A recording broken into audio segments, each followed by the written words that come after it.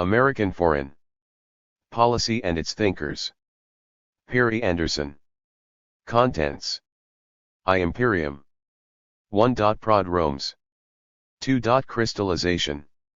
3. Security. 4. Keystones. 5. Perimeters. 6. Recalibration. 7. Liberalism militant. 8. The incumbent. 2. Concilium. 9. Native traditions. 10. Crusaders. 11. Realist ideals. 12. Economy first. 13. Outside the castle. Anexa. Postscript. Index. Preface. The two parts of this book, Imperium and Concilium, offer an account of the American imperial system that reaches across the world today. It is reasonable to ask what particular contribution they could make to a subject that has attracted a large existing literature, composed essentially of diplomatic history and geopolitical strategy. The scope of Imperium differs from much of the former in three ways: temporal, spatial and political. The first is a question of chronological span. An extensive body of research, much of it of the highest quality, exists on American foreign policy. But it characteristically divides into widely separate bodies of historical writing, principally studies of U.S. territorial and overseas expansion in the 19th century, analyses of U.S. conduct in the struggle against the USSR during the Cold War, and discussions of U.S. power projection since the last decade of the 20th century. What is attempted here, by contrast, is a connected understanding of the dynamics of American strategy and diplomacy in a single arc from the War on Mexico to the War on Terror. The second difference is a question of geographical attention. Coverage of the exercise of U.S. imperial power has tended to focus either on its operations in what was once the Third World of former colonial lands, or on its battle with what was once the Second World of communist states.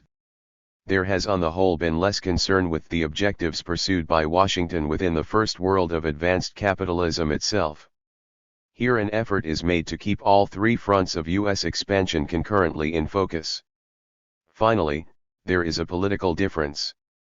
Much of the literature on American imperial power is critical of it, often though, as I will note, by no means invariably written from standpoints that can be regarded as broadly of the left, as distinct from mainstream celebrations of the role of the United States in the world, which tend to come from the center or right of the ideological spectrum.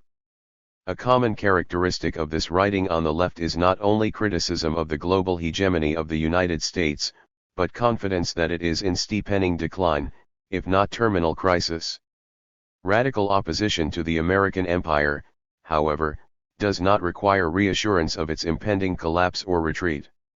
The changing balance of forces at whose center its hegemony continues to lie must be reckoned objectively, without wishful thinking.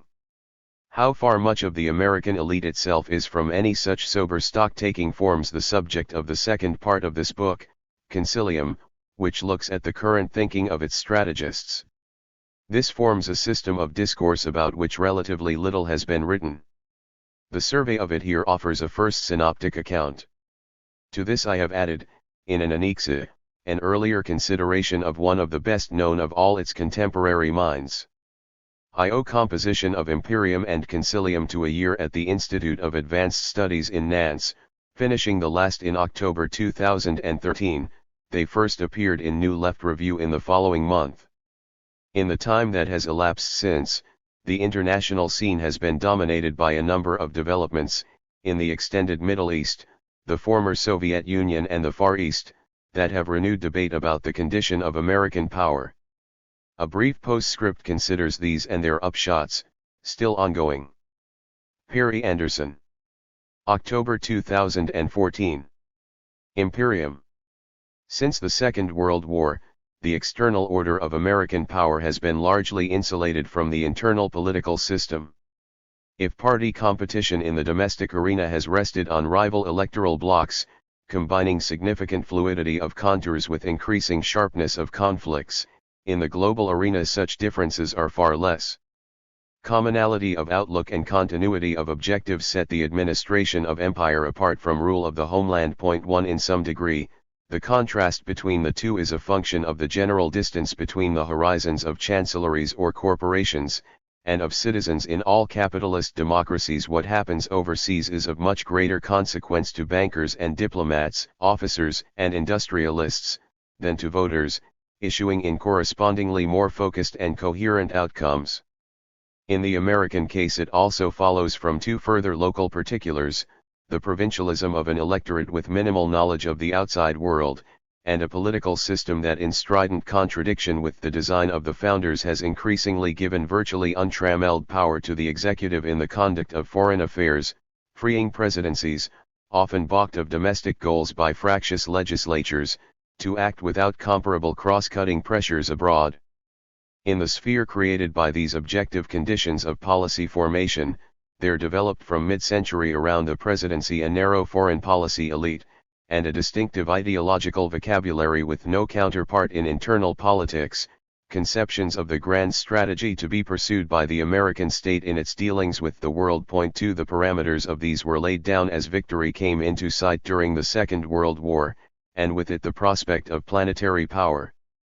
Underscore underscore underscore underscore underscore underscore underscore underscore underscore underscore underscore underscore underscore underscore underscore underscore underscore underscore underscore 1. For the former, Homeland, New Left Review 81, May, June 2013.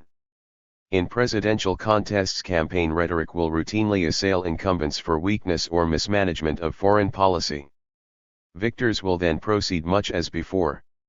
2. For the general composition of foreign policy makers, see the best succinct study of the arc of U.S. foreign policy in the 20th century, Thomas J. McCormick, America's Half-Century, Baltimore 1995, 2nd ed., pages 13 to 15, 1/3 made up of career bureaucrats, to 2/3 of typically more influential in and outers, recruited 40% from investment banks and corporations, 40% from law firms, and most of the rest from political science departments.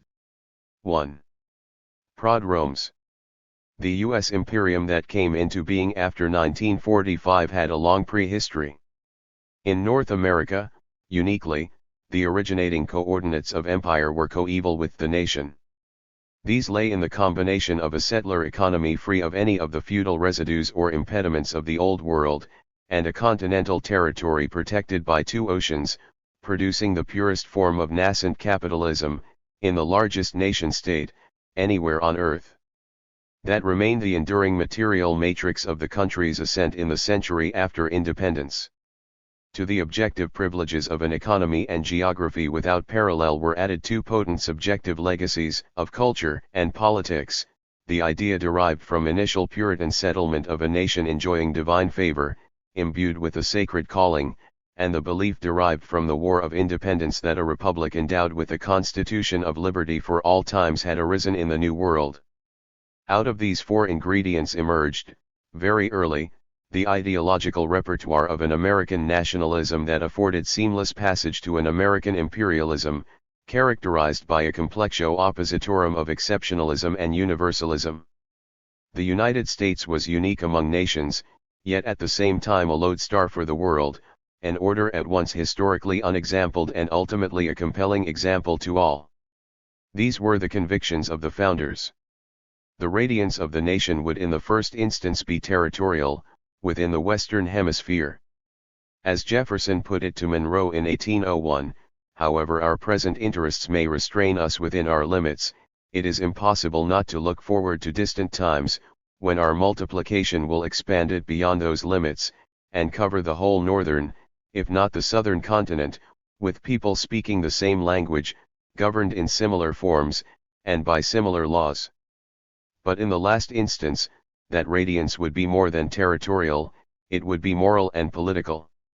In Adams's words to Jefferson in 1813, our pure, virtuous, public-spirited, federative republic will last forever, govern the globe and introduce the perfection of man. 3 Towards mid-century, the two registers fused into the famous slogan of an associate of Jackson, the right of our manifest destiny to overspread and possess the whole continent that Providence has given us for the great experiment of liberty and federated self-government.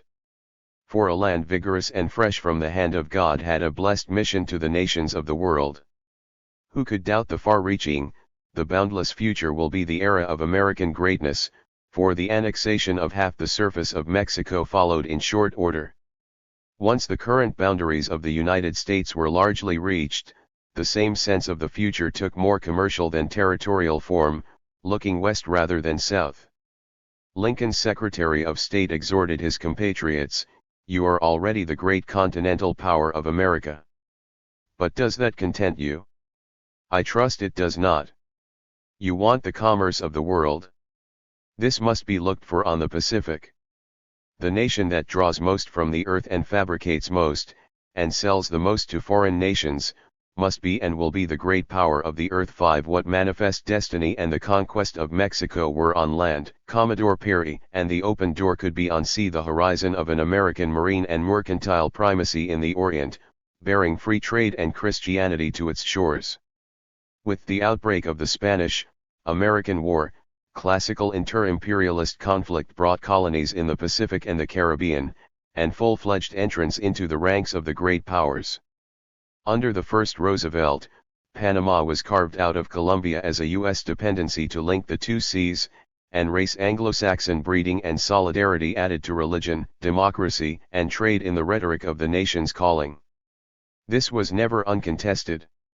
At each stage, eloquent American voices had denounced the megalomania of manifest destiny, the plunder of Mexico, the seizure of Hawaii, the slaughter in the Philippines, attacking every kind of racism and imperialism as a betrayal of the anti-colonial birthright of the Republic. Rejection of foreign adventures, annexations or interventions was not a break with national values, but always a possible version of them. From the beginning, exceptionalism and universalism formed a potentially unstable compound. Conviction of the first allowed for belief that the United States could preserve its unique virtues only by remaining a society apart from a fallen world. Commitment to the second authorized a messianic activism by the United States to redeem that world. Between these two poles, separation and regenerative intervention, as Anders Stepp Hansen has described them, public opinion could more than once abruptly shift. 6. As the U.S. entered the new century, however, such mood swings were of less significance than the sheer economic and demographic growth of the country. By 1910, American capitalism was already in a league of its own, with an industrial magnitude larger than that of Germany and Britain combined. In an age permeated with social Darwinist beliefs in the survival of the fittest, such indices of production could only mean, for ambitious contemporaries, the coming of a power commensurate with them. As the Civil War felled 500,000 of his countrymen, Whitman exulted that we have undoubtedly in the United States the greatest military power in the world. 7. Yet after Reconstruction, the peacetime strength of the Army remained modest by international standards. The Navy Marines dispatched for regular interventions in the Caribbean and Central America had more future. Symptomatically, the entrance of the United States into the intellectual arena of Weltpolitik came with the impact of Mayans' influence of sea power upon history, closely studied in Berlin, London, Paris, and Tokyo, and a touchstone for both Roosevelts, which argued that everything that moves on water as opposed to land possessed the prerogative of offensive defense. 8. A decade later, Brooks Adams laid out the global logic of U.S. industrial preeminence in America's economic supremacy. In 1900, he wrote, "For the first time in human experience a single nation this year leads in the production of the precious metals, copper, iron, and coal, and this year also, for the first time, the world has done its banking to the west and not to the east of the Atlantic." In the struggle for life among nations, empire was the most dazzling prize for which any people can contend. Provided the American state acquired the necessary organizational form, the U.S. could in future surpass the imperial wealth and power of England and Rome. 9. But when war broke out in 1914, there was still a wide gap between such premonitions and any consensus that America should involve itself in the quarrels of Europe. 2. With the arrival of Woodrow Wilson in the White House, however, a convulsive turn in the trajectory of American foreign policy was at hand. As no other president before or after him, Wilson gave voice to every chord of presumption in the imperial repertoire, At messianic pitch. Religion, capitalism, democracy, peace, and the might of the United States were one. Lift your eyes to the horizons of business, he told American salesmen, and with the inspiration of the thought that you are Americans and are meant to carry liberty and justice and the principles of humanity wherever you go, go out and sell goods that will make the world more comfortable and more happy, and convert them to the principles of America 10. In a campaign address of 1912, he declared, "If I did not believe in Providence I would feel like a man going blindfolded through a haphazard world. I do believe in Providence. I believe that God presided over the inception of this nation.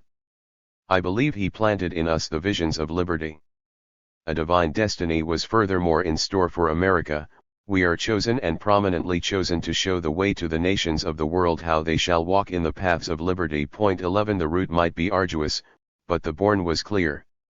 Slowly ascending the tedious climb that leads to the final uplands, we shall get our ultimate view of the duties of mankind.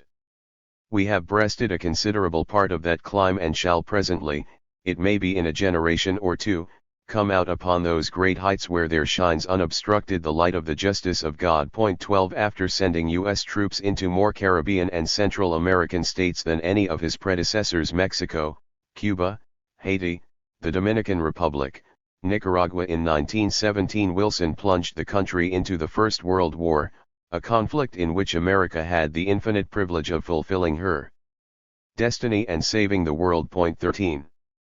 If U.S. entry into the war made victory for the Entente a foregone conclusion, imposing an American peace proved more difficult. Wilson's 14 points, a hurried attempt to counter Lenin's denunciation of secret treaties and imperialist rule, were distinguished mainly by their call for a global open door, the removal, so far as possible, of all economic barriers and impartial adjustment, not abolition, of all colonial claims. Contrary to legend, self-determination appears nowhere in the enumeration. Wilson's bulletins of democratic deliverance were treated with disdain by his partners at Versailles. At home, the league he proposed to avert future conflicts fared no better. "The stage is set, the destiny disclosed," he announced, presenting his arrangements for perpetual peace in 1919, "the hand of God has led us into this way." Point 14. The Senate was unmoved. America could dispense with Wilson's ambitions. The country was not ready for an indefinite extension of regenerative intervention into the affairs of the world at large. Under the next three presidents, the United States concentrated on recovering its loans to Europe, otherwise limiting its operations outside the hemisphere to ineffectual attempts to get Germany back onto its feet and restrain Japan from overdoing expansion into China. To many, capsizal to the pole of separation in the vocabulary of its opponents, isolationism seemed all but complete. The reality was that American entry into the First World War had answered to no determinable national interest. A gratuitous decision by its president, enforced with sweeping ethnic persecution and political repression at home, it was the product of a massive excess of U.S. power over any material goals procurable by it. The rhetoric of American expansionism had typically projected markets overseas as if they were an external frontier, with the claim that U.S. goods and investments now required outlets abroad that only an open door could assure. Yet the American economy, with its abundant natural resources and vast internal market, continued to be largely autarkic. Foreign trade accounted for no more than 10% of GNP down to the First World War, when most American exports still consisted of raw materials and processed foodstuffs. Nor, of course, was there any open door to the U.S. market itself, traditionally protected by high tariffs with scant regard for the principles of free trade. Still less was there the remotest threat of attack or invasion from Europe. It was this disjuncture between ideology and reality that brought Wilson's millenarian globalism to an abrupt end. The United States could afford to dictate the military outcome of war in Europe. But if the cost of its intervention was small, the gain was nil. Neither at popular nor at elite level was any pressing need felt for institutional follow-through. America could look after itself, without worrying unduly about Europe. Under the banner of a return to normalcy, In 1920 Harding buried his Democratic opponent in the largest electoral landslide of modern times. But within a decade, the arrival of the Depression was a signal that the prehistory of the American empire was approaching its end.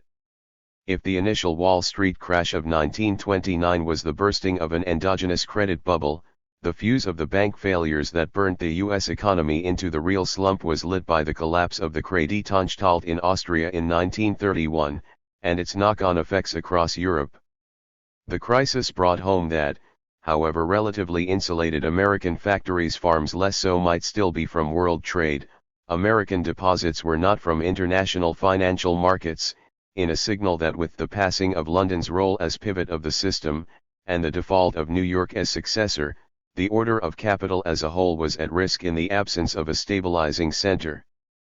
The immediate concerns of Roosevelt's first term lay in domestic measures to overcome the crisis, prompting unceremonious abandonment of the gold standard and brusque rejection of any coordinated international attempt to manage exchange rates.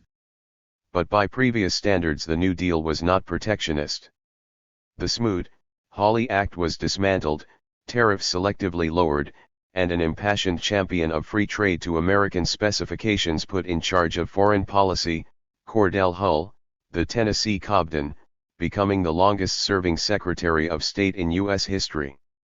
Towards the end of Roosevelt's second term, as war raged in East Asia and threatened in Europe, rearmament started to make good the weaknesses of domestic recovery, giving the New Deal a second wind. The internal fortunes of the American economy and external postures of the American state were henceforward joined as they had never been before. But though the White House was increasingly on the qui-vive to developments abroad, and military readiness stepped up, public opinion remained averse to any prospect of a rerun of 1917 to 1920, and within the administration there was little or no conception of what the American role or priorities might be, should one materialize. Roosevelt had become increasingly alarmed at German and to a lesser extent Japanese belligerence. Hull was concerned above all by the retreat of national economies behind tariff walls, and the erection of trade blocs. At the War Department, Woodring resisted any thought of involvement in a new round of great power conflicts.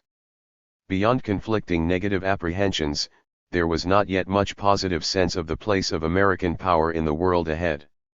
Crystallization. The vacuum of longer-range reflections in Washington would be underlined with the appearance of a remarkable work composed before Pearl Harbor, but published shortly after it, America's Strategy in World Politics. Its author Nicholas Spickman, a Dutchman with a background in Egypt and Java, then holding a chair at Yale, died a year later. 1 In what remains perhaps the most striking single exercise in geopolitical literature of any kind, Spickman laid out a basic conceptual grid for the understanding of contemporary relations between states, and a comprehensive map of American positions and prospects within it. In an international system without central authority, the primary objective of the foreign policy of every state was necessarily the preservation and improvement of its power, in a struggle to curb that of other states. Political equilibrium, a balance of power, was a noble ideal, but the truth of the matter is that states are only interested in a balance which is in their favor. Not an equilibrium, but a generous margin is their objective. The means of power were four: persuasion, purchase, barter and coercion.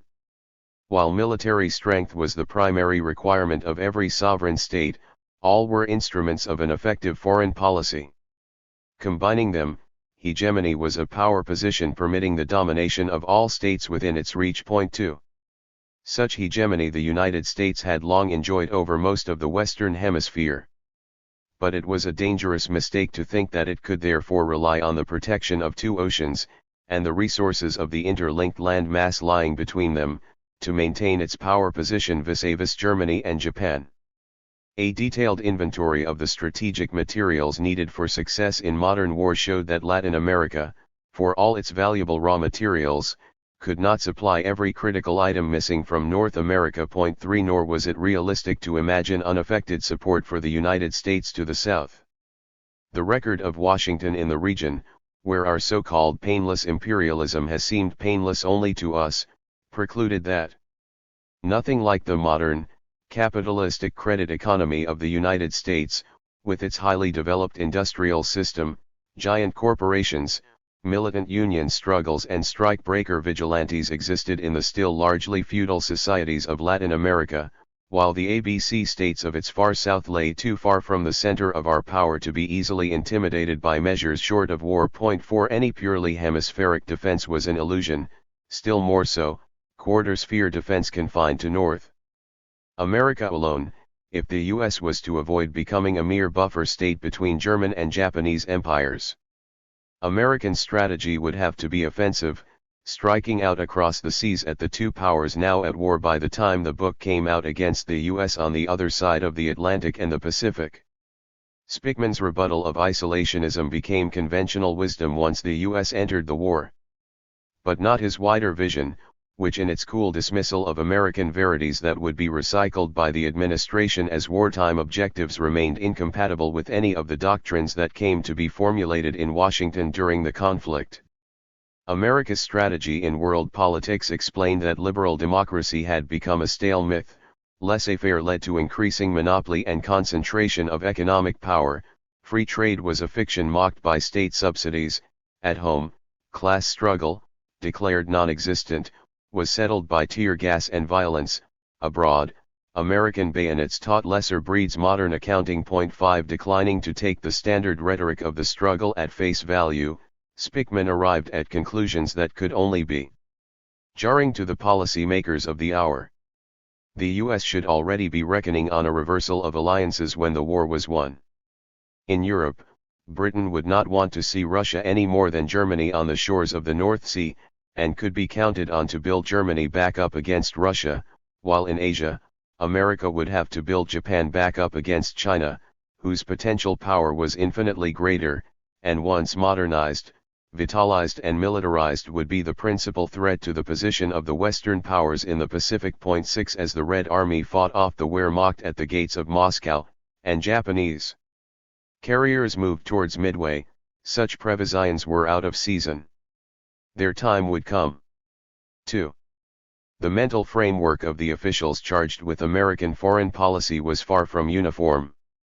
But central assumptions were widely shared.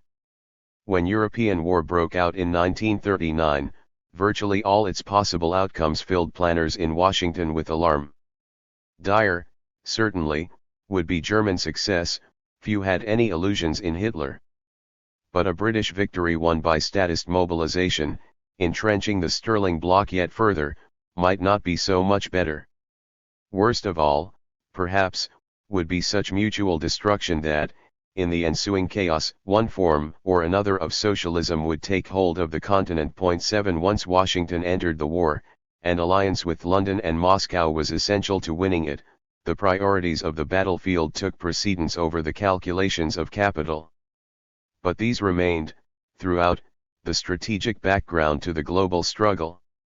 For Roosevelt's planners, the long-term priorities were twofold. 8 The world must be made safe for capitalism at large, and within the world of capitalism, the United States should reign supreme. What would this dual objective mean for the post-war scene?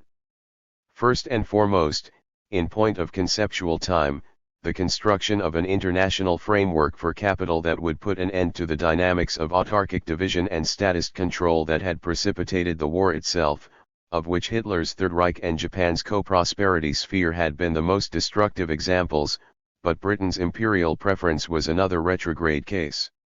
The free enterprise system in America itself was at risk without access to foreign markets. 9 What would be needed after the war was a generalization of the open door that Washington had urged on its rivals in the race to seize command of markets in China, an all-round liberalization of trade, but henceforward this was crucial, firmly embedded in new international institutions. Such an economic order would be not only a guarantee of peaceful relations between states, but allow the U.S. to assume its natural place as first among them. From the time of Jefferson and Adams onwards, conspicuous national traditions had been generically expansionist, and as now far the largest and most advanced industrial power in the world, the U.S. could be confident that free trade would ensure its hegemony at large, as it had Britain's a century earlier. The political complement of this economic order would be founded on the principles of liberal democracy, as set forth in the Atlantic Charter. From 1943 onwards, as victory came nearer, the requirements of this vision moved into sharper political focus. Three concerns were overriding. Point 10. The first was the threat to a satisfactory post-war settlement from the potential maintenance of imperial preference by Britain. Washington would brook no barrier to American exports. From the outset, the U.S. had insisted that a condition of the Lend-Lease on which Britain depended for survival after 1940 must be abandonment of imperial preference, once hostilities were over. Churchill, furious at the imposition of Article 7, could only seek to weaken the American diktat with a vaguely worded temporary escape clause. The second concern, mounting as the end of the war approached, and fully shared by Britain, was the spread of resistance movements in Europe. France, Belgium, Italy, Yugoslavia, Greece, in which variegated currents of the left were leading forces, just as planners in Washington had originally feared. The third was the advance from the spring of 1944 of the Red Army into Eastern Europe, which soon became an acute preoccupation. If the prospect most immediately present in the minds of American planners at the start of the war was the danger of any reversion to the conditions that had produced Nazi Germany and militarist Japan, as it drew to an end a still greater threat was taking shape in the form of its most important ally in the battle against them, the Soviet Union. For here was not just an alternative form but a negation of capitalism, intending nothing less than its overthrow across the planet. Communism was an enemy far more radical than fascism had ever been, not an aberrant member of the family of polities respecting private ownership of the means of production, but an alien force dedicated to destroying it. American rulers had, of course, always been aware of the evils of Bolshevism, which Wilson had tried to stamp out at their inception by dispatching an expedition to help the whites in 1919.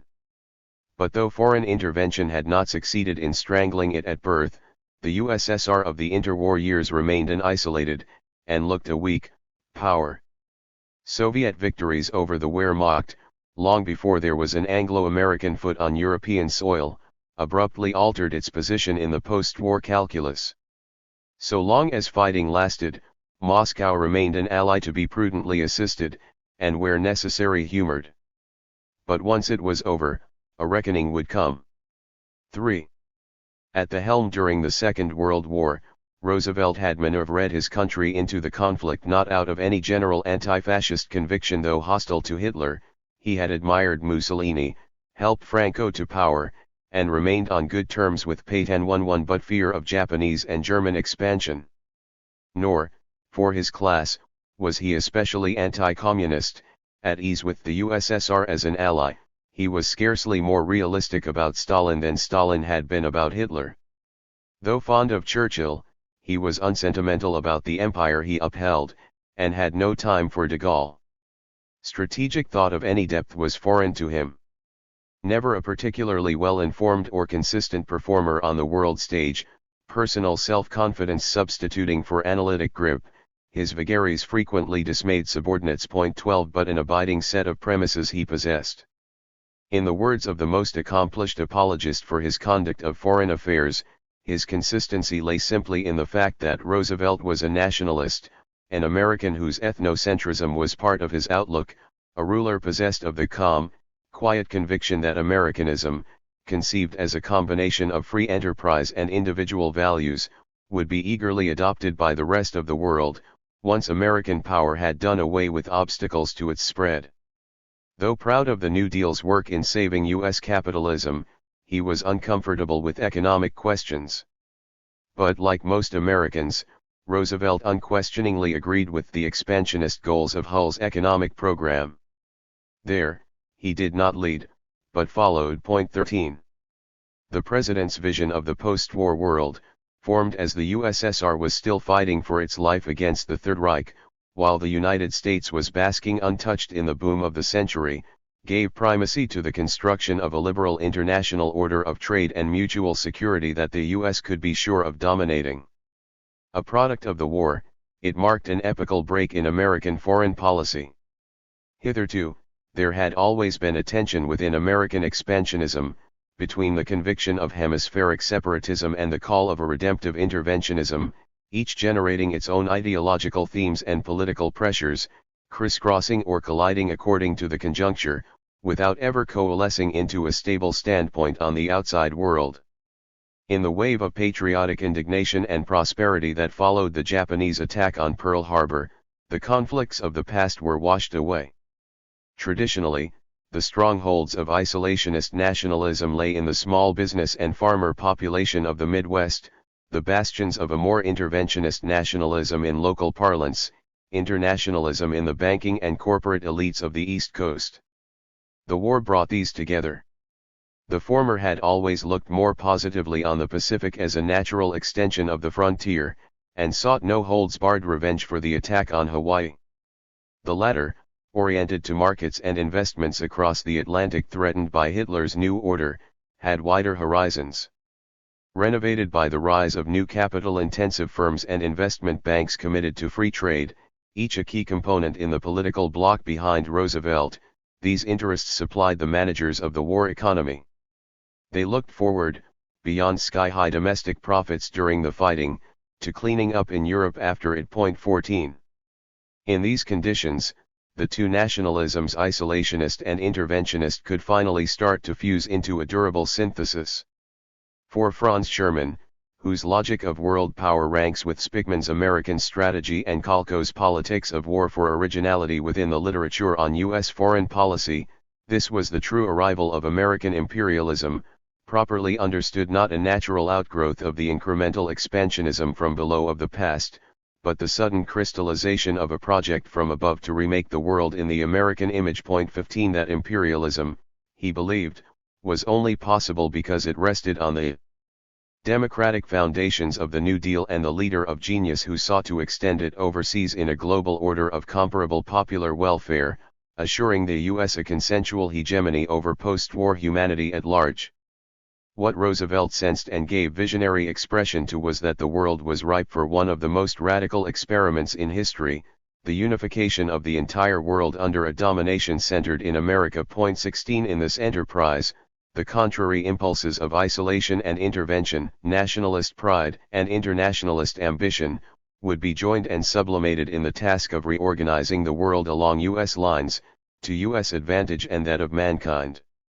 Sherman's imaginative grasp of the impending mutation in the American imperium remains unsurpassed. 17. But in its idealization of Roosevelt, however ambivalent, it outran the time and person by a good margin. The White House still had only sketchy notions of the order it sought when peace was restored, and these did not include bestowing a new deal on humanity at large. Its concerns were focused in the first instance on power, not welfare. The post-war system FDR had in mind would have a place for Russia and Britain in running the world, even pro forma China, since Chiang Kai-shek could be relied on to do U.S. bidding. But there could be no question which among the four policemen, as he liked to style them, would be chief constable. Its territory untouched by war, by 1945 the United States had an economy 3 times the size of the USSR's and 5 times that of Britain, commanding half of the world's industrial output and 3/4 of its gold reserves. The institutional foundations of a stable peace would have to reflect that predominance. 18. Before he died, Roosevelt had laid down 2 of them.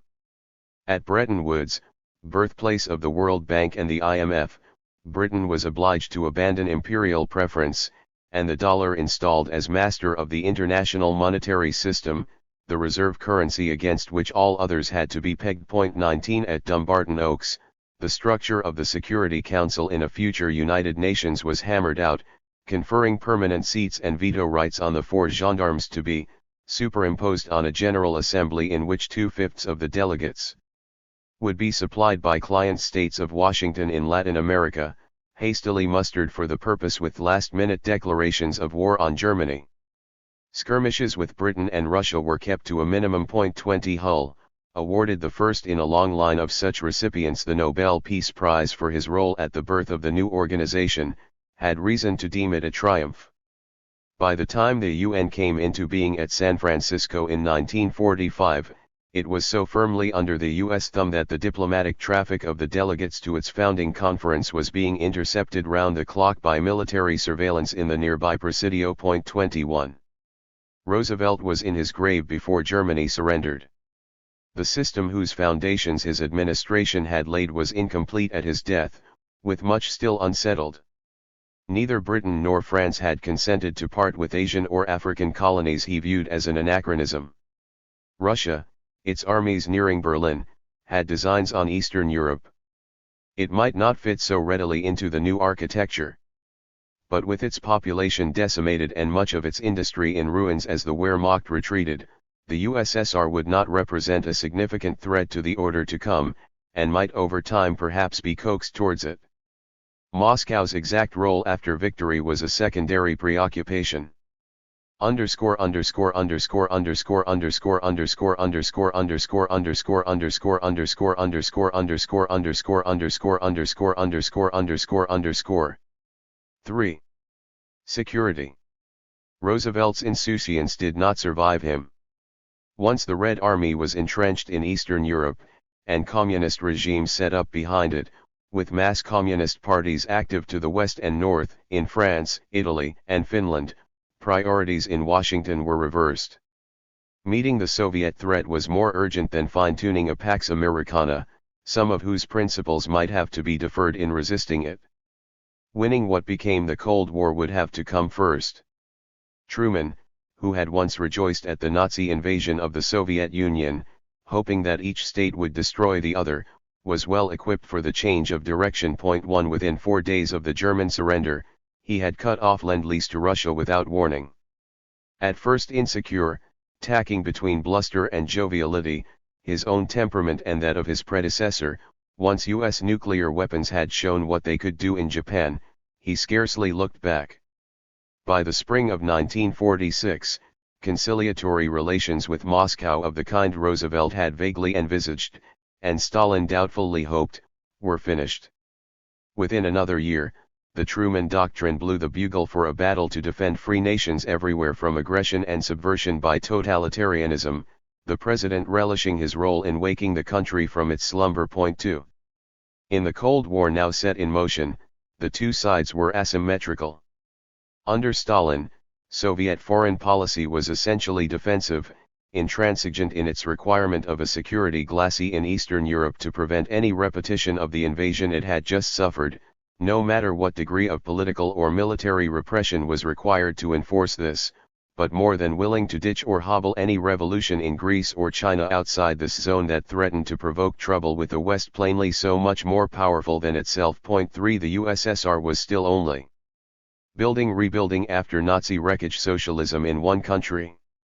Stalin never abandoned the Bolshevik conviction that communism and capitalism were mortal antagonists. 4 But the ultimate horizon of a worldwide free association of producers, the classless society Marx had envisaged, lay far off.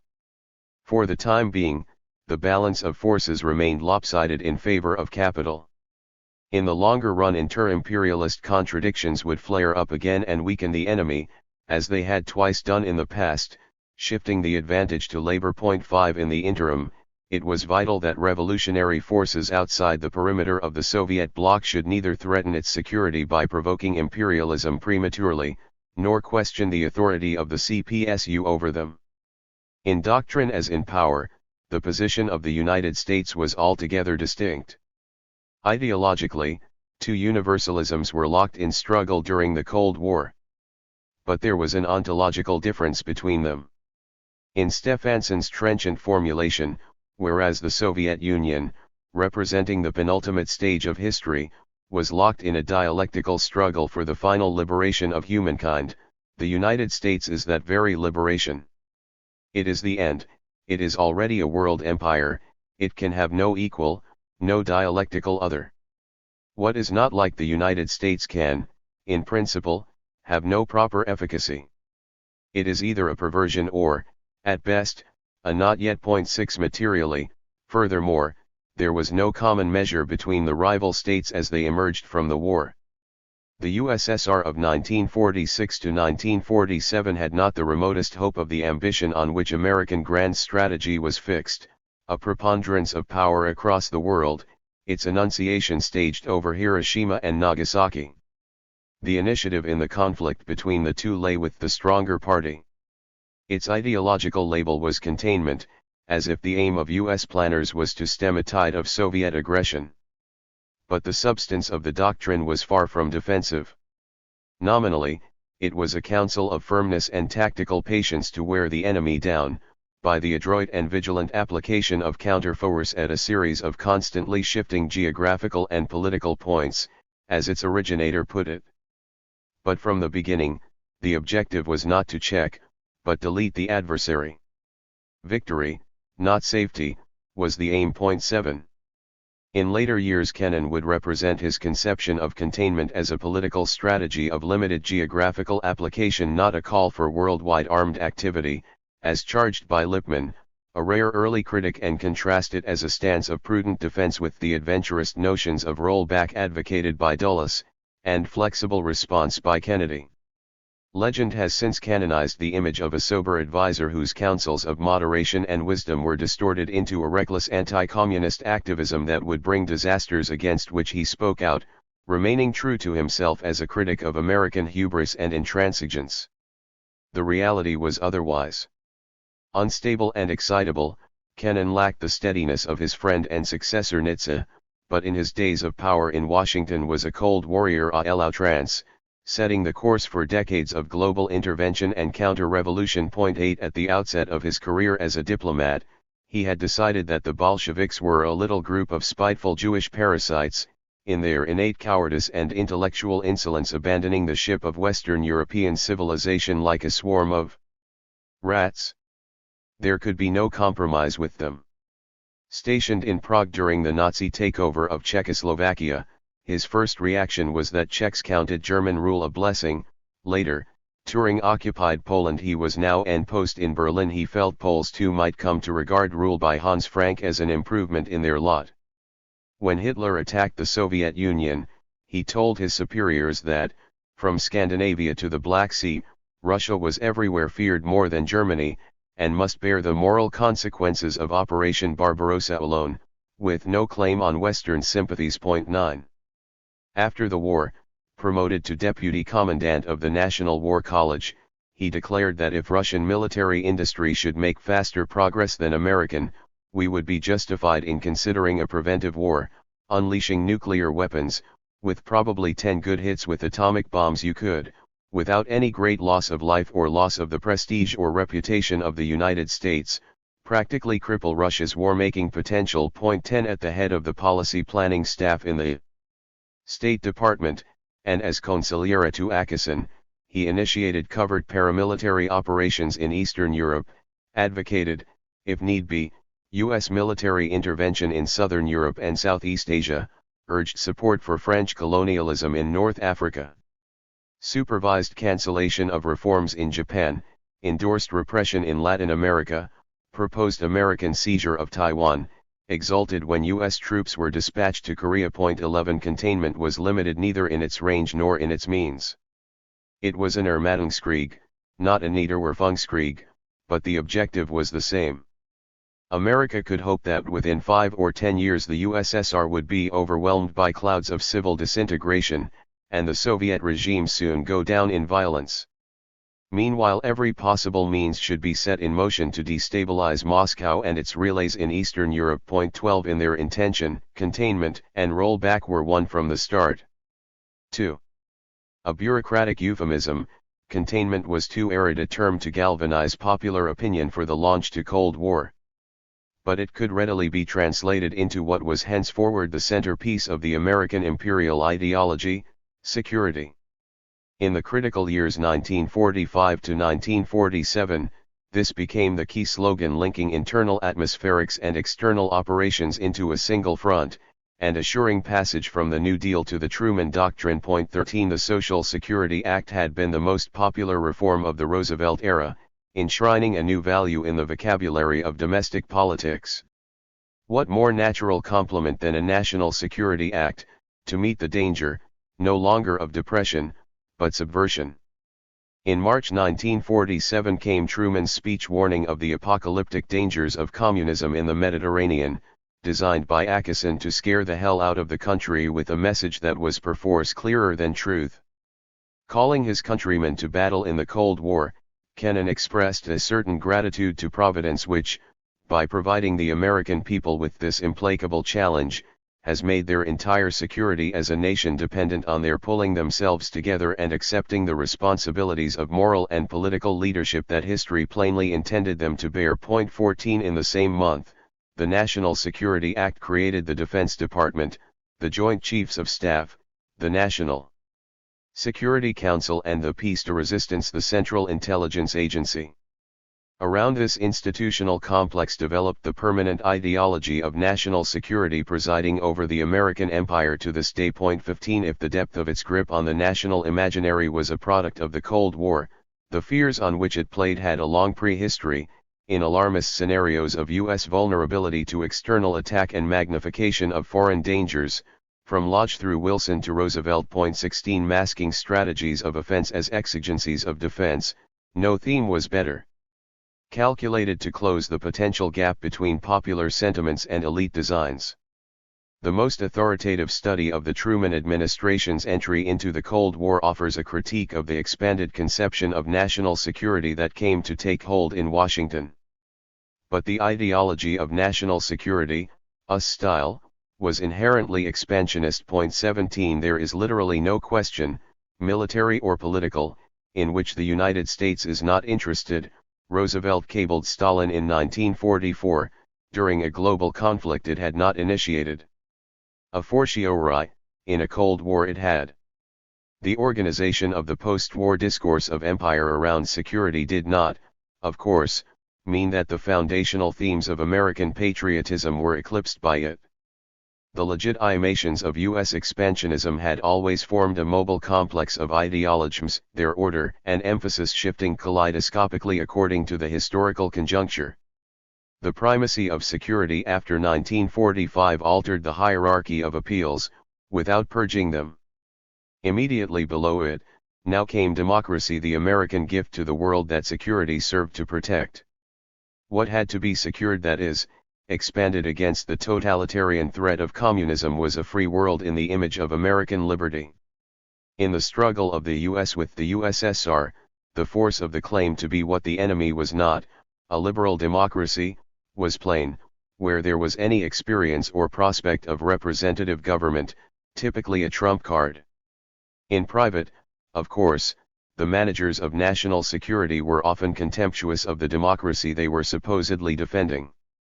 Kennan, an admirer of Schuschnigg and Salazar, rulers who showed that benevolent despotism had greater possibilities for good than democracy, argued on the eve of the Second World War that immigrants, women, and blacks should be stripped of the vote in the United States.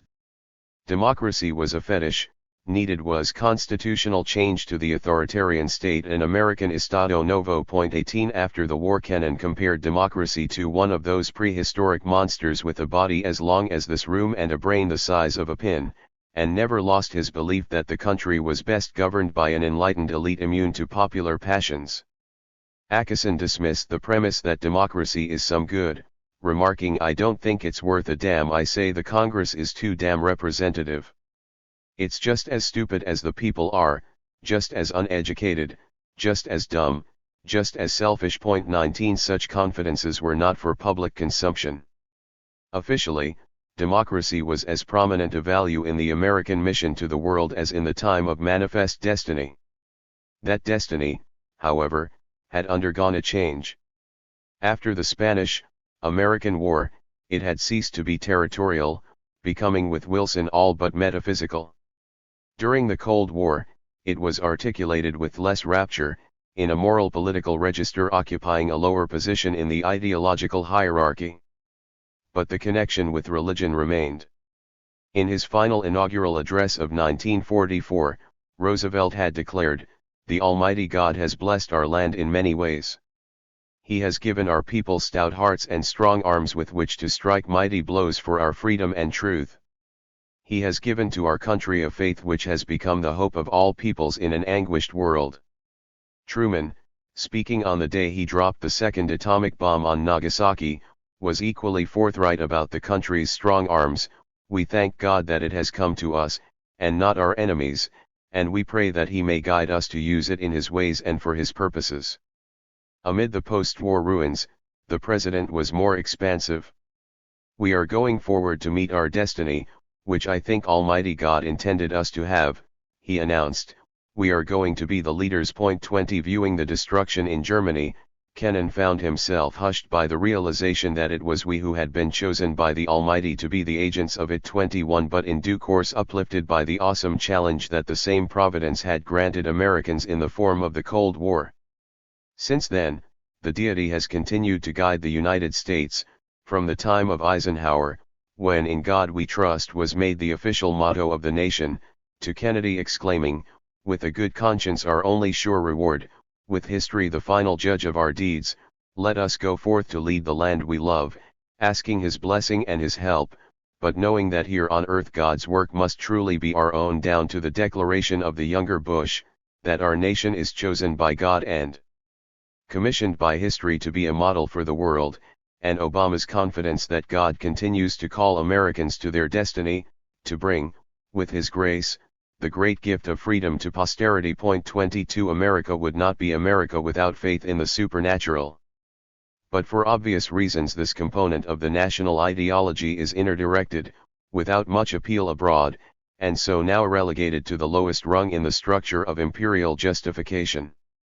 To be effective, an ideology must reflect as well as distort, or conceal, reality.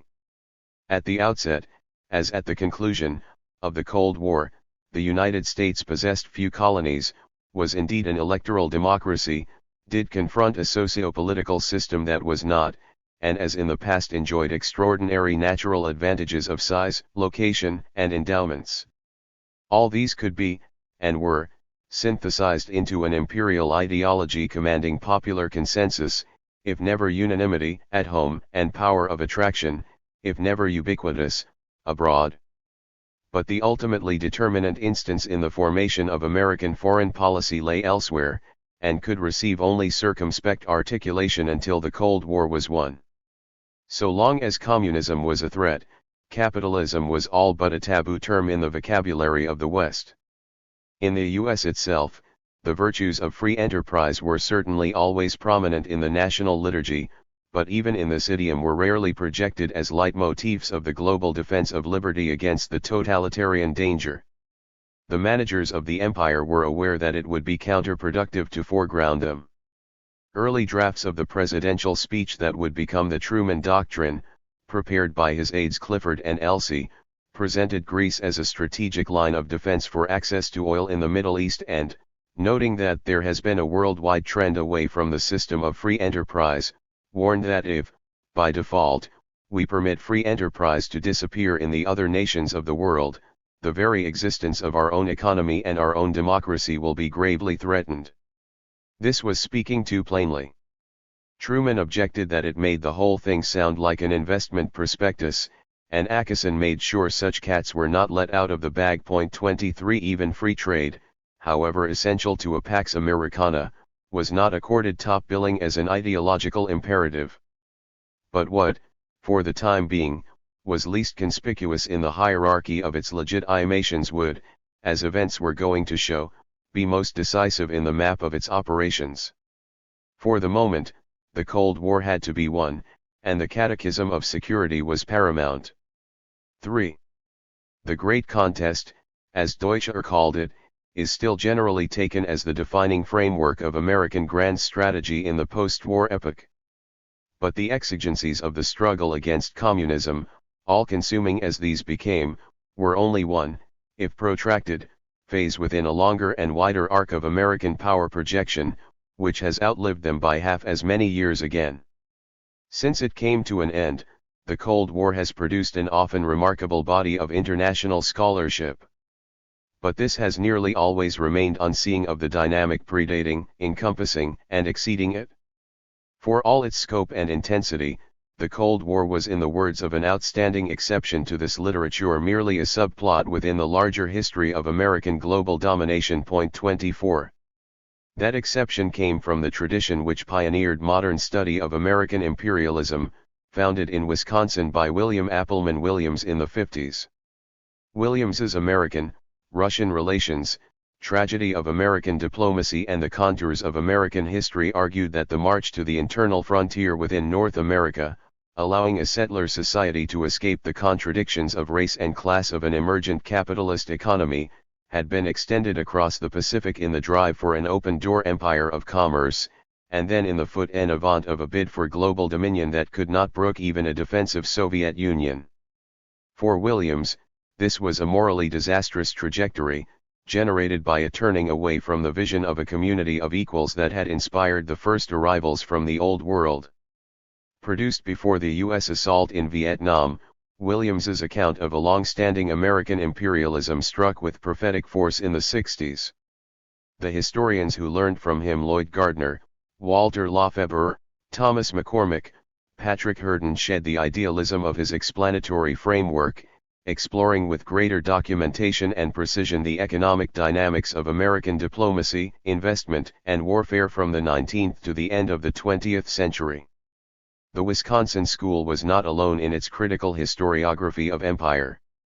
Kalko's monumental Politics of War shared the same political background, of revulsion at the war in Vietnam, if not intellectual affiliation. To the regnant liberalism of the time, and since, this was an aberrant optic for viewing America's post-war role in the world. It was not requirements of profitability, but of security that formed the guideline of U.S. foreign policy, set by the conflict of the Cold War rather than the objectives of the open door. Leading the reaction was John Lewis Gaddis, who over 4 decades has tirelessly upheld patriotic truths about his country and the dangers it faced. The Cold War, he explained at the peak of the U.S. bombing of Vietnam in 1972, had been forced on a reluctant American government that did not want it, but wanted insecurity even less.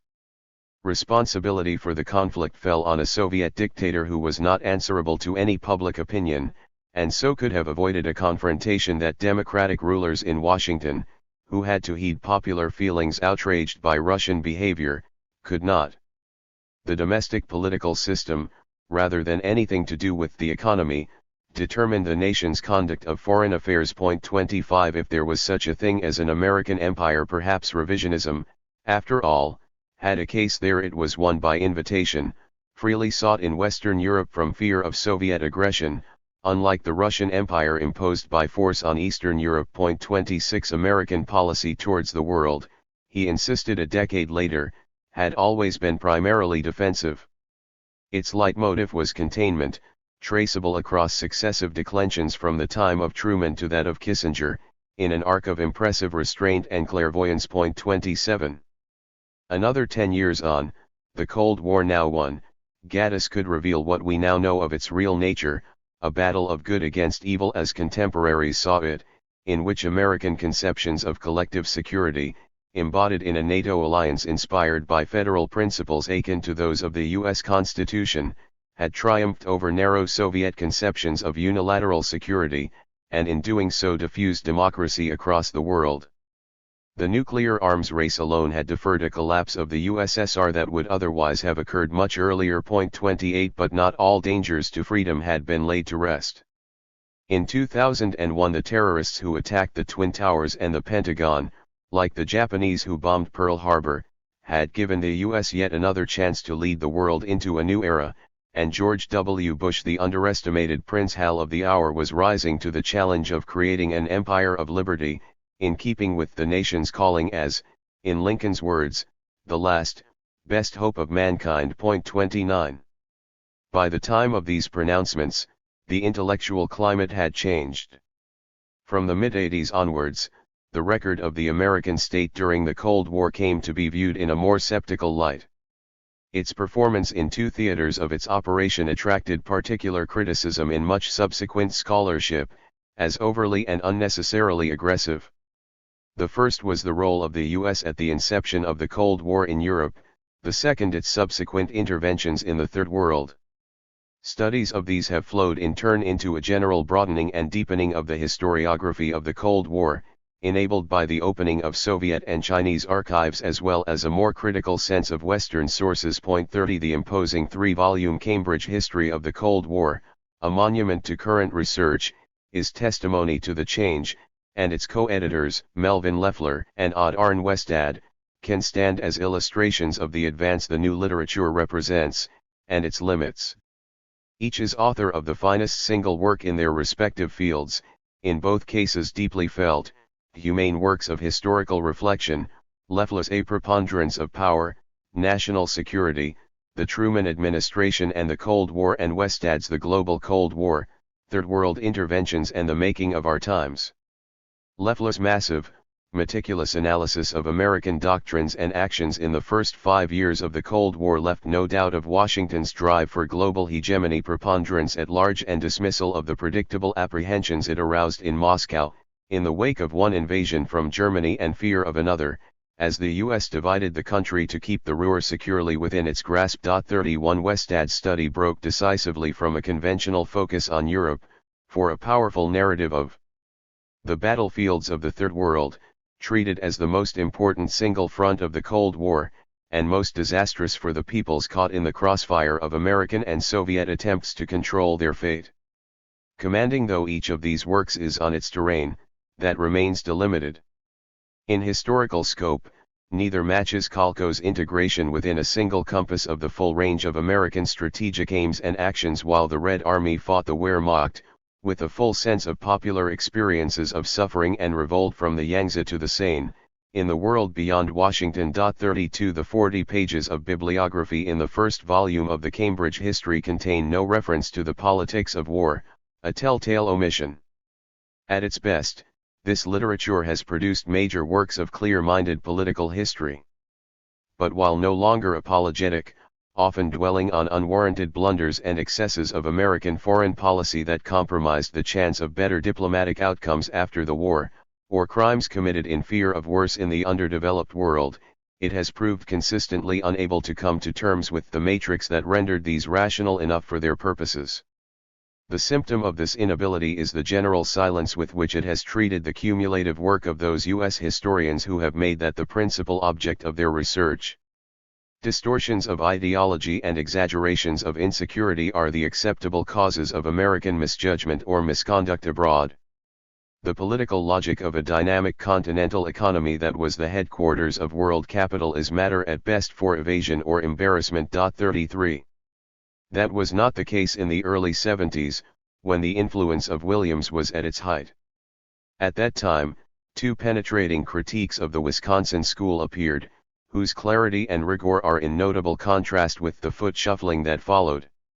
Robert Tucker and John Thompson each took aim at the Ellis ions of the term expansion in Wisconsin usage, pointing out that territorial expansion across North America, or even the Pacific, did not mean the U.S. economy required foreign markets to thrive in either the 19th or first half of the 20th century, nor that mistaken beliefs by politicians or businessmen to the contrary could be adduced as evidence of any purposeful continuity in American foreign policy, conspicuously absent. Expansion, Tucker readily conceded, there had been. But it was better understood, not as a projection of the socio-economic structure of American capitalism, but of the sheer growth of American power and the dynamics of interstate competition, accompanied by ideas of a mission to spread American values abroad. For Thompson, any number of beliefs were expressed by Americans as justifications of their country's foreign policy, and there was no reason to attach a priori more importance to commercial than to strategic or moral or political arguments for them. Considerations of security, often invoked, were among the repertoire. Legitimate up to the mid-50s, in Tucker's view, these had become excessive thereafter, abandoning the rational pursuit of a balance of power for the will to hegemony of an expansionist globalism. In that respect, the Wisconsin critique of American foreign policy in the Cold War was sound. To contain the expansion of others, or what was perceived as such, it became necessary to expand ourselves. In this manner, the course of containment became the course of empire. 34. Underscore underscore underscore underscore underscore underscore underscore underscore underscore underscore underscore underscore underscore underscore underscore underscore underscore underscore underscore 4. Keystones. Left unresolved in the exchanges of that period were both the general structure of the relations between state and capital in the modern era, and the particular historical form these had taken in the United States. That the pattern of incentives and constraints to which the two were subject could never be identical was written into the independent origins of each. Capitalism, as a system of production without borders, emerged into a European world already territorially divided into a plurality of late feudal states pitted in rivalry against each other, each with its own means of aggression and systems of coercion.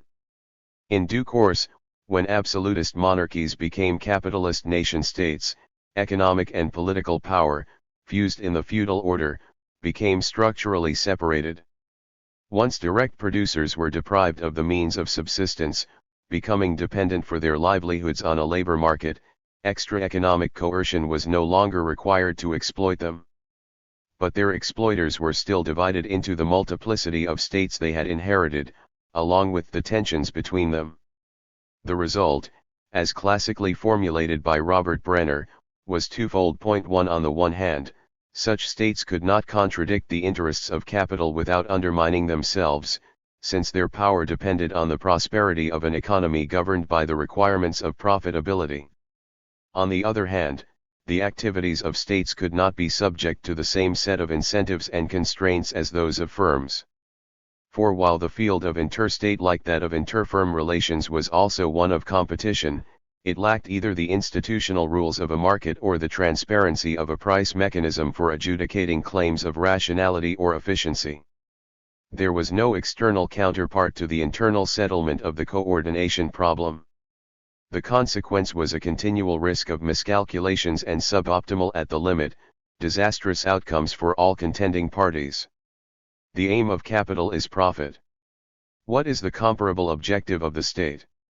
In polite parlance, security, whose arrival as the conventional definition of the ultimate purpose of the state coincided, after 1945, with the universal sublimation of ministries of war into ministries of defense. Nebulous as few others, the term was as it remains ideally suited for all-purpose ideological use. 2. Spickman had coolly noted the reality behind it: the struggle for power is identical with the struggle for survival, and the improvement of the relative power position becomes the primary objective of the internal and external policy of states, for there is no real security in being just as strong as a potential enemy, there is security only in being a little stronger. 3. After 1945, even that little would become an archaism. Leftless study of the Truman years can be read as a vast scholarly exfoliation of Tucker's incisive conclusion 20 years earlier: the meaning of national security had been extended to the limits of the earth. 4. Conceptually, however, Leftless work retained a prudent ambiguity. Fear and power, he wrote, not unrelenting Soviet pressure, not humanitarian impulses, not domestic political considerations, not British influence were the key factors shaping American policies. 5. Fear and power, the need for security, the drive for primacy, were they of equal significance, or was one of greater import than the other? The title and evidence of Leftless' book point unambiguously one way, the judicious casuistics of its ending, the other. In post-war Washington, a preponderance of power was not simply, however, the standard goal of any major state, the pursuit, as Spickman put it, not of an equilibrium, but a generous margin of strength. Objectively, it had another meaning, rooted in the unique character of the U.S. as a capitalist state not only encompassing far the largest and most self-sufficient industrial economy in the world, but sheltering behind its oceans from any credible attack by rival or enemy. On the plane of Weltpolitik there thus emerged a wide gap between the potential power of the American state and the actual extent of American interests. Entry into the Second World War narrowed the distance and transformed the structure of the relationship between them. The Depression had made it clear to policymakers that the U.S. economy was not insulated from shockwaves in the worldwide system of capital, and the outbreak of war that autarkic trading blocs not only threatened exclusion of U.S. capital from large geographical zones, but risked military conflagrations that could endanger the stability of bourgeois civilization at large. Thereafter, participation in the war yielded a double bonus: the American economy grew at a phenomenal rate under the stimulus of military procurements, GNP doubling between 1938 and 1945, and all three of its main industrial rivals, Germany, Britain, Japan emerged from the conflict shattered or weakened, leaving Washington in a position to reshape the universe of capital to its requirements. The elites of the great power that acquired this capacity were closer to business and banking than those of any other state of the time. The highest levels of policy making in the Truman administration were packed with investment bankers and corporate lawyers, leading industrialists and traders: Forrestal, Lovett, Harriman, Stettintinius, Atchison, Nitze, McCloy, Clayton, Snyder, Hoffman, a stratum unlikely to overlook the interests of American capital in redesigning the post-war landscape. Free enterprise was the foundation of every other freedom. The U.S. alone could assure its preservation and extension worldwide, and was entitled to the benefits of doing so. In the immediate aftermath of the war, when fears of a possible return to depression in the wake of demobilization were common, the opening of overseas markets to U.S. exports and idée fixe within the wartime State Department was widely regarded as vital for future prosperity. The Cold War altered this calculus. Economic recovery of Western Europe and Japan had always been seen as a condition of the free trade system in which American goods could flow to consumer markets restored to solvency abroad. But the Red Army's arrival on the Elbe and the PLA's crossing of the Yangtze imposed a different kind of urgency and direction on the building of a liberal international order. For the time being, the open door would have to be left somewhat ajar, European and Japanese markets more protected than American, or foreseen, if a totalitarian adversary of markets of any kind was to be defeated. There the preponderance of American power over American interests became for the first time fully functional, in the shape of an imperial hegemony. The U.S. state would henceforward act, not primarily as a projection of the concerns of U.S. capital, but as a guardian of the general interest of all capitals, sacrificing where necessary, and for as long as needed national gain for international advantage, in the confidence of ultimate payoff. It could afford to do so, because after the war, as before it, the measure of American power, now not simply economic, but military and political, was still far in excess of the reach of American banks and corporations. There was a lot of slack available for the concessions to subaltern states, and their ruling groups, essential for the construction of a hegemonic system. Their consent to the new order was not bought only with these. They had as much reason to fear the common enemy as the superordinate state that now became their shield. They too needed the armed force that is inseparable from any hegemony. A new kind of war was underway, requiring the strong nerves of a superpower.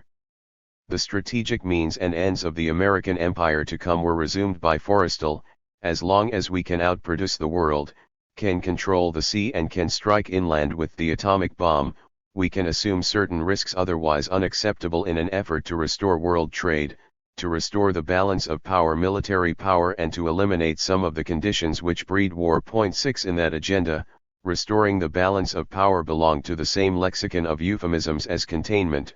As Spickman had noted, states are only interested in a balance in their favor. That was understood in Moscow as well as Washington, and in neither capital was there by then any illusion as to what it implied. Capitalism and communism were incompatible orders of society, as their rulers knew, each bent on bringing sooner or later, sooner for the first, much later for the second, the other to an end. So long as the conflict between them lasted, the hegemony of America in the camp of capital was assured. 2. At the outset, the overriding task for Washington was to make sure that the two advanced industrial regions that lay between the US and the USSR, and had detonated the war, did not fall into the hands of communism. Their historically high levels of economic and scientific development made Western Europe and Japan the great prizes in any calculus of post-war power. Reconstruction of them under American guidance and protection was thus the top priority of containment. Stripped of their conquests, the former Axis powers needed to be rebuilt with U.S. aid as prosperous bulwarks of the free world and forward emplacements of American military might, and the former Allied powers, less damaged by the war, supported in their return to normal economic life. Western Europe, the larger of the two trophies, and vulnerable to land attack by the Red Army as insular Japan was not, required most attention and assistance. This was, Acheson explained to Congress, the keystone of the world. 7.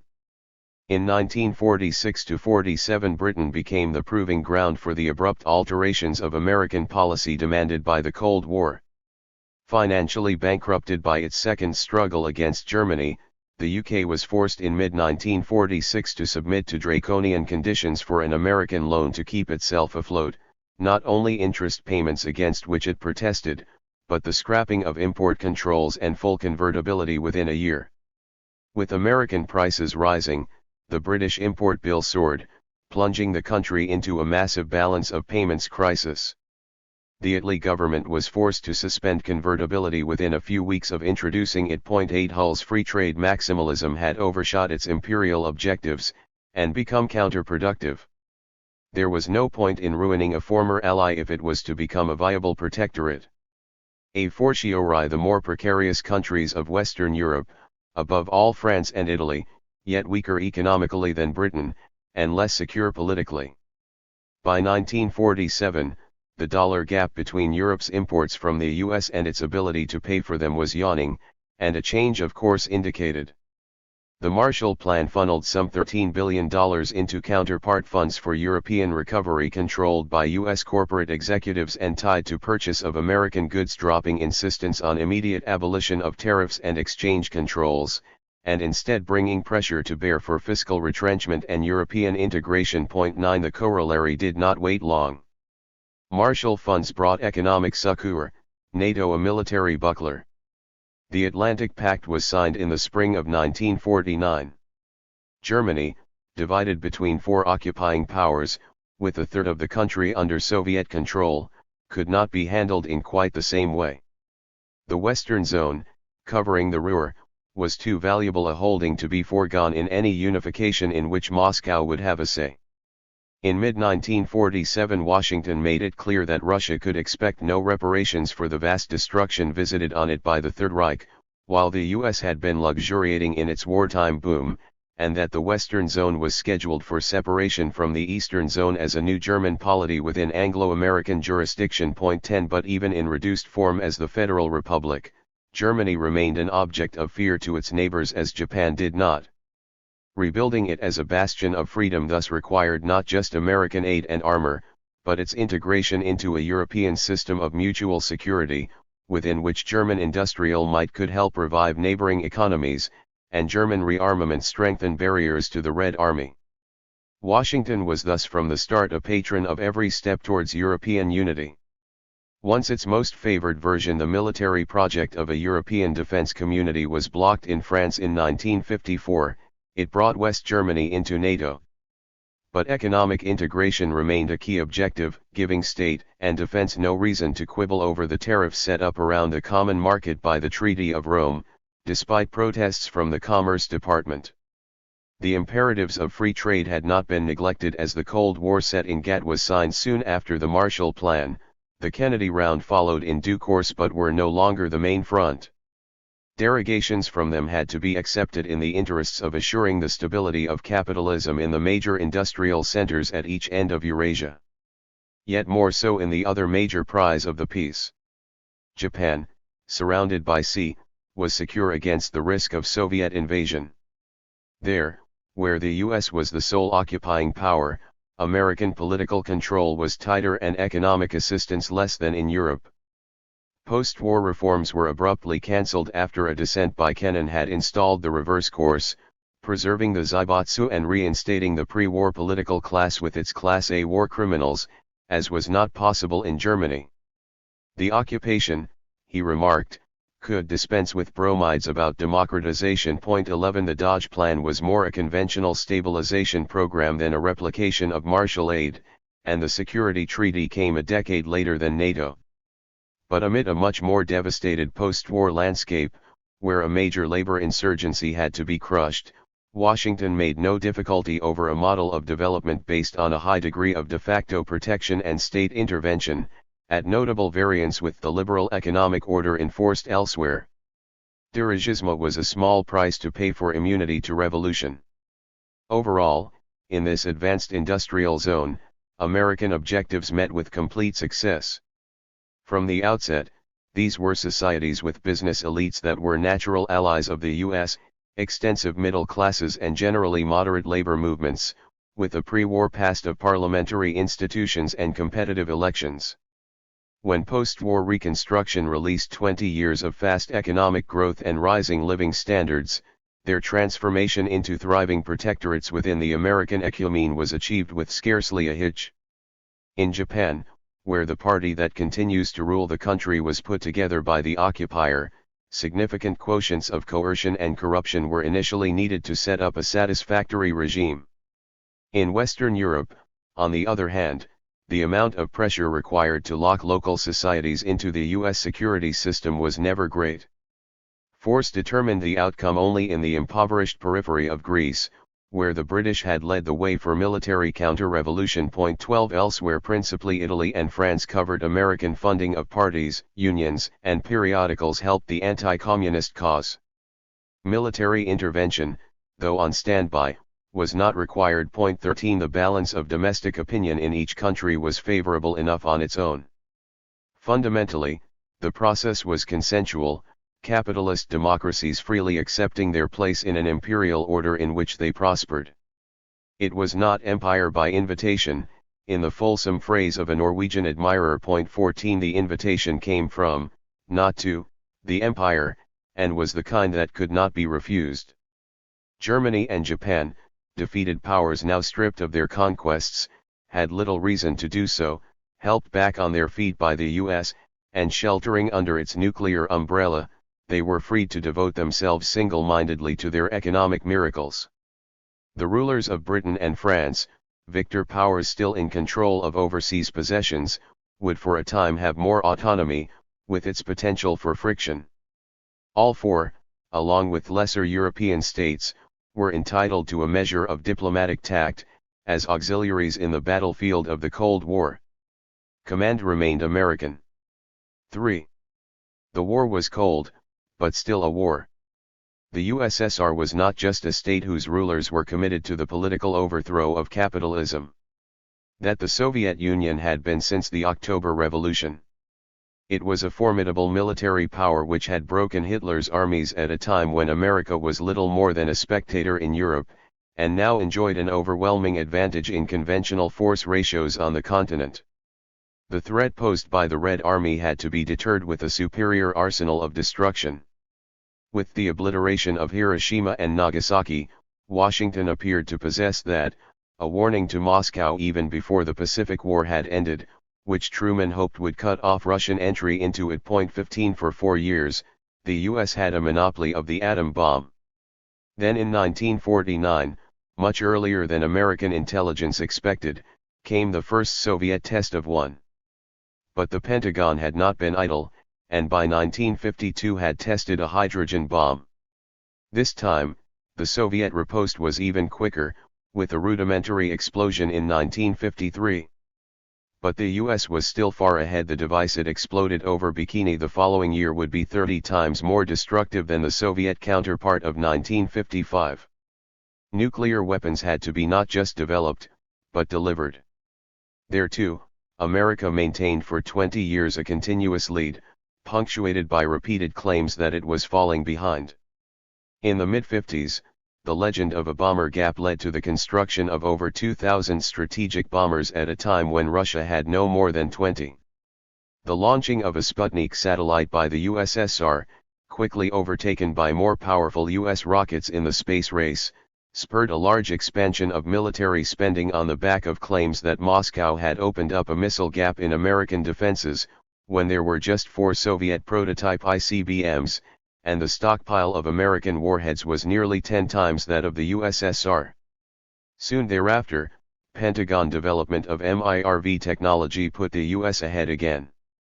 By the early 70s, when Russia had finally caught up with America in nuclear megatonnage and number, if not quality, of launchers, and was claiming strategic parity, US warheads were still treble its own. Nor, of course, was the overall strategic balance ever simply a question of rockets. America was a maritime power in command of the world's oceans, its fleets patrolling waterways from the East China Sea to the Mediterranean, the Atlantic to the Persian Gulf, aircraft carriers cresting the waves, nuclear submarines 5 times more than Russia gliding below them. On land and in the sky, before the war had even ended in 1945, the Joint Chiefs of Staff were planning for a global network of bases and military transit rights covering Latin America, North Africa, the Mediterranean, the Middle East, South Asia, and the Far East, and by 1946 already had 170 active airfields in operation at overseas locations. 16 By the mid-60s, the United States controlled some 375 major bases and 3,000 lesser military facilities around the globe, encircling the Soviet bloc.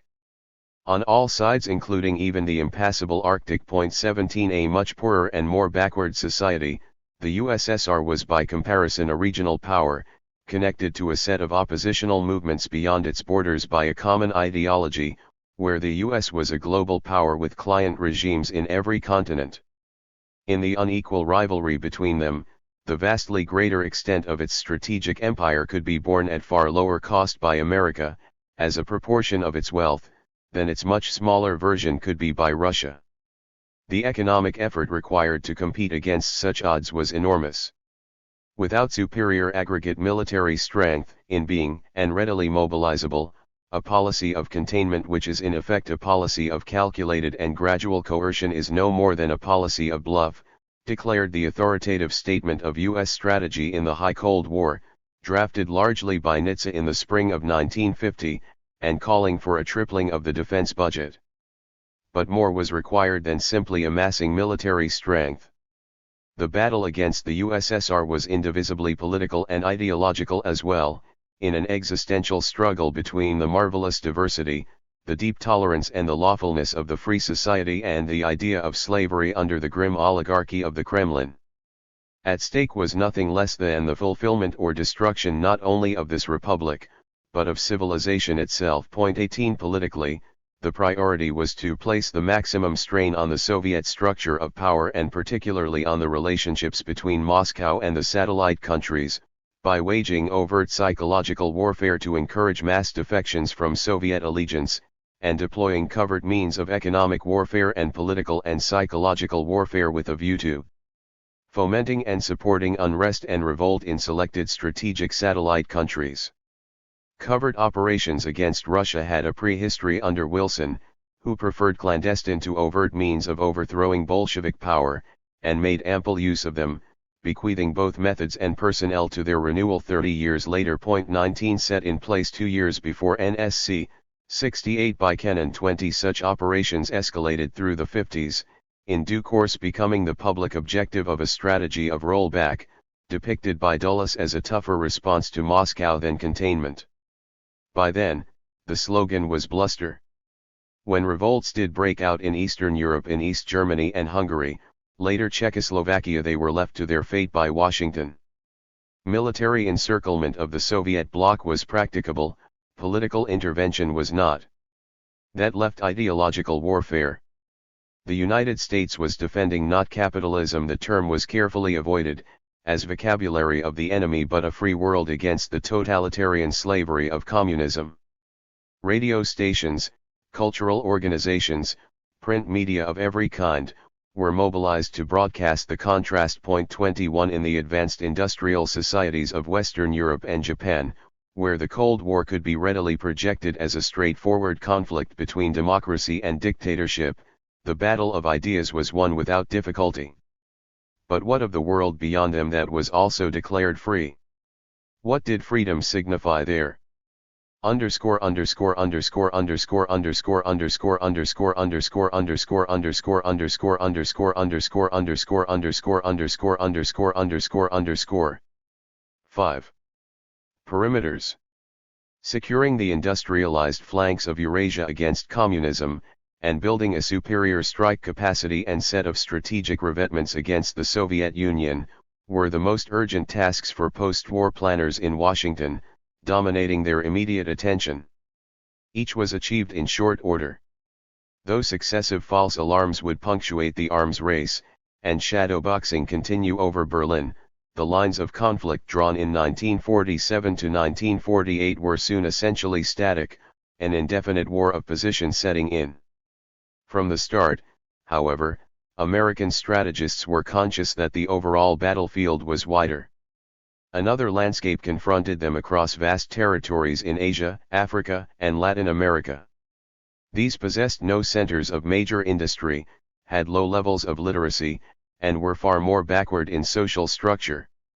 At the same time, they were a treasury of the natural resources needed to run advanced economies and develop powerful military technologies: petroleum in the Middle East, tin and rubber in Southeast Asia, uranium and cobalt in Central Africa, copper and bauxite in South America, and much more. They also contained the great majority of the world's population. It was obviously critical to hold them. That posed a more complicated set of problems than reviving Western Europe and Japan, or upgrading a nuclear arsenal. Looking out from the parapets of Washington as the Cold War set in, the panorama of what would later become the Third World was composed of four principal zones. In Asia, European colonial empires that had been shaken or overrun by Japan during the Second World War confronted nationalist movements, some predating the war, others galvanized by it demanding independence. In the Middle East, weak semi-colonial states sovereign but tied to former mandatory or supervisory powers predominated. In Africa, European imperial authority had been little affected by the war, and nationalist movements were still modest. In Latin America, independent republics older than most European states were long-term U.S. clients. Nowhere was there anything approaching the stable representative systems of what would become the First World. Across this variegated scenery, it was the colonial empires of Britain and France, much the largest, that raised the trickiest issues for Washington. Both countries had been greatly weakened by the war, and were reminded without ceremony of their reduced economic circumstances by the U.S., which made it plain it would brook no return to their traditional pretensions. Within the Atlantic community over which America would henceforward preside, mustering the capitalist states of the West against the Soviet Union, they could find a place as favored subordinates. But what was to happen to their imperial booty in the tropics? The U.S., though late in the day it had acquired colonies of its own in the Pacific and Caribbean, defined itself ideologically as an anti-colonial power, the first new nation to gain independence from the Old World, and had no intention of allowing pre-war spheres of influence or control of raw materials to be restored.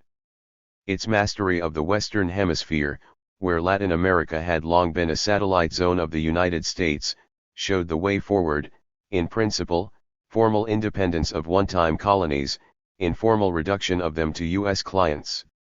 A political century later, however, that might not prove so easy. For now anti-colonialism, no doubt acceptable enough in itself, was all too often contaminated by confused ideas of anti-capitalism, leaving struggles for national liberation prey to communist infiltration. The task for American grand strategy was thus a delicate one. The European colonial powers were loyal auxiliaries of the U.S. in the Cold War, which could not be brushed aside or humiliated too brutally. Moreover, where the nationalist movements they confronted were indeed led by communists, colonial counterinsurgency deserved the full backing of the U.S. On the other hand, where this threat had not yet crystallized, European imperialism risked, in clinging onto its possessions, provoking just what had to be averted: the radicalization of an eclectic nationalism into an insurrectionary socialism. To stem this danger, the colonial empires would have to pass away, and their legacies be developed under new management. That, inevitably, would require a great deal of intervention, economic, political, and military by the United States, to assure safe passage from European domination to American protection, and with it the common interests of the West. In the process, the U.S. would have to find effective agents of its design where it could. There was no point in being finicky about these. Oligarchs and dictators of one kind or another, many exceptionally ruthless, had long been staples of its good neighbor system in Latin America. Now colonial governors and viceroys, where still in place, might for a time have to be helped. Monarchs, police chiefs, generals, sheiks, gangsters, latifundists, all were better than communists. 1 Democracy was certainly the ideal political system. Where it was firmly established, in the advanced industrial countries, markets were deepest and business was safest. But where it was not, in less developed societies, matters were otherwise. There, if elections were not proof against attempts on private property, they were dispensable. The free world was compatible with dictatorship. The freedom that defined it was not the liberty of citizens, but of capital, the one common denominator of its rich and poor, independent and colonial, temperate and tropical regions alike. What was incompatible with it was not absence of parliaments or rights of assembly, but abrogation of private ownership of the means of production. But of the dangers of that there were plenty. In backward societies, not only was the specter of communism abroad. In the bid to overcome underdevelopment, nationalism itself was subject to statist temptations, arbitrary confiscations and the like, destroying the confidence of foreign investors, against which guard had also to be maintained. For operations on this uncertain terrain, the U.S. developed a toolbox of policies and instruments specific to the colonial world and its sequels. Conventional land wars, precluded in the First World, lay at one end of the spectrum. Purchase of leaders and suborning of opinion helpful at the outset in the First World, 2 at the other point, 2 in between full mechanized violence and selective corruption, a wide range of other methods for enforcing its will would come to be employed: aerial bombardment, military coup, economic sanction, missile attack, naval blockade, honeycomb espionage, torture delegated or direct, assassination. Common to all these forms, across the spectrum, was resort in one way or another to coercion, in a war of movement shifting rapidly from one geographical theater to the next. The widespread consent on which American imperial power could rely in the First World was missing in the Third. There, it would mostly have to be extorted or counterfeited. The U.S. would not be without genuine friends and loyal relays among regional elites. There would be many of those. But where popular forces came into play, force and fraud were never far away. 2. The first challenge came in the Far East. There, the impact of the Japanese Empire that had conquered Asia from Seoul to Mandalay, supplanting Western colonialism across Southeast Asia, and battering the GMD regime in China close to destruction, had by the end of the Pacific War created a unique situation.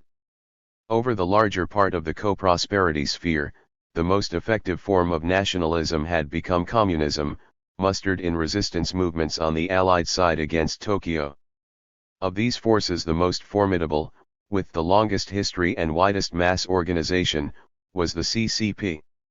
Aware of the danger it posed to the GMD regime that Roosevelt had seen as a reliable support of the U.S., when the Pacific War came to an end, the Truman administration kept Japanese forces in China at the ready under its command, dispatched 50,000 Marines to hold the Tianjin, Beijing area for Chiang Kai-shek, and another 100,000 troops to occupy Shandong, airlifted 500,000 GMD soldiers to Manchuria to prevent it falling to the Communists, and over the next 3 years funneled some $4 billion to prop up Chiang. American arms and assistance gave the GMD an initial edge, but wartime destruction and post-war corruption had rotted Jiang's regime so far that the tide soon turned.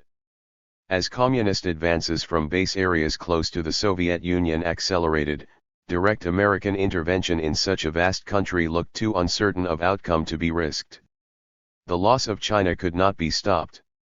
To planners in Washington at the time, the victory of the Chinese Revolution, heavy a blow as it might be, was still strategically a sideshow. 3 What mattered was keeping control of the industrial heartlands of the West and the Far East.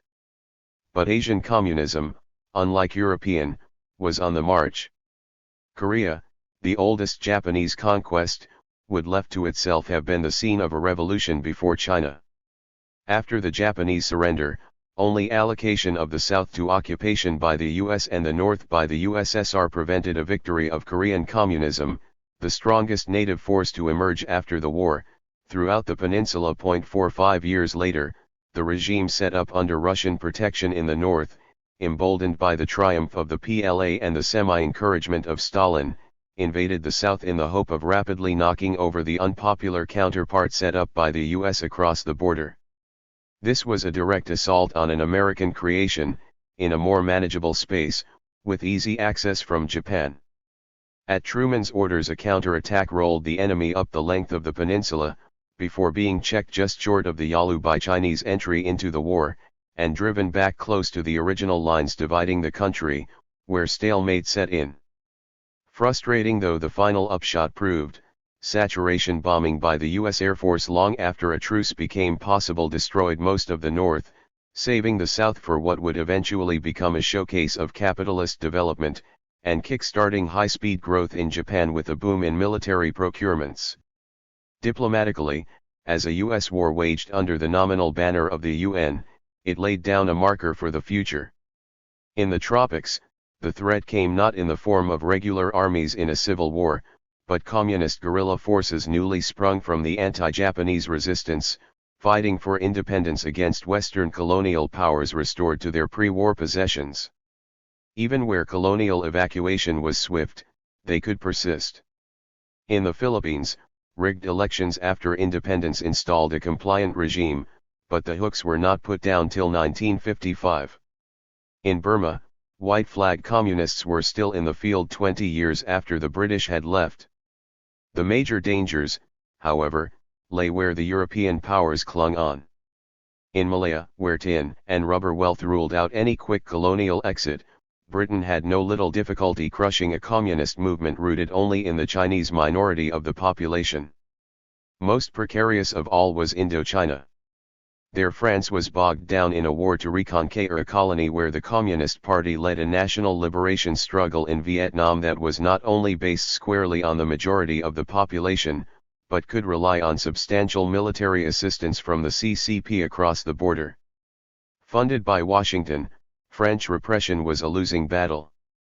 After contemplating a nuclear strike to save the day, the US drew back, joining France and Britain at Geneva in 1954 to impose division of the country along Korean lines, the best of a bad job, for the time being. Financing the French war had been cheaper for Washington, and domestically less conspicuous, than fighting it. But the upshot was plainly shakier. If the South had been kept out of the hands of the Viet Minh, there was no DMZ to seal it off from the North in future. The Republic proclaimed by Ho in 1945, before the French arrived back to reclaim it, had extended throughout the country, and enjoyed a nationwide legitimacy that the DPRK, founded after division in 1948, had never possessed. Elections in the South, supposedly scheduled at Geneva, had to be cancelled in view of the certain result, and a weak Catholic regime in Saigon propped up with funds and advisors against mounting guerrilla attacks by the Viet Minh. There could be no question of letting it go under. As early as 1949, Kennan had urged American support to ensure, however long it takes, the triumph of Indochinese nationalism over red imperialism. 5 Within a dozen years, Kennedy had dispatched American forces to help hold the fort. Under Johnson they rose to over 500,000, the number sent to Korea. But despite more tonnage of high explosives dropped on Indochina than the US had unloaded during the whole of the Second World War, with a destructive force equivalent to 200 Hiroshima-type atomic bombs, routine massacres by US troops, systematic use of torture by CIA interrogators and proxies, and some 2 to 3 million killed, the Vietnamese Revolution could not be broken. 6 By the turn of the 70s, domestic opposition had made continuation of the war impossible, and once America withdrew, the regime in Saigon collapsed. It was the heaviest defeat of the United States in its history. But no domino effect followed. British and French colonialism had perforce both enjoyed unstinting support in Southeast Asia, once they were battling communism, the former with ultimate success, the latter faced with a much more powerful movement with failure requiring an American relay. For two reasons, Dutch colonialism was another matter.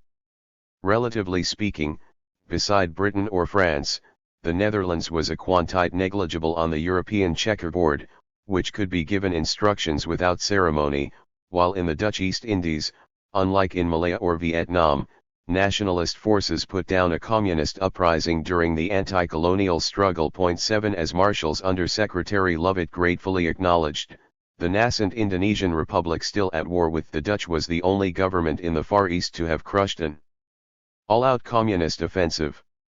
6 months later, NSC 51 determined it imperative to pressure the Dutch to hand over power to those who had shown unexcelled skill in liquidating a revolt instigated by the Kremlin.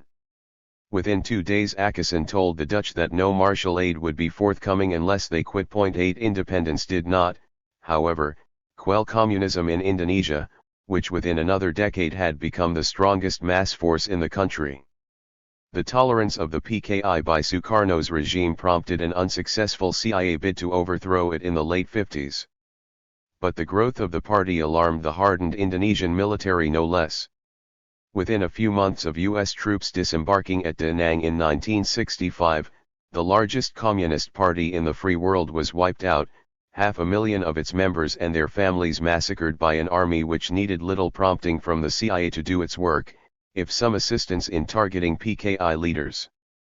The slaughter accomplished, the Suharto dictatorship received every benefaction from Washington. The pogrom in Indonesia, a country with nearly 3 times the population of Vietnam, more than counterbalanced the setbacks in Indochina. With the destruction of the PKI, the danger of revolutionary contagion in the zone where communism and nationalism had fused most directly was over. By the end of the war in Indochina, any threat to capital in Southeast Asia had been defused. Where the Japanese armies had stopped, there was no comparable tinderbox. In the subcontinent, the British could transfer power to national movements above suspicion of any radical temptations. In Pakistan, Washington had a staunch ally from the start. In India, Congress might make the occasional anti-American noise, but it could be counted on to give short shrift to communism. 3. The Middle East presented an altogether different scene. There the imprint of European imperialism was shallower. Egypt had been put under British tutelage in the late 19th century, though never annexed, and British protectorates managed from India stretched along the Gulf Coast. But for the rest of the region, the arrival of European colonialism came late, with the breakup of the Ottoman Empire at the end of the First World War, and camouflaged under mandates, was brief. Largely untouched by the Second World War, by its aftermath the whole region was composed of formally independent states, except the British colony in Aden, all ruled by conservative monarchies or emirates of one kind or another, except for Syria, where French colonial rule had been republican, and Lebanon, which the French had succeeded in detaching from it as a separate unit on exiting.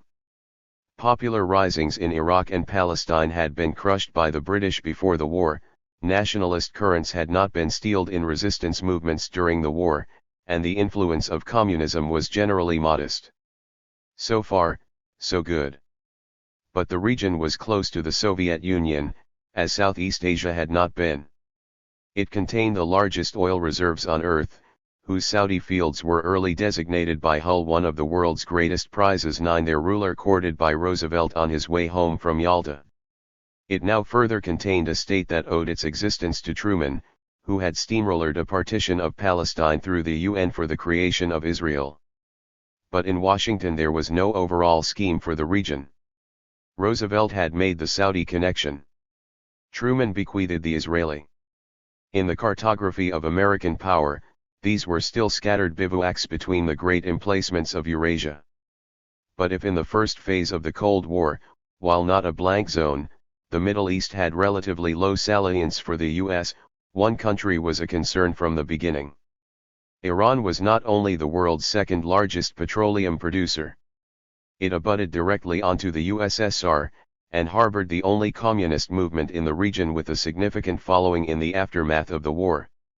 There in 1951 the Mossadegh government nationalized the British-owned and controlled oilfields in Abadan. In London, Bevin wanted to dispatch the Royal Navy to repossess them. For Washington, this could only worsen matters, inflaming a Persian nationalism already subject to contagion from communism in the shape of the local Today Party. 10 The solution was not gunboats, but covert action. In 1953, the CIA and MI6 orchestrated a military coup to oust Mossadegh, installing in power the young Pahlavi Shah, whose regime made short work of the Today. 11 For its services, the Eisenhower administration forced a reluctant Whitehall to give the American oil majors a cut of the British stake in Abadan. Where there was no direct communist threat on the ground, there was less need for collaboration with older empires, whose interests might conflict with U.S. objectives. 3 years later, the potential for tension between these exploded when Egypt nationalized the Suez Canal. The U.S. had no time for Nasser, who had rejected its insistence that he enter secret talks with Israel and give Moscow a cold shoulder. But it feared that any overt military assault to regain the canal might align the entire Third World against the West in its battle with the Soviet Union. 12 Furious that Eden ignored his warnings, Eisenhower brought the Anglo-French-Israeli attack on Egypt to an abrupt halt by cutting off support for Sterling, leaving London high and dry. The real position of its European allies within the post-war American order, normally enveloped in the decorous fictions of Atlantic solidarity, was made brutally plain. But there was a cost to the operation. Having defied the West, Nasser's prestige in the Arab world soared, fanning a more radical nationalism in the region, with fewer inhibitions about close ties with the USSR. After getting rid of Mossadegh, the US had sought to create a cordon sanitaire against communism with the Baghdad Pact, putting together Turkey, Iraq, Iran, and Pakistan. In 1958 the scheme collapsed with an Iraqi revolution that overthrew the monarchy, and brought to power a military regime well to the left of Nasser's, supported by what was now the strongest communist movement in the Middle East. In response, the U.S. landed 14,000 Marines in the Lebanon to defend its Maronite president from the specter of subversion. 5 years later came the putsch that first brought the Ba'ath to power in Baghdad, of which the CIA was given advance knowledge, supplying in return lists of Iraqi communists to be killed in the slaughter that followed it. None of the military regimes of the time. Syria was now under Ba'ath control too could be trusted by Washington, however, since no matter how they treated their own communists, they were no friends of free enterprise or foreign investment, and all alike not only welcomed arms and assistance from Moscow, but menaced reliable neighboring dynasties. In this unsatisfactory scene, the Israeli blitz of June 1967, wiping out the Egyptian Air Force in a few hours and seizing Sinai, the Golan Heights and the West Bank in less than a week, struck like a political thunderbolt. Nasser, whose bungled support for a Yemeni republic that was feared by the Saudi monarchy had long been an irritant, was now a busted flush in the Arab world, while Israel emerged as overwhelmingly the strongest military power in the region. After the tripartite attack on Egypt of 1956, France along with Britain had helped Israel to become a clandestine nuclear power, as part of the secret pact between the three that launched the Suez expedition, and for a time Paris had been Israel's closest ally in the West. But the spectacular success of the Six-Day War altered all calculations in the U.S., where the Jewish community was buoyed with new enthusiasm for the homeland of Zionism, and the Pentagon saw a prospective regional partner of formidable punitive strength. Henceforward, American policy in the Middle East pivoted around an alliance with Israel, confident that the Arab oil kingdoms would have to put up with it. There remained the problem of the flow of Soviet arms and personnel to Egypt and Syria, stepped up after the Arab disaster of 1967, and viewed in Washington as the spearhead of Russian penetration of the Middle East. To win American favor, Sadat expelled all Soviet advisors from Egypt in 1972, and a year later launched a joint attack on the Israeli gains of 1967 with Syria and Jordan. This time a massive airlift of U.S. tanks and aircraft saved the day for Israel, whose counterattack was only stopped from crossing the canal and annihilating the Egyptian army by last-minute American dissuasion. The 1973 war yielded a near-perfect result for Washington, demonstrating that no amount of Soviet armor could compete with combined American and Israeli capabilities in the region, and putting the Egyptian military regime into its pocket as henceforward a U.S. dependent. 4. Remote from the Soviet Union, clear of European empires, unscathed by the war, Latin America was home territory for Washington, the province of the Monroe Doctrine and Olney's famous corollary, the United States is practically sovereign on this continent and its fiat is law upon the subjects to which it confines its interposition, since its infinite resources combined with its isolated position render it master of the situation. From the last years of the 19th century to the Great Depression, the U.S. had dispatched troops and warships to crush strikes, put down risings, oust rulers or occupy territories in the Caribbean and Central America, with uninhibited regularity. Since then there had been no obvious call to do so. The U.S. had made sure of the allegiance of a Latin American cortege, numerically the largest single bloc in the UN before it was even founded, with the Act of Chapultepec in early 1945. The Rio Treaty of Inter-American Defense followed in 1947, capped by the formation of the Organization of American States, headquarters in Washington and expressly devoted to the fight against subversion, in 1948. 2 years later Kennan, warning against any indulgent and complacent view of communist activities in the New World, made it clear that ruthless means might be required to crush them. We should not hesitate before police repression by the local government. This is not shameful since the communists are essentially traitors, he told U.S. ambassadors to South America summoned to hear him in Rio. It is better to have a strong regime in power than a liberal government if it is indulgent and relaxed and penetrated by communists. Point 13.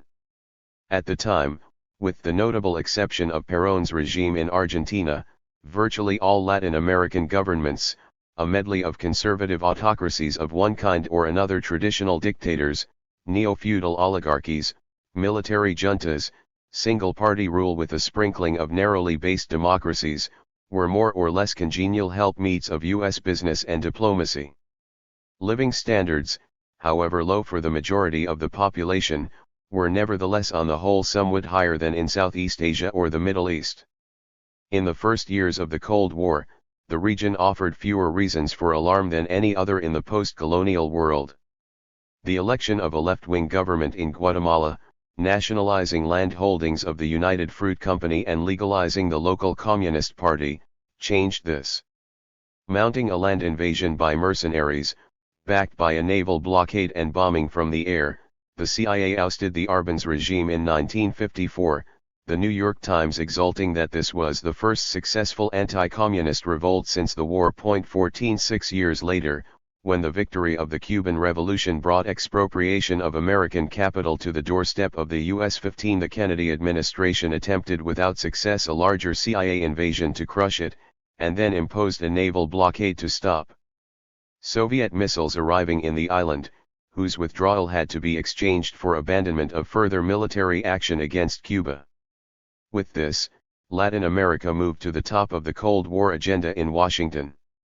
Inspired by the Cuban Revolution, guerrilla movements sprang up across the continent, while the U.S. touted an alliance for progress as the liberal alternative to their radical goals, and armed counterinsurgency campaigns in one country after another, Venezuela, Peru, Bolivia, Guatemala, to root them out.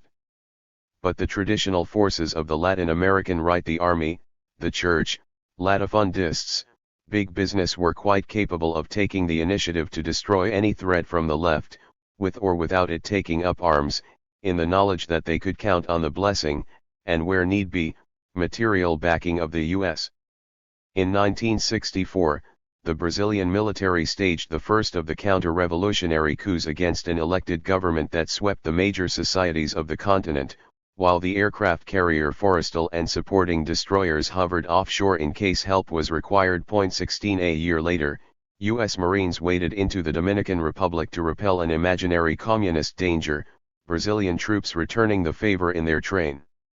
In Uruguay, Argentina, and Chile, whether popular hopes for an alternative order took shape in urban guerrillas, populist labor movements, socialist or communist parties, all were crushed by ferocious military dictatorships, acting with the support of the U.S. By the mid-70s, the Cuban Revolution had been isolated and the continent was armor-plated against any further challenge to capital. As a theater of the Cold War, Latin America saw the widest breadth of political forms and energies pitted against the American imperial order, and least connected ideologically or materially with the distant Soviet state. To Cuba, Moscow supplied an economic lifeline without which it could scarcely have survived, but strategically it was at variance with Havana, deploring its revolutionary activism throughout. The letter of the Olney Corollary no longer held the juntas in Brasilia or Santiago were not mere subjects of the U.S., and Cuba could not be retaken. But its logic was still in place. To all appearances, in the first quarter of a century of the Cold War, nowhere was American victory so complete. 6. Recalibration. In the history of the post-war American empire, the early 70s was a watershed. For 20 years after the onset of the Cold War, the alternation of incumbents in the White House scarcely affected the continuity of the strategy laid out in NSC 68. At the turn of the 70s, however, deep changes in the environment of U.S. global power coincided with a presidency less committed to the pious fictions and policy fixations of its predecessors, capable of pursuing the same ultimate ends with notably more flexible if also, where required, yet more ruthless means. As no American ruler before or after him has been, Nixon was an innovator. But his departures from the handbook for running the free world came from the opportunities and constraints of the conjuncture. On all three fronts of U.S. grand strategy, the years 1971 to 1973 saw dramatic changes. The first came where everything had hitherto gone most smoothly. The reconstruction of Western Europe and Japan, the highest American priority after the war, had been a resounding success. But after 2 decades, the former Axis powers were now, thanks to U.S. aid, access to U.S. markets and borrowing of U.S. technology, combined with reserve armies of low-wage labor and more advanced forms of industrial organization than the U.S. possessed, outcompeting American firms in one branch of manufacturing after another: steel, auto, machine tools, electronics.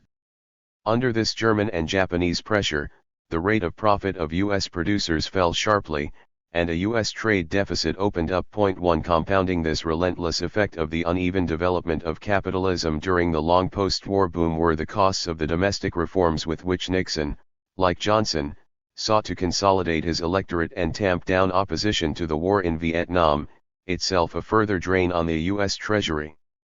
The upshot was escalating inflation and a deteriorating balance of payments. To cap matters, France under de Gaulle and Pompidou, the one Western state to regain, for a season, real political independence from Washington, had started to attack the dollar with increasing purchases of gold. The latitude of American power over American interests, the remit of the imperial state beyond the requirements of national capital, was for the first time under pressure. Nixon's response was draconian. The principles of free trade, the free market and the solidarity of the free world could not stand in the way of the national interest. Wasting no time on diplomatic consultation, in a 4-minute television address to a domestic audience he jettisoned the Bretton Woods system, cutting the link of the dollar to gold, imposed a tariff surcharge on all imports, and decreed a wage and price freeze.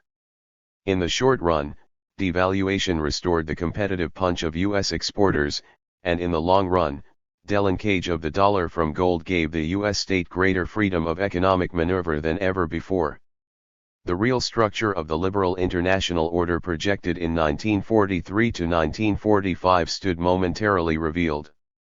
But this impressive success in the exercise of national egoism could only mask for a limited spell the irreversible alteration in the position of the United States in the world economy, of which Nixon was aware. A month before delivering the American quietus to Bretton Woods, Nixon had startled the world with another, no less drastic reorientation of U.S. policy, the announcement that he would shortly be traveling to Beijing. The victory of the Chinese Revolution had been the worst blow Washington had ever suffered in the Cold War.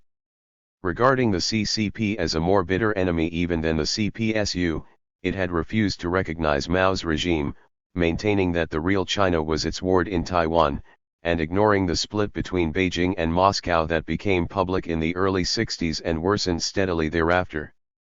Nixon now became determined to capitalize on this.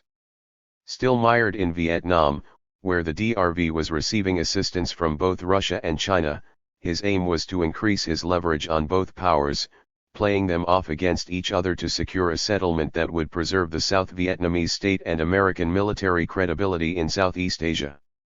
In February 1972, his cordial reception by Mao in Beijing marked a diplomatic revolution. The two leaders agreed on the threat posed by the Soviet Union, laying the basis for a tacit alliance against it. Having obtained this understanding, Nixon proceeded to Moscow 3 months later, where, reminding Brezhnev of the potential dangers from China, he signed the first SALT agreement, amid much celebration of détente.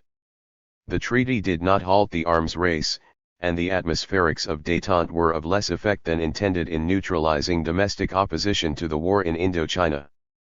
But the basic strategic gain of Nixon's turn was enormous, and would last. The communist world was no longer just divided. Henceforward, China and Russia would compete for privileged relations with the United States. What this transformation of the dynamics of the Cold War could not deliver was Nixon's immediate objective, a stalemate in Vietnam. Though Moscow and Beijing both urged another Geneva-style arrangement on Hanoi, they were not in a position to impose one. A further massive American bombing campaign failed to buckle the DRV. In January 1973, accords had to be signed in Paris for a withdrawal of U.S. troops from Vietnam in 60 days, sealing the fate of the Southern regime. But the inglorious end of the long American intervention in Vietnam was rapidly recouped elsewhere. In September, the Allende regime, the most advanced, freely elected socialist experience in South America, from whose example capital had most to fear, and whose fall Nixon had demanded from the start, was destroyed by the Chilean military. 2 A month later, the Egyptian army was routed by the Israeli offensive across the canal, and the Arab nationalism embodied by Nasser's regime was finished, leaving the United States diplomatic master of the Middle East. 2. Nixon's departure was followed, after a brief interim, by a tonal and tactical reversion to more standard styles of American Weltpolitik. In a typical bout of domestic positioning, détente soon came under democratic attack as an unprincipled sellout to Moscow. In late 1974, the Jackson-Vanik Amendment blocked the granting of MFN status to the USSR for obstructing Jewish emigration from Russia to Israel. A year later, SALT II was dead in the water. Nixon had not held high enough the banners of the free world, in particular the cause of human rights, picked out by Jackson and blasphemed by Carter in his campaign for the White House, which henceforward became an ideological staple of all regimes in Washington. The Cold War was not to be waged as a mere power political contest. It was a moral ideological battle for civilization, as Nietzsche had seen. Strategically, little altered. Nixon's legacy was not discarded, but substantively consolidated. There would be no return to benevolent American indifference, let alone assistance to the economic rise of Japan or Germany. The First World had become a clear-cut arena of intercapitalist competition in which U.S. predominance was at stake, to be assured where necessary without compunction. Nixon had cut the dollar free from gold, and shown scant respect for laissez-faire totems at home or abroad, but the oil shock of 1973 had compounded the underlying economic downturn in the U.S. with a steep burst of inflation, which the floating exchange rates instituted at the Smithsonian in 1971 did little to improve. By the end of the decade, the temporary boost to American exports from the 1971 devaluation was exhausted, and the dollar dangerously low. With Volcker's arrival at the Fed under Carter, there was an abrupt change of course. Interest rates were driven sky high to stamp out inflation, attracting a flood of foreign capital, and putting massive pressure on dollar-denominated third-world debts. But once the dollar strengthened again, U.S. manufacturers paying the price, the trade deficit widening, the Reagan administration did not stand on ceremony. After ruthless arm-twisting, Japan and Germany were forced to accept enormous revaluations of the yen and the mark to make American exports competitive once more. 3 The Plaza Accords of 1985, clinching the relative economic recovery of the U.S. in the 80s, left no doubt who was master in the liberal international order, and intended to remain so. Beyond the First World, Nixon's two other great legacies each required completion. In the Far East, China had been wooed into an unspoken entente with America, but there were still no diplomatic relations between the two states, Washington maintaining formal recognition of the GMD regime in Taiwan as the government of China. In the Middle East, Israel had been handed victory, and Egypt saved from disaster, but a settlement between the two was needed for the US to capitalize fully on its command of the situation.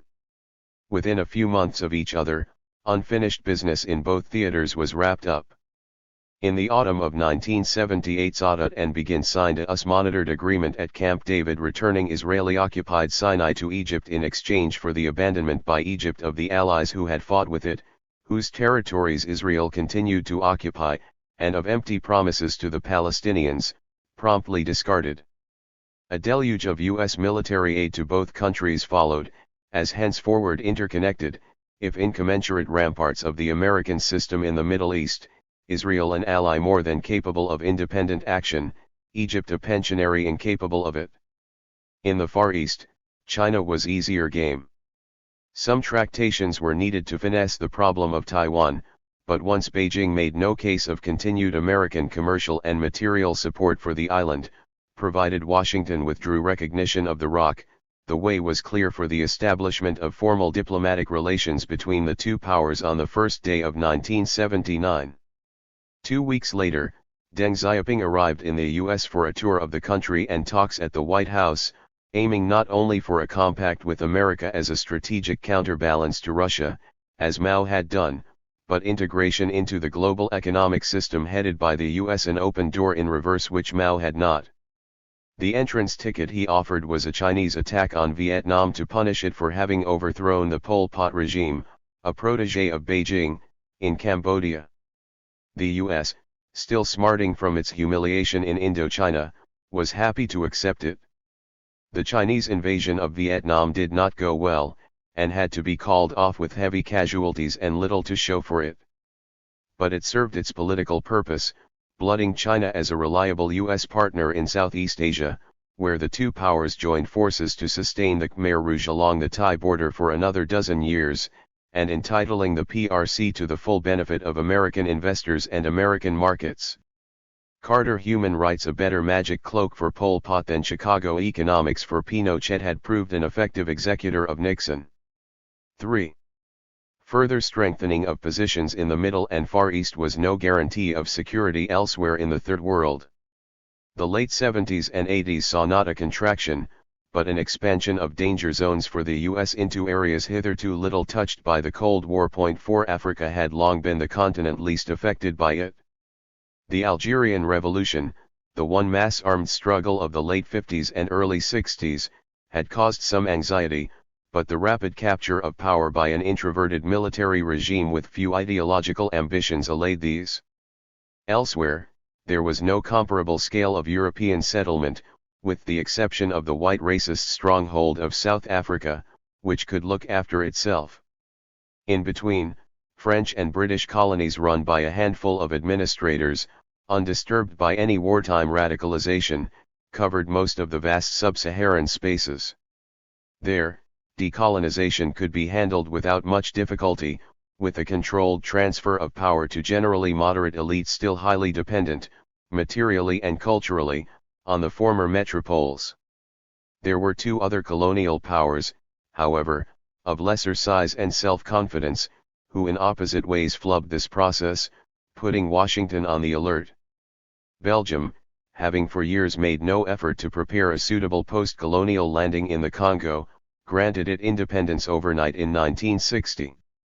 When amid chaotic conditions following a mutiny of the ex-colonial gendarmerie against its white officers, Lumumba, elected leader of the country, appealed for Soviet aid, the CIA was instructed to poison him. After this came to nothing, the U.S. ineffective control of the UN operation ostensibly sent to stabilize the situation orchestrated a seizure of power by troops under Mobutu, a CIA asset, ensuring Lumumba's death. Par pouvoir interpose, and the dictatorship in the Congo of their parachutist commander for 30 years. 5. Portugal, itself a dictatorship dating back to fascist times, whose identity as a European power was inseparable from its African empire, had no intention of relinquishing its colonies, and by outlasting France and Britain on the continent for over a decade, created the conditions for a radicalized anti-imperialism looking for aid and inspiration to the USSR, otherwise present elsewhere only in South Africa. When, after a dozen years of armed struggle, a metropolitan revolution finally brought decolonization, the richest Portuguese possession of Angola was divided between three movements for independence, two of the right, backed by the Congo and the PRC, and one of the left, backed by Russia. Alarmed at the prospect of this last winning the contest between them, in 1975 Washington supplied its opponents with funds, weapons, and officers in a covert CIA operation from the north, while inciting South Africa to invade the colony from the south. Before Luanda could fall, Cuban troops ferried from the Caribbean in Soviet transports arrived in strength, clearing the north and obliging the South African column to withdraw. For the U.S., defeat in Angola was consignment of the country to communism, and in the 80s it stepped up support for the rival force remaining in the field, led by Pretoria's ally Savimbi. A second South African invasion, assisted by Savimbi, was halted 13 years later by another Cuban expedition, larger than the first. In Angola, by the time Reagan left office, America had been worst. 6.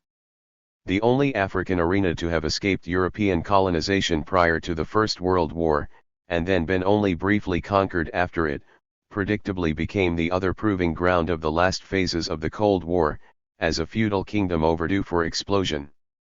The Ethiopian revolution that toppled the archaic local dynasty in 1974 became steadily more radical as the group of junior officers who took power underwent a series of convulsive purges, ending in a regime that not only called for Soviet military assistance, but rather than talking vaguely of African socialism, as many others had done, proclaimed the goal of creating a society based on scientific socialism, Soviet style.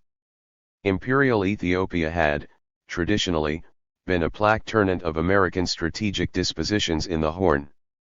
When it appeared to have capsized into communism, the U.S. instigated an invasion by Somalia in 1977 to reclaim the Ogaden region. As in Angola, the incursion was beaten back by a combination of Cuban troops and much more Soviet armor and oversight, a bitter pill for Washington to swallow. At the helm of the NSC, Brzezinski declared the death of détente in the sands of the Ogaden. Success in the Congo had confirmed the value of the UN as a cover for U.S. operations in the Third World. Setbacks in Angola and Ethiopia offered lessons in how better to run proxy wars. Across the Atlantic, South America had been so scoured of threats to capital by the late 70s that the military regimes which had stamped them out could withdraw, their historical task accomplished, leaving democratic governments in place, safe from any temptation of radical change. Central America, however, lay in a different political time zone. Long a political backwater, home to some of the most benighted tyrants on the continent, its brief episodes of insurgency quickly snuffed out, most of the region had remained quiet during the period of high revolutionary activism to the south. The overthrow by Sandinista rebels in 1979 of the Somoza dynasty in Nicaragua, whose rule under American patronage dated from the time of Roosevelt, brought the country into the full glare of U.S. counterinsurgency. 7 The Nicaraguan revolutionaries were closely linked to Cuba, and in 1981 their victory set off an insurrection in El Salvador that developed into a civil war lasting a decade, and a briefer uprising in Guatemala where guerrillas were an older phenomenon broken by all-out repression. Local oligarchs and officers reacted to the wave of regional radicalization with death squads, disappearances, torture, massacres.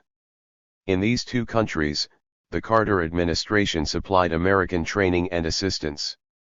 Reagan, no less determined to hold the line in El Salvador and Guatemala, decided to tackle the root of the problem in Nicaragua itself. From 1982 onwards, the U.S. assembled an army of counter-revolutionaries, well-funded and equipped, in Honduras and Costa Rica to destroy the Sandinista regime. Cross-border raids and attacks multiplied, with widespread sabotage of communications, destruction of crops and economic installations, and assassination of civilians, in a campaign under direct American control and design. Without being able to hold large swathes of territory, the Contras put the country under siege. Privation and fatigue gradually weakened popular support for the Sandinista government, until at the end of the decade it agreed to elections if the Contras were stood down, and was defeated by the candidate of the State Department, who alone could deliver an end to the American embargo impoverishing the country. Central America was not Africa. The U.S. could fight a proxy war against a small opponent to complete success, rounding off its grip on the region with an invasion of Panama straight out of the 20s, before Nicaraguans even went to the polls, to get rid of an unsatisfactory strongman. 8. 4. Much more was at stake in the other zone to open up as a front in the last decade of the Cold War. Between the Arab world and the subcontinent lay two states that had never been subject to European mandate or conquest, though each had been the object of repeated intrusion and manipulation by imperial powers. Since its installation by US and British intelligence in the 50s, the royal dictatorship in Iran had become the linchpin of American strategy in the region surrounding the Gulf, recipient of every kind of favor and assistance from Washington. In Afghanistan, the monarchy had been terminated by a dynastic cousin seeking to update the country with Soviet aid. In January 1978, massive demonstrations broke out against the Pahlavi regime, long a byword for tyranny and corruption, and within a year it was finished, the Shah fleeing into exile and the Shia cleric Khomeini returning from it to head a revolutionary regime of unexpected Islamist stamp, equally hostile to the Iranian left and to the American superpower. 9 In April 1978, Afghan communists targeted for a purge hit back with a coup that put them in power overnight. Though not equivalent, both upheavals were blows. Afghanistan might have semi-lain within Moscow's diplomatic sphere of influence, but the establishment of a communist regime there was another matter, a threat to Pakistan and unacceptable in principle. But the country was poor and isolated. Iran, double in size and population, and one of the world's largest oil producers, was neither. In itself, no doubt, an Islamic regime was less dangerous than a communist one, but its anti-imperialist fervor could prove the more destabilizing, if unchecked, in the Middle East. The U.S. Embassy was seized and its staff held hostage in Tehran, not Kabul. Fortuitously, the problem of how to deal with the Iranian Revolution found a happy solution within less than a year of the overthrow of the Shah, with the all-out attack on Iran launched by Iraq in September 1980, in the belief Tehran was much weakened by a Khomeinist regime still preoccupied by repression of a range of internal oppositions. Saddam Hussein's bid to seize the oil-rich, predominantly Arab, province of Khuzestan unleashed the second longest conventional war of the 20th century, with undercover U.S. encouragement and assistance. 10 Calling on every reserve of Iranian patriotism, the Khomeinist system survived the assault. But for American purposes, the war was cost-effective. Without the commitment of any U.S. troops, or even CIA operatives, disabled within the country, the Iranian Revolution was pinned down within its own borders for nearly a decade, and its external impetus largely exhausted by the struggle for defensive survival. When the war finally came to an end in 1988, the clerical regime was still in place, but it had been contained, and with the proclamation of the Carter Doctrine and its implementation by Reagan, the Gulf converted into a military walkway for U.S. power in the region. Afghanistan could be tackled more ambitiously than Iran, along Central American rather than Southern African lines. If Baghdad was an arm's-length Pretoria, Islamabad would be a close-range Tegucigalpa, from which the U.S. could mount a proxy war against communism with an army of Contras who, however, would become more than mercenaries. As early as July 1979, before the monarchy had collapsed in Iran or Soviet tanks were anywhere near Kabul, the U.S. was bankrolling religious and tribal resistance to the Saur revolution. When Moscow reacted to fratricide in Afghan communism with a full-scale military intervention in December, Washington saw the chance to pay the USSR back in its own coin. This would be the Soviet Union's Vietnam.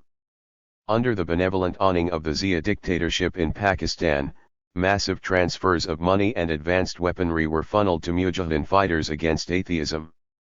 Divided from the start, Afghan communism had tried to compensate for the weakness of its basis in a still overwhelmingly rural and tribal society with the ferocity of its repression of opposition to it, now superimposed with the ponderous weight of an alien army. In these conditions, the US had little difficulty sustaining high-tech guerrilla attacks on it for over a decade, irrigated with CIA and Saudi funding, but grounded in passionate religious popular sentiment.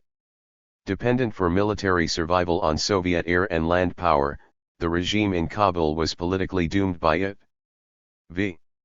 In their long contest with the United States, the rulers of the Soviet Union believed by the mid-70s that they had achieved strategic nuclear parity, and therewith recognition by Washington of political parity as a superpower of equal standing at large. Détente, in their eyes, signaled its acceptance of these realities. So they saw no reason why the USSR should act with less freedom than the US, where the frontiers between the two blocs were not, as in Europe, fixed fast by mutual agreement. Central America was within the hemispheric domain of the US and they would not interfere. But Africa was a terrain vague, and Afghanistan a borderland of the USSR in which the US had never been greatly involved. Military power projection in such regions was not a provocation, but within the rules of the game as understood by Moscow. These were illusions. What Brezhnev and his colleagues believed was a strategic turning point was for Nixon and Kissinger a tactical construction. No American administration had any intention of permitting Moscow to act in the Third World as Washington might do, and all had the means to see that it would come to grief if it tried to do so. The apparent Soviet gains of the 70s were built on sans, brittle regimes that lacked either disciplined communist cadres or nationwide mass movements behind them, and would fall or invert in short order once support from Moscow was gone. The ultimate disparity between the two antagonists remained as great as it had ever been at the dawn of the Cold War, before Mao's victory in China altered the extent of the imbalance for a time.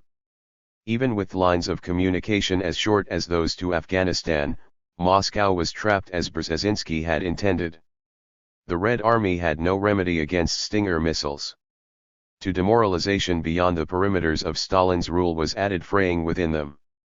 Eastern Europe had long been off limits to the US, which had stood by when East German workers rose in 1953, Hungary revolted in 1956 and Czechoslovakia was invaded in 1968.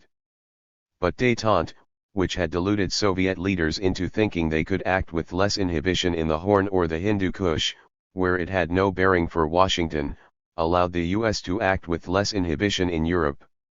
There the Helsinki Accords, where Moscow paid for formal recognition of territorial borders that were never in real dispute with formal recognition of human rights that eminently were, had changed the coordinates of the Cold War. This time, when solidarity erupted in Poland, there could be no Iron Curtain. American subventions, sluiced through the Vatican, could not be stopped, nor a rolling Polish insurgency broken. Along with military wounds and political troubles came economic pressures. In the 70s, rising oil prices had compounded recession in the West.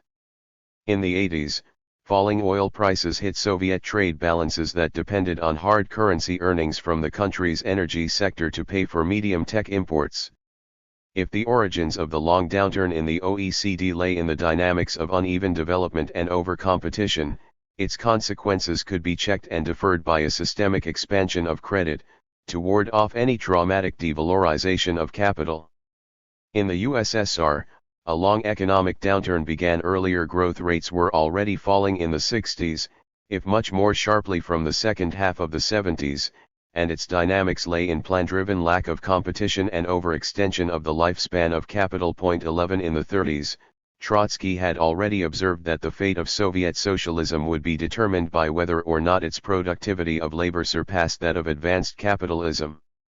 By the 80s, the answer was clear. The GNP and per capita income of the USSR were half those of the US, and labor productivity perhaps 40%. Central to that difference was a still larger one, in reverse. In the much richer American economy, military expenditures accounted for an average of some 6 to 7% of GDP from the 60s onwards. In the Soviet economy, the figure was over double that, 15 16%.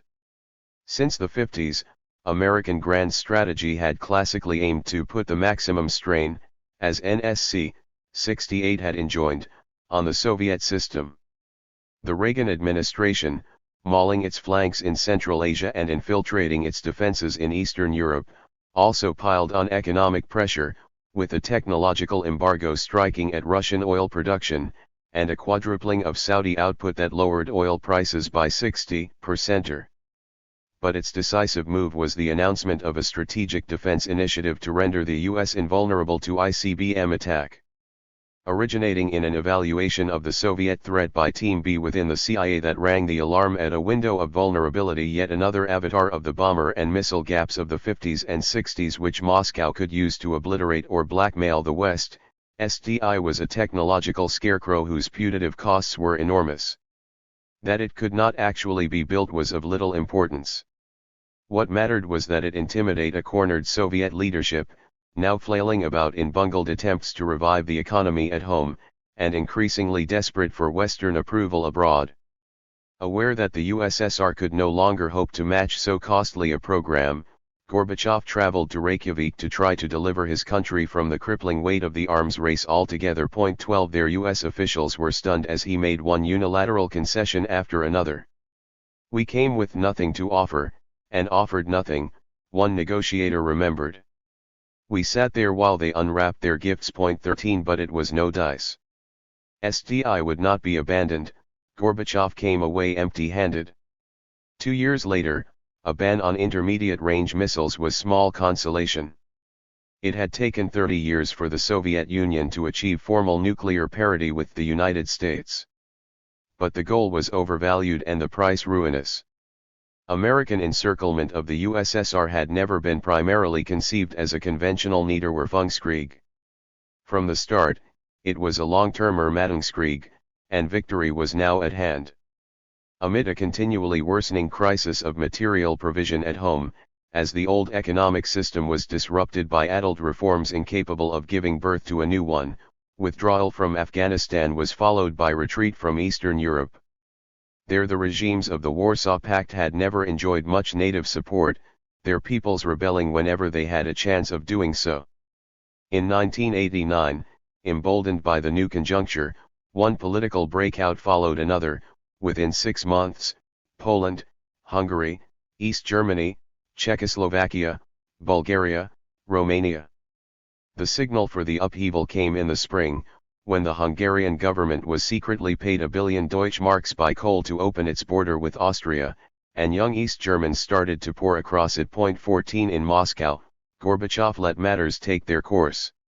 Making no attempt to negotiate Soviet exit from the region, he placed his trust in Western gratitude for a unilateral withdrawal of the 500,000 Red Army troops stationed in it.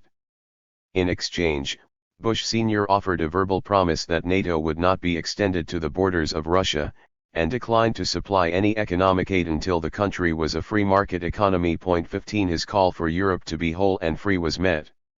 For the USSR itself to become free, it would have to be divided.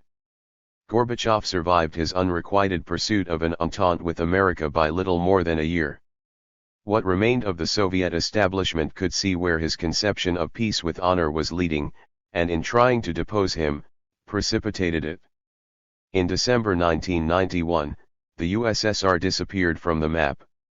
Underscore underscore underscore underscore underscore underscore underscore underscore underscore underscore underscore underscore underscore underscore underscore underscore underscore underscore underscore 7. Liberalism militant.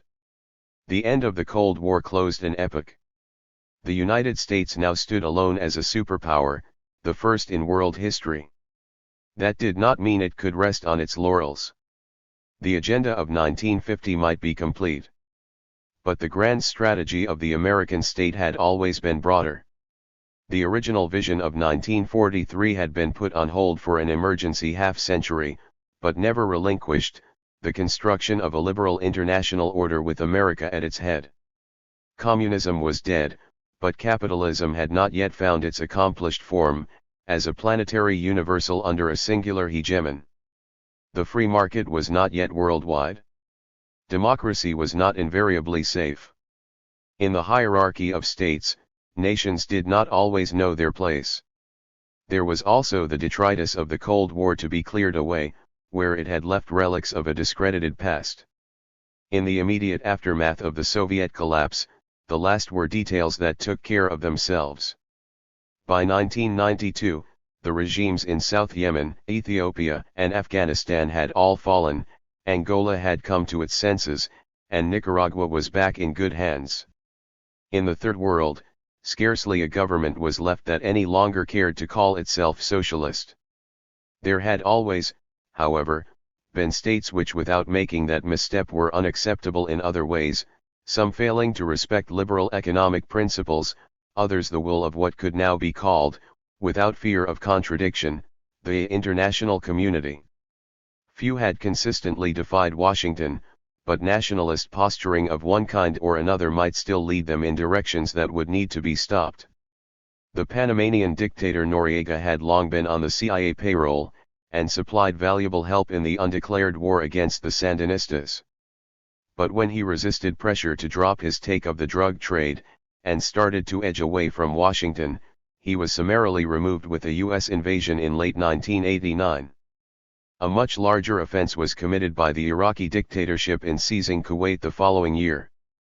The Ba'ath regime headed by Saddam Hussein had also enjoyed CIA assistance in coming to power, and played a useful role in pinning down the Iranian Revolution in protracted trench warfare. But though merciless to communists, as to all other opponents, the regime was truculently nationalist, permitting no foreign oil companies to operate on its soil and, unlike the Egyptian dictatorship, no American control of its decisions. Whatever the historic rights and wrongs of Baghdad's claims to the sheikhdom to the south, a British creation, there could be no question of allowing it to acquire the Kuwaiti oilfields in addition to its own, which could put Iraq in a position to threaten Saudi Arabia itself. Mobilizing 500,000 troops, topped up with contingents from 30-odd other countries, after 5 weeks of aerial bombardment Operation Desert Storm routed the Iraqi army in 5 days, restoring the Sabah dynasty to its throne. The cost to the US was nugatory, 90% of the bill was picked up by Germany, Japan, and the Gulf states. The Gulf War, the first Bush proclaimed, marked the arrival of a new world order. Where only a year earlier the invasion of Panama had been condemned by majorities in both the General Assembly and the Security Council of the UN, the expedition to Iraq sailed through the Security Council, Russia approving, China abstaining, America tipping third world states for their service. The end of the Cold War had changed everything.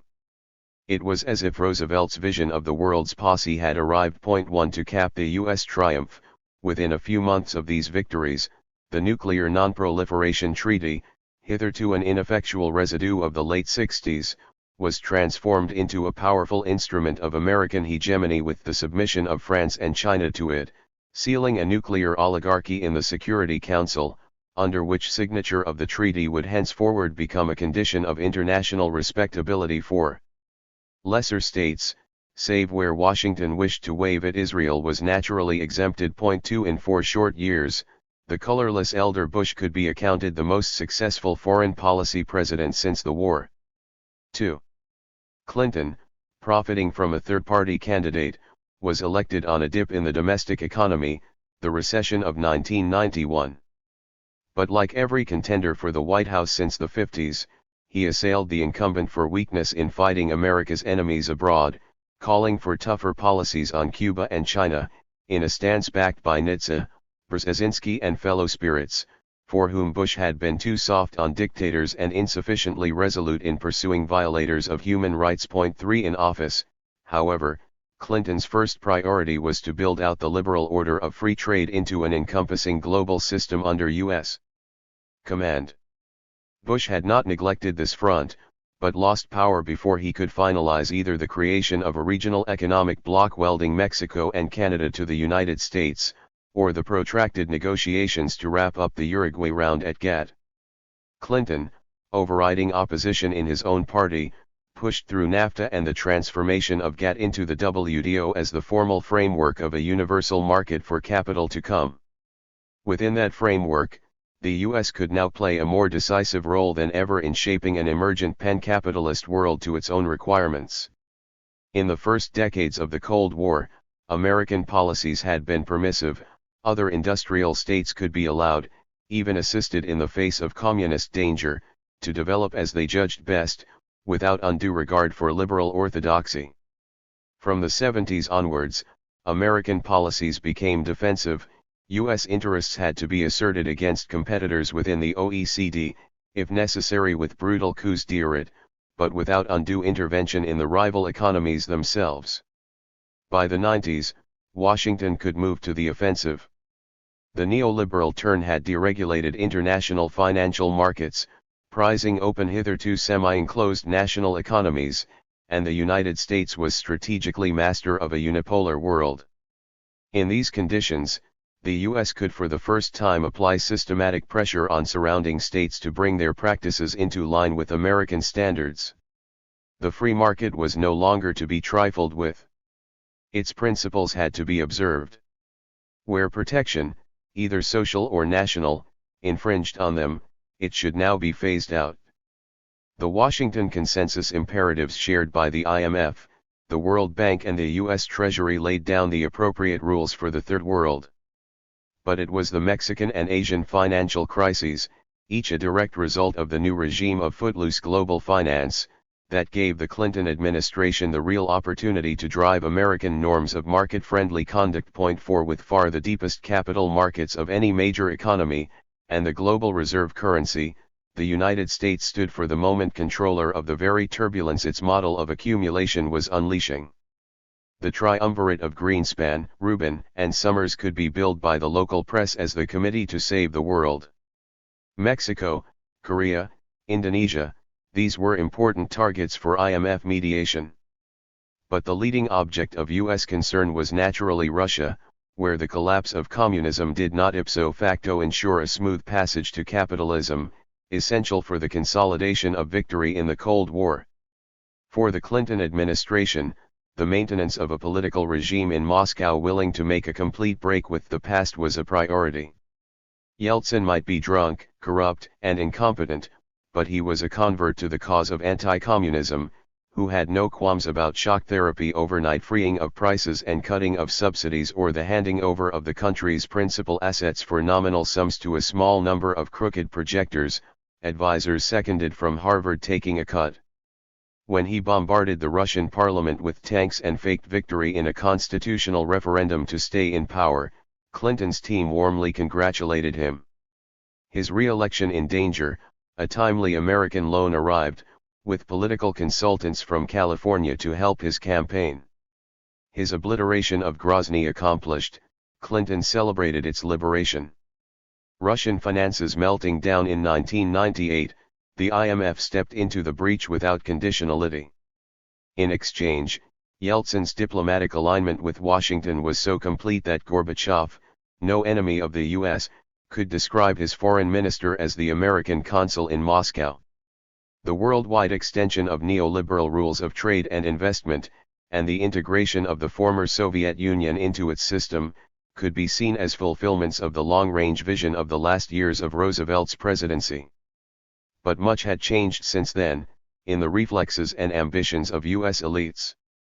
The Cold War had ended in the economic and political settlement of an American peace. But that did not mean a return to Arcadia. American power rested not simply on force of example, the wealth and freedom that made the U.S. a model for emulation and natural leader in the civilization of capital, but also, inseparably, force of arms. To the expansion of its economic and political influence could not correspond a contraction of its military reach. The one, its strategists had long insisted, was a condition of the other. For the Clinton regime, the disappearance of the Soviet threat was thus no reason for withdrawal of forward U.S. positions in Europe. On the contrary, the weakness of Russia made it possible to extend them. NATO, far from being dismantled now that the Cold War was over, could be enlarged to the doorstep of Russia.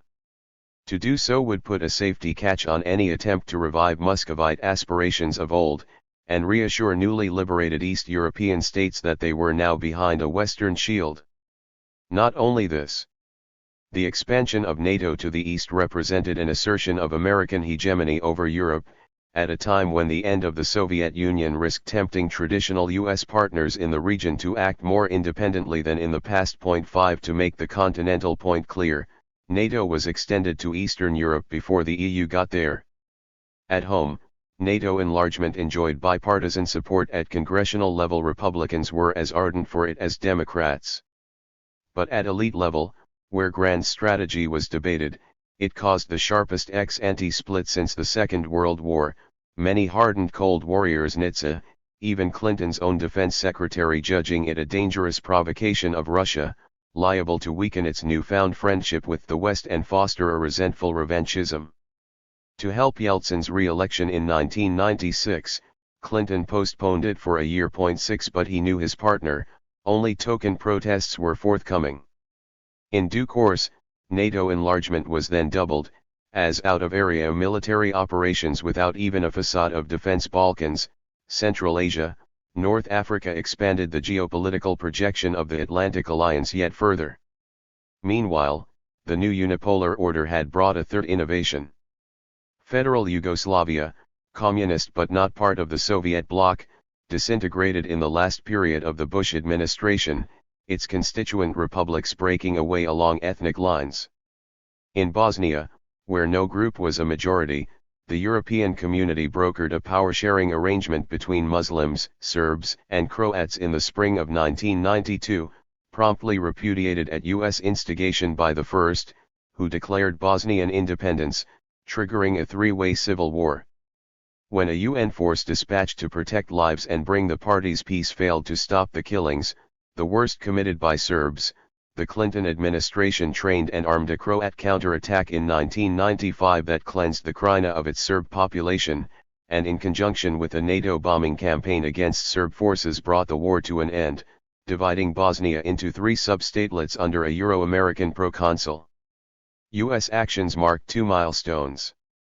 It was the first time the Security Council subcontracted a military operation to NATO, and the first time an aerial blitz was declared a humanitarian intervention.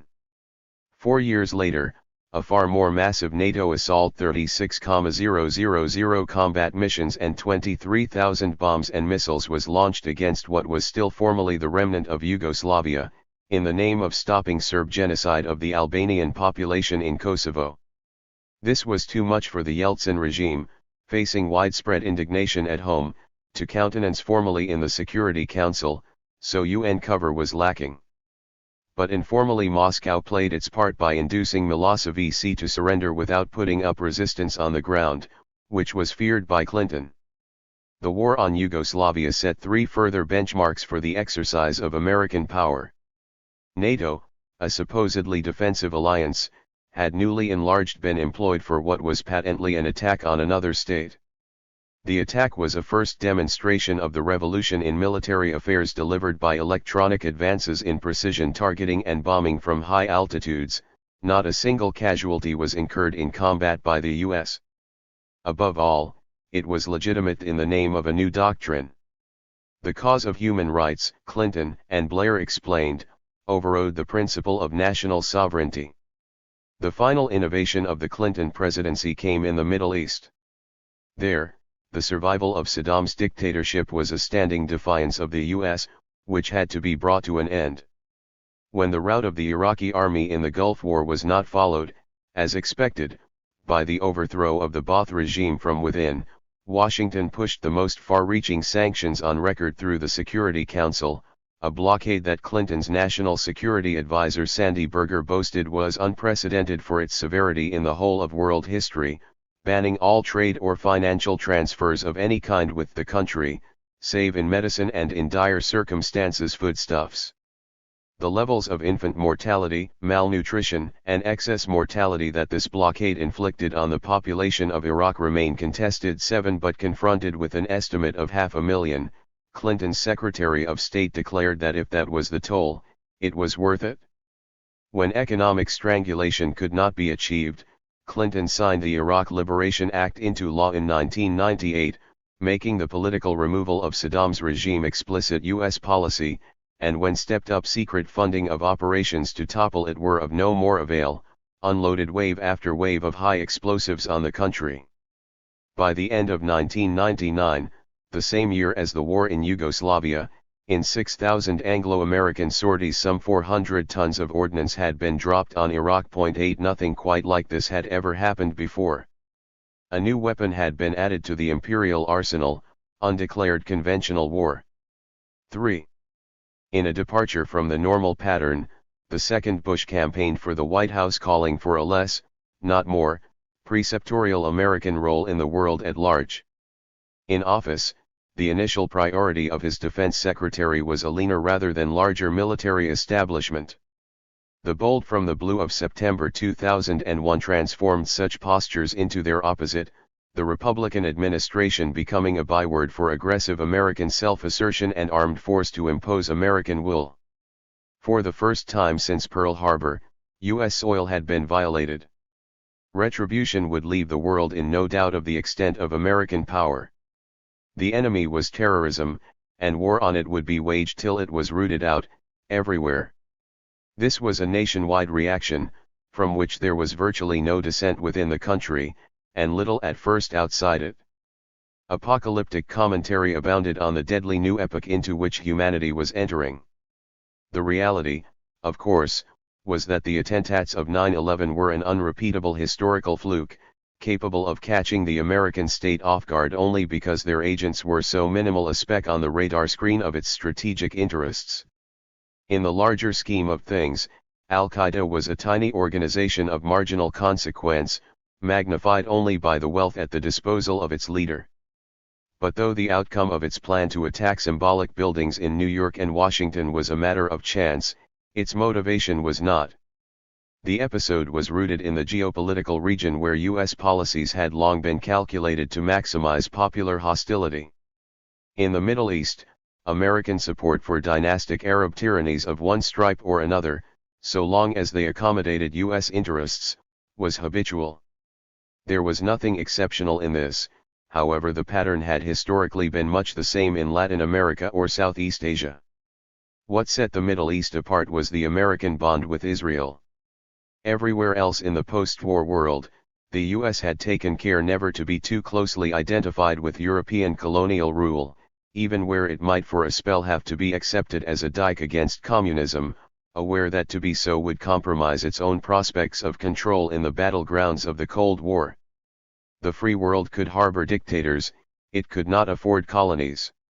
In the Middle East alone, this rule was broken.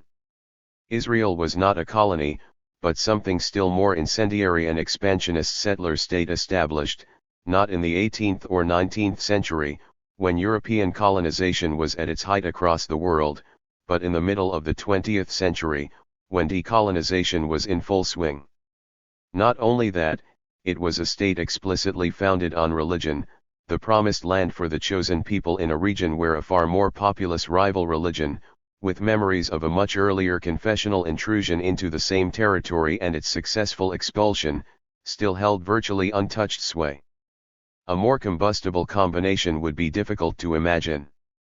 American grand strategy, however construed, could have no rational place for an organic as distinct from occasional connection with a state offering such a provocation to an environment so important to the U.S., as the world's major source of petroleum. 9 Israeli military prowess could indeed be of use to Washington.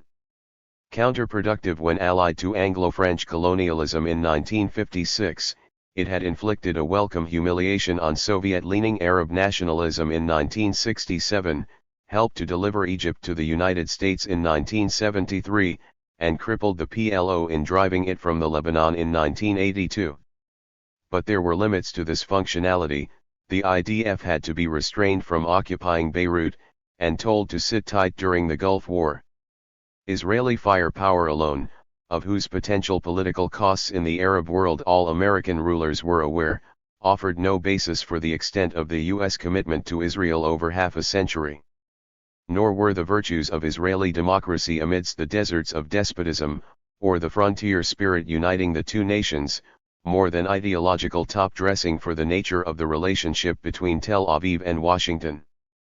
That stemmed from the strength of the Jewish community within the American political system, whose power was on display as early as 1947 when Barak and Frankfurter were to the fore in the bribes and threats needed to lock down a majority at the UN for the partition of Palestine, and became decisive in the formation of regional policy after 1967, installing a supervening interest at odds with the calculus of national interest at large, warping the rationality of its normal adjustments of means to ends. Point 10. If the American connection with Israel was one factor setting the Middle East apart from any other zone of U.S. power projection abroad, there was another. Iraq remained unfinished business. The Ba'ath State was not just any regime unsatisfactory to Washington, of which at one time or another there had been, indeed still were many in the Third World. It was unique in post-war history as the first state whose overthrow was the object of a public law passed by Congress, countersigned by the White House, and prosecuted by years of unconcealed, if undeclared, conventional hostilities. During the Cold War, no communist regime had ever been comparably outlawed. For Saddam's government to survive this legislation and the campaign of destruction it authorized would be a political military defeat, putting in question the credibility of American power. The second Bush had come to office promising a lower U.S. profile at large, but never peace with Baghdad. From the start, his administration was filled with enthusiasts for the Iraq Liberation Act. Finally, there was a third feature of the Middle Eastern scene that had no counterpart elsewhere. Over the course of the Cold War, the U.S. had used a wide range of proxies to fight assorted enemies at a remove. French mercenaries, GMD drug lords, Cuban gusanos, Hmong tribesmen, South African regulars, Nicaraguan Contras, Vatican bankers, all in their time acted as vehicles of American will. None, however, received such massive support and to such spectacular effect as the Mujahideen in Afghanistan. In the largest operation in its history, the CIA funneled some $3 billion in arms and assistance, and orchestrated another $3 billion from Saudi Arabia, to the guerrillas who eventually drove the Russians out of the country. But beyond anti-communism, in this case unlike any other comparable operation, there was virtually no common ideological denominator between metropolitan principal and local agent.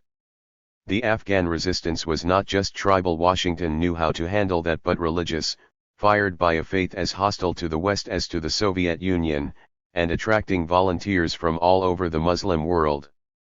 To the cultural barrier of Islam, impenetrable to American oversight, was added the political thicket of Pakistan, through which aid had to pass, whose ISI enjoyed far more direct control over the different Mujahideen groups and their camps in the northwest frontier than the CIA could ever do. The result was to set loose forces that delivered the United States its greatest single triumph in the Cold War, yet of which it had least political understanding or mastery.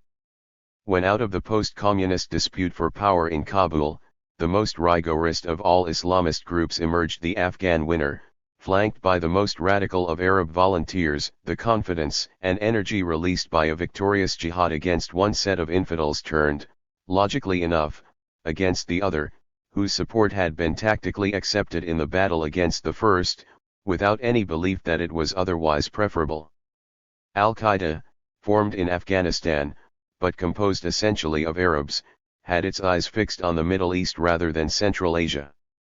The first public manifesto of its leader explained his cause.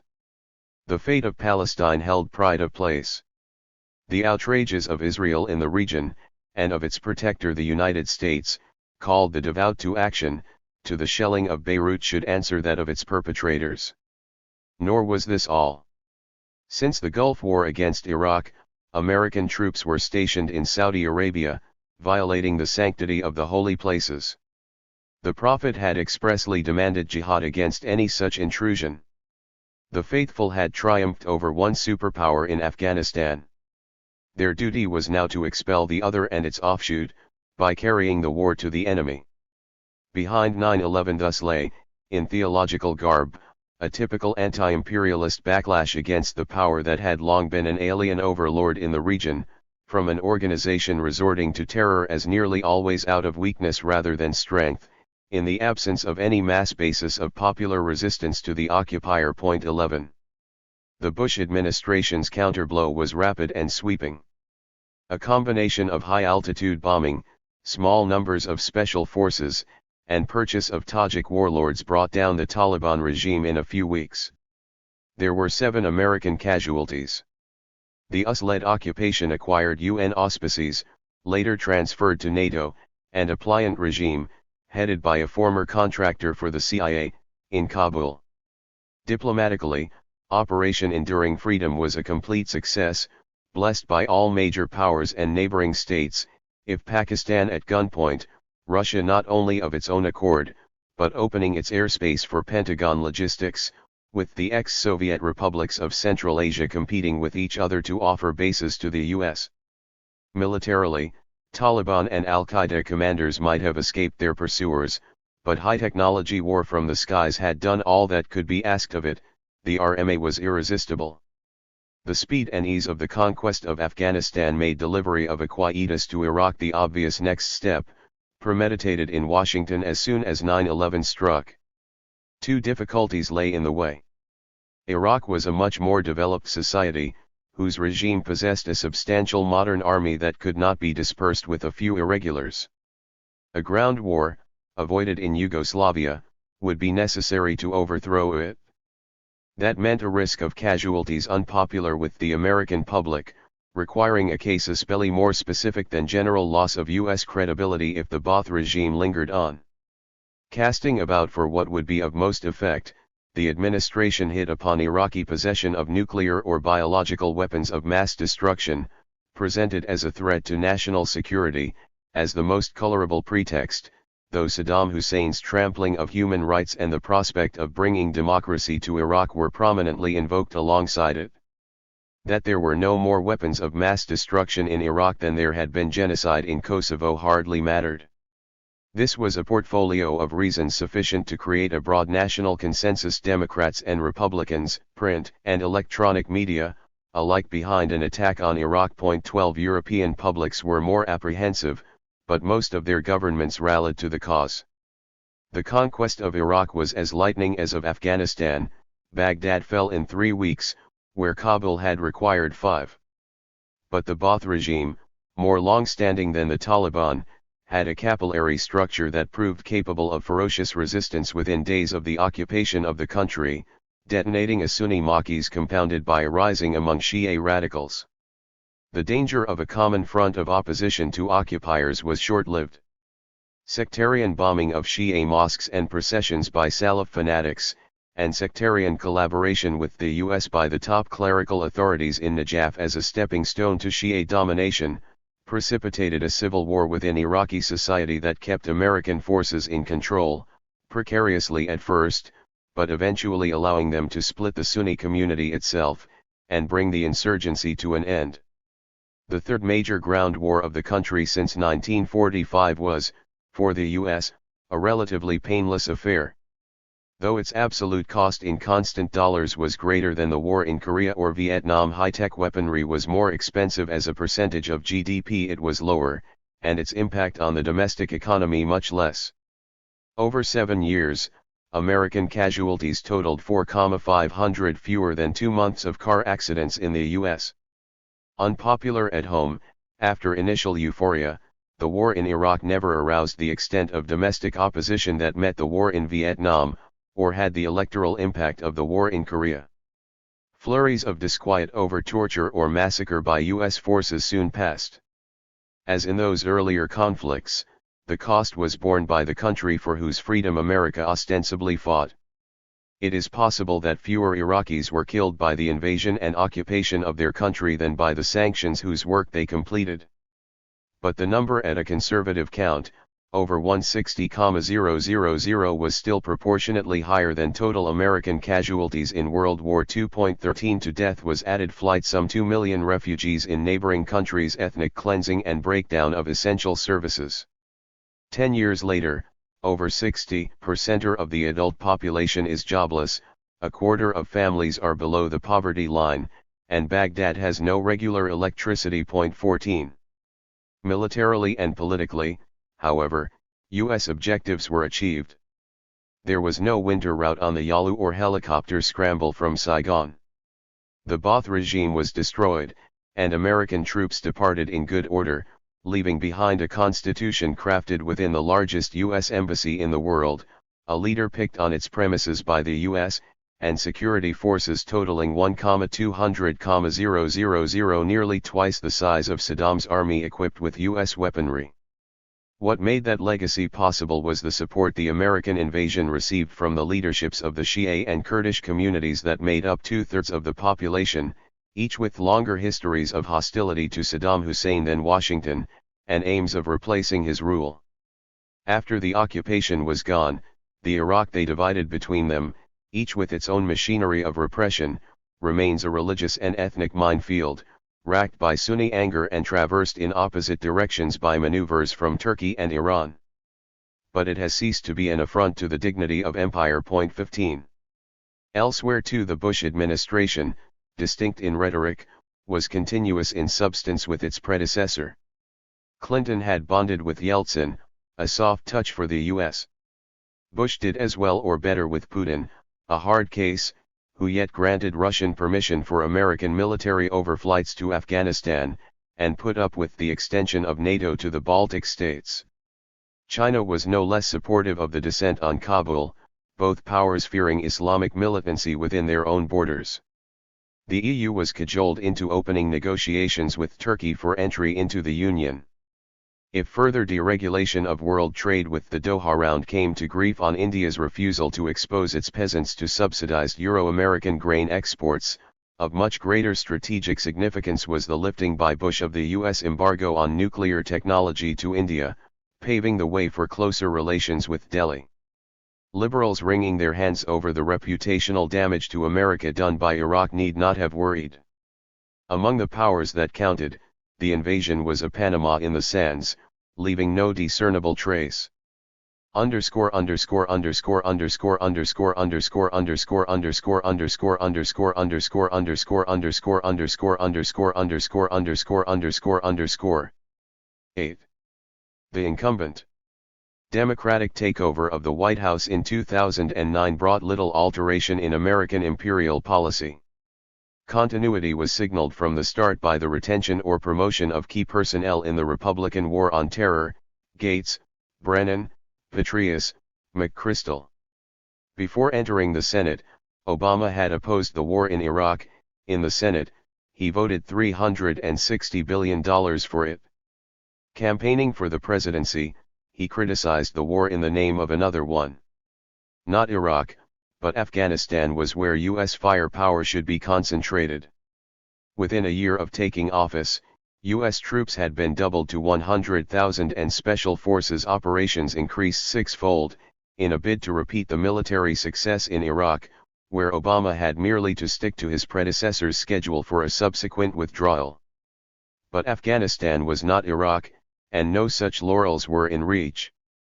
The country was not only half as large again in size, but much of it mountainous, ideal guerrilla terrain. It abutted onto a still larger neighbor, forced to permit American operations across its soil, but more than willing to provide sub rosa cover and aid to resistance against the occupying forces across the border. Last but not least, American support in the country was confined to minority groups Tajik, Hazara, Uzbek, while the Afghan resistance was based on the Pathan plurality, extending deep into the northwest frontier. Added to all these obstacles was the impact of the war in Iraq itself. In the Hindu Kush it mattered, as in Brussels, Moscow, Beijing, Delhi, it did not. The Iraqi resistance, divided and self-destructive, had been crushed. But it had taken 5 years and 250,000 troops to quell it, and by giving the Taliban breathing space to become fighters for something closer to a national war of liberation, allowed the Afghan guerrilla to regroup and strike back with increasing effect at the occupation. Desperate to break this resistance, the Democratic administration escalated the war in Pakistan, where its predecessor had already been launching covert attacks with the latest missile delivery system. The RMA had flourished since Kosovo, now producing unmanned aircraft capable of targeting individuals on the ground from altitudes of up to 30,000 feet. Under Obama, drones became the weapon of choice for the White House, the predators of Task Force Liberty raining hellfire missiles on suspect villages in the northwest frontier, wiping out women and children along with warriors in the ongoing battle against terrorism, 7 times more covert strikes than launched by the Republican administration. Determined to show he could be as tough as Bush, Obama readied for war with Pakistan should it resist the U.S. raid dispatched to kill bin Laden in Abbottabad, for domestic purposes the leading trophy in his conduct of international affairs. 1 Assassinations by drone, initiated under his predecessor, became the Nobel laureate's trademark. In his first term, Obama ordered one such execution every 4 days, over 10 times the rate under Bush. The War on Terror, now rebaptized at presidential instruction, overseas contingency operations, a coinage to rank with the enhanced interrogation techniques of the Bush period, has proceeded unabated, at home and abroad. Torturers have been awarded impunity, while torture itself, officially disavowed and largely replaced by assassination, could still if necessary be outsourced to other intelligence services, above suspicion of maltreating captives rendered to them. 2 Guantanamo, its closure once promised, has continued as before. Within 2 years of his election in 2008, Obama's administration had created no less than 63 new counterterrorism agencies. 3. Over all of this, the presidential mantle of secrecy has been drawn tighter than ever before, with a more relentless harassment and prosecution of anyone daring to break official omerta than its predecessor. War criminals are protected, revelation of war crimes punished notoriously, in the case of Private Manning, with an unprecedented cruelty, sanctioned by the Commander-in-Chief himself. The motto of the administration's campaign of killings has been, in the words of one of its senior officials, precision, economy, and deniability. 4 Only the last is accurate, collateral damage covers the rest. Since the Second World War, presidential lawlessness has been the rule rather than the exception, and Obama has lived up to it. To get rid of another military regime disliked by the U.S., he launched missile and air attacks on Libya without congressional authorization, in violation both of the Constitution and the War Powers Resolution of 1973, claiming that this assault did not constitute hostilities, because no American troops were involved, but merely kinetic military action. 5 With this corollary to Nixon's dictum that if the president does it, that means it is not illegal, a new benchmark for the exercise of imperial powers by the presidency has been set. The upshot, if less rousing at home, was more substantial than the raid on Abbottabad. The Libyan campaign, the easy destruction of a weak state at bay to a rising against it, refurbished the credentials of humanitarian intervention dimmed by the war in Iraq, and restored working military cooperation as in Yugoslavia and Afghanistan with Europe under the banner of NATO, Germany alone abstaining. An ideological and diplomatic success, Operation Odyssey Dawn offered a template for further defense of human rights in the Arab world, where these were not a domestic matter for friendly states. A larger task remained. Gratified at the overthrow of 2 Sunni-based regimes by the U.S., Iran had colluded with the occupation of Afghanistan and of Iraq. But it had failed to make amends for the taking of the U.S. embassy in Tehran, was not above meddling in Baghdad, and had long represented America as the great Satan at large. These were ideological irritants. Much more serious was the clerical regime's commitment to a nuclear program that could take it within reach of a strategic weapon. Enshrining an oligarchy of powers with sole rights to these, the NPT had been designed to preclude any such development. In practice, so long as a state was sufficiently accommodating to the U.S., Washington was prepared to overlook breaches in it. Nothing was to be gained by punishing India or Pakistan. Iran was another matter. Its possession of a regional weapon would, of course, be no threat to the U.S. itself. But, quite apart from the unsatisfactory nature of the Islamic Republic itself, there was another and overriding reason why it could not be allowed the same. In the Middle East, Israel had long amassed a large nuclear arsenal of 200 to 300 bombs, complete with advanced missile delivery systems, while the entire West, the United States in the lead, maintained the polite fiction that it knew nothing of this.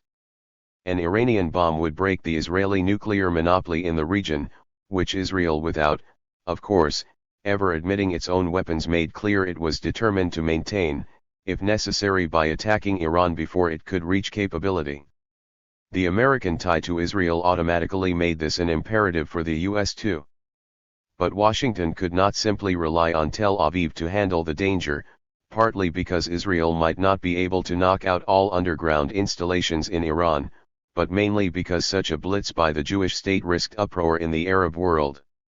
If an attack had to be launched, it was safer that it be done by the superpower itself. Much ink had been spilled in the US and its allies over the Republican administration's grievous departure from the best American traditions in declaring its right to wage preventive war, often identified as the worst single error of its tenure. Pointlessly, the doctrine long predated Bush, and the Democratic administration has continued it, Obama openly threatening preventive war on Iran. 6 In the interim, just as Washington hoped to bring down the regime in Iraq by economic blockade and air war, without having to resort to the ground invasion eventually rolled out, so now it hopes to bring the regime in Iran to its knees by economic blockade and cyber war, without having to unleash a firestorm over the country. Sanctions have been steadily tightened, with the aim of weakening the social basis of the Islamic Republic by cutting off its trade and forcing up the price of necessities, hitting Bazari and popular classes alike, and confirming a middle class and urban youth, on whose sympathies the West can count, in deep-rooted opposition to it. Flanking this attack, while Israel has picked off Iranian scientists with a series of motorcycle and car bomb assassinations, the administration has launched a massive joint US-Israeli assault on Iranian computer networks to cripple development of its nuclear program. A blatant violation of what passes for international law, the projection of the Stuxnet virus was personally supervised by Obama in the words of an admiring portrait, perhaps not since Lyndon Johnson had sat in the same room, more than 4 decades before, had a president of the United States been so intimately involved in the step-by-step escalation of an attack on a foreign nation's infrastructure. 7 Against Iraq, the US waged an undeclared conventional war for the better part of a decade.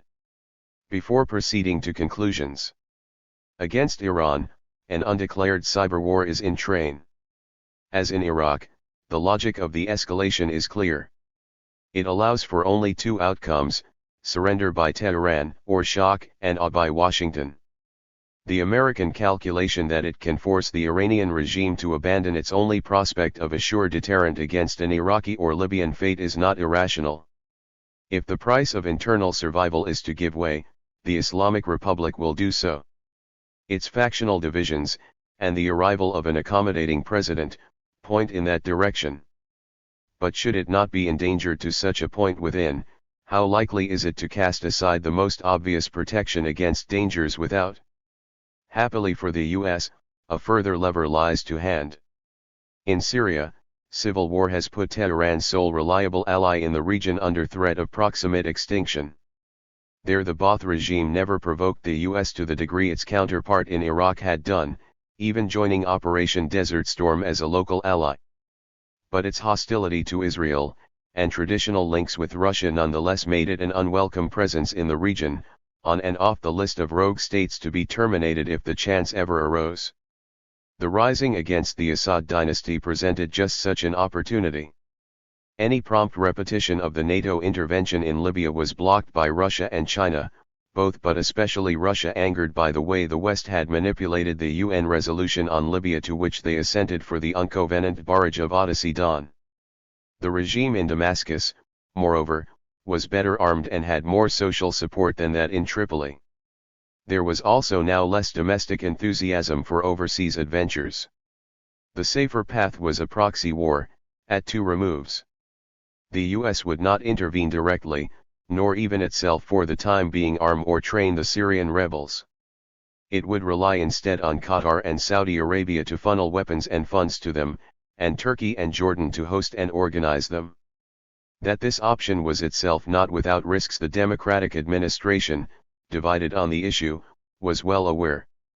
As the fighting in Syria wore on, it increasingly assumed the character of a sectarian conflict pitting Sunni against Alawite, in which the most effective warriors against the Assad regime became Salafist jihadis of just the sort that had wrought havoc among Shia in Iraq, not to speak of American forces themselves. Once triumphant, might they not turn on the West as the Taliban had done? But was not that a reason for intervening more directly, or at least supplying arms more openly and abundantly to the better elements in the Syrian rebellion, to avert such a prospect? Such tactical considerations are unlikely to affect the outcome. Syria is not Afghanistan, the social base for Sunni rigorism is far smaller, in a more developed, less tribal society, and playing the Islamist card safer for Washington, not least because Turkey, the very model of a staunchly capitalist, pro-Western Islamism, is virtually bound to be the overseeing power in any post-Ba'ath order to emerge in Syria, that will inevitably be much weaker than its predecessor. To date, fierce Alawite loyalties, tepid Russian support, a precarious flow of weapons from Tehran and levies from Hezbollah have kept the Assad regime from falling. But the balance of forces is against it, not only Gulf and Western backing of the rebellion, but a pincer from Turkey and Israel, their long-time collusion in the region renewed at American insistence. For Israel, a golden opportunity looms, the chance of helping to knock out Damascus as a remaining adversary in the region, and neutralize or kill off Hezbollah in the Lebanon. For the US, the prize is a tightening of the noose around Iran. Elsewhere in the region, the Arab Spring that caught the administration by surprise, stirring some initial disquiet, has so far yielded a crop of equally positive developments for the US. Even had they the will, incompetent Islamist governments in Egypt and Tunisia, stumbling about between repression and recession, were in no position to tinker with the compliant foreign policies of the police regimes they replaced, remaining at the mercy of the IMF and American good offices. Sisi's assumption of power in Cairo, once the temporary awkwardness of his path to it fades, promises a more congenial partner for Washington, with long-standing ties to the Pentagon. In the Yemen, a smooth succession from the previous tyrant has been engineered, averting the danger of a combustible popular upheaval by preserving much of the power of his family. In the only trouble spot in the Gulf, a timely Saudi intervention has restored order in Bahrain, headquarters of the U.S. Fifth Fleet. For the Palestinians, masterly inactivity has long been taken as the best treatment. The Oslo Accords, written by Norwegian surrogates for Israel at American behest, have lost any credibility. But time has taken its toll. The will of Palestinians to resist has visibly diminished, Hamas following down the same path of overtures to Qatar as earlier Fatah. With Arab support of any kind fast vanishing, could they not be left to rot more safely than ever before? If not, made to accept Jewish settlements on the West Bank and IDF units along the Jordan in perpetuity? Either way, Washington can reckon, they will eventually have to accept the facts on the ground, and a nominal statelet under Israeli guard. A decade after the invasion of Iraq, the political landscape of the Middle East has undergone major changes. But though domestic support for its projection has declined, the relative position of American imperial power itself is not greatly altered in the region. One of its most trusted dictators has fallen, Obama thanking him for 30 years of service to his country without producing any successor regime capable of more independence from Washington.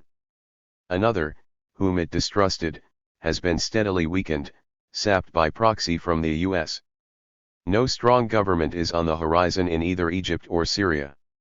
Nor is Iraq, the Kurdish north virtually a breakaway state, any longer a force to be reckoned with.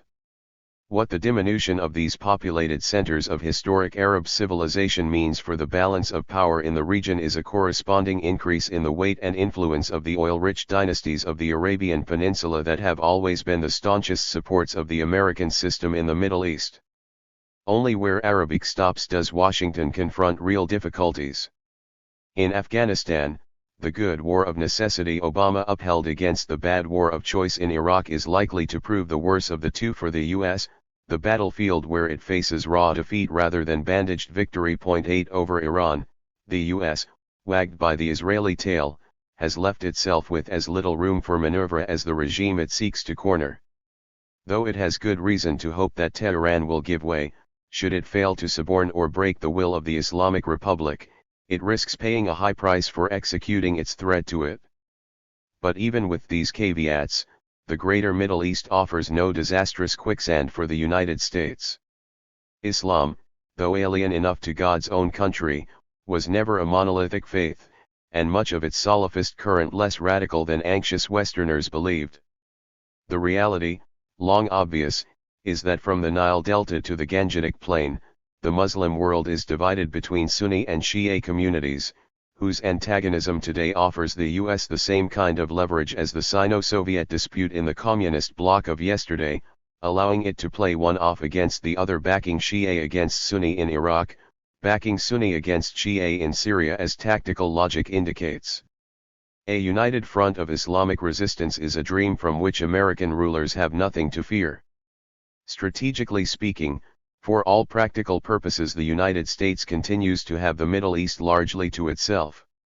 Russia's relative economic recovery till 2013, still growing at a faster clip than America, has not translated into much capacity for effective political initiative outside former Soviet territory, or significant return to a zone where it once rivaled the US in influence. Seeking to reset relations with Moscow, Obama cancelled the missile defense system Bush planned to install in Eastern Europe, ostensibly to guard against the Iranian menace.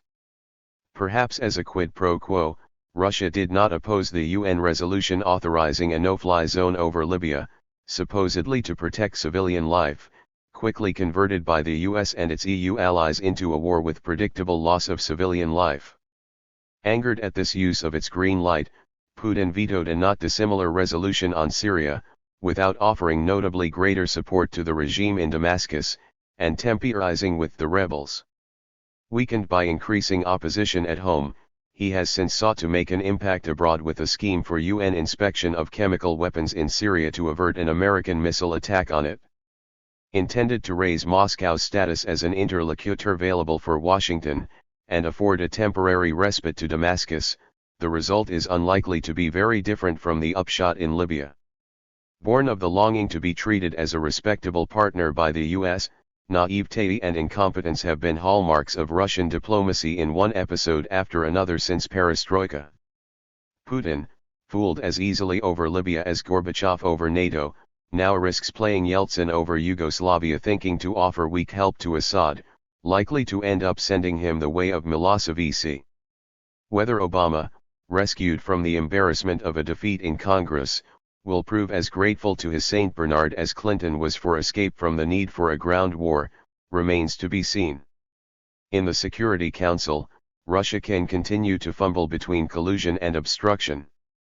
Its more significant relationship with the US unfolds elsewhere, along the supply lines it furnishes for the American war in Afghanistan. A foreign policy as aqueous as this gives little reason for Washington to pay overmuch attention to relations with Moscow. Europe, scarcely a diplomatic heavyweight, has required more. France and Britain, once its leading imperial powers and each anxious to demonstrate its continuing military relevance, took the initiative in pressing for an intervention in Libya whose success depended on American drones and missiles. Paris and London have again been ahead of Washington in publicly urging delivery of Western arms to the rebels in Syria. Anglo-French belligerence in the Mediterranean has so far failed to carry the whole EU behind it, over German caution, and is hampered by lack of domestic support.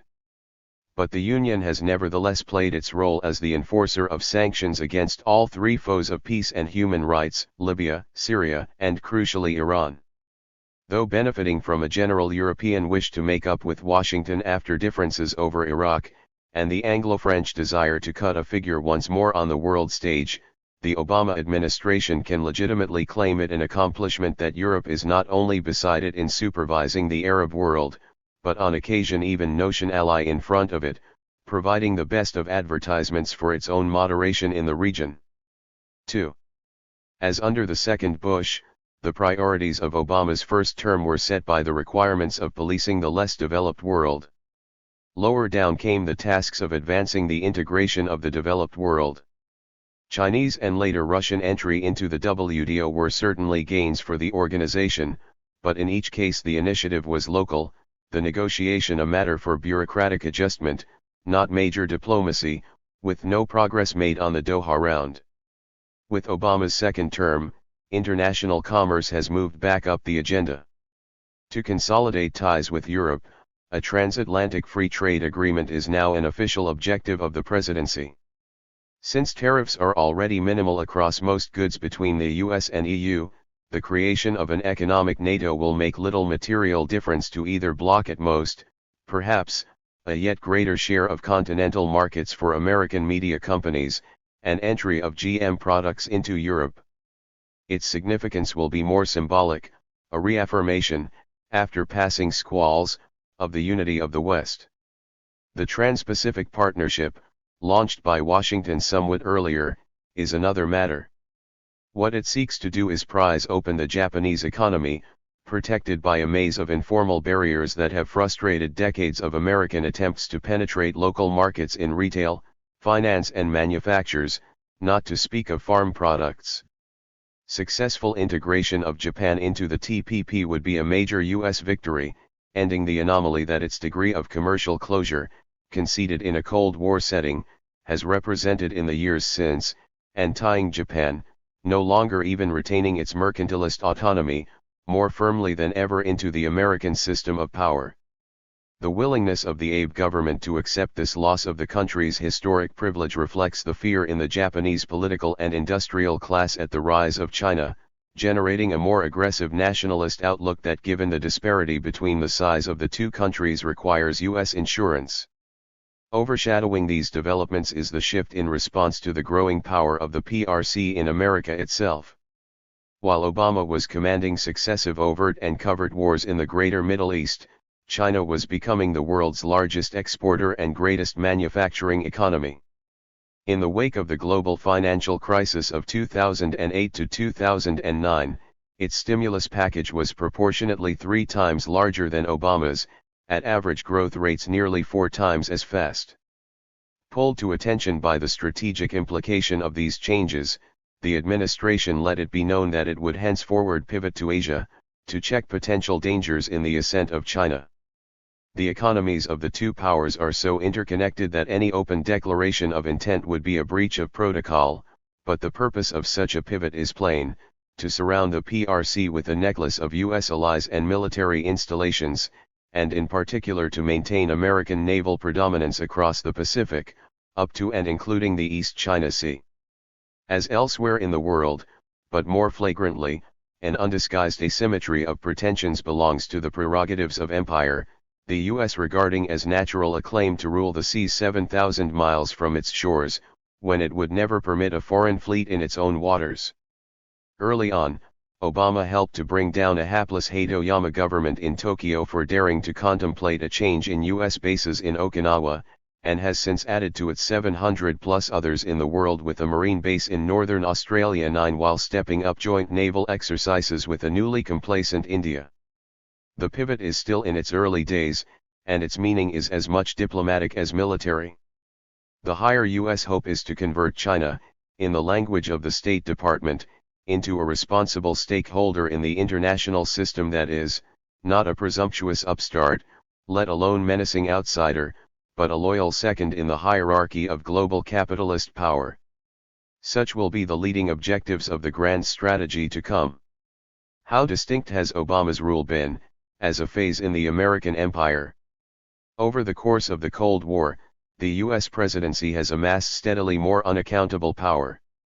Between the time of Truman and of Reagan, staff in the White House grew tenfold. The NSC, today over 200 strong, is nearly 4 times as large as it was under Nixon, Carter, or even the elder Bush. The CIA, whose size remains a secret, though it has grown exponentially since it was established in 1949, and whose budget has increased over tenfold since the days of Kennedy, $4 billion in 1963, $44 billion in 2005 at constant prices, is in effect a private army at the disposal of the president. So-called signing statements now allow the presidency to void legislation passed by Congress, but disliked by the White House. Executive acts in defiance of the law are regularly upheld by the Office of Legal Counsel in the Justice Department, which furnished memoranda on the legality of torture, but even its degree of subservience has been insufficient for the Oval Office, which has acquired its own White House counsel as a still more unconditional rubber stamp for whatever it chooses to do. 10 Obama inherited the system of arbitrary power and violence, and like most of his predecessors, has extended it.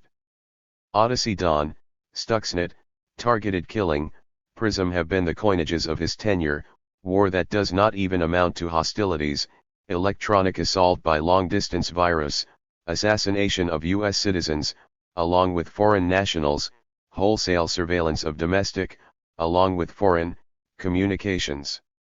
The executioner-in-chief has even been reluctant to forego the ability to order the killing without trial of an American on native soil.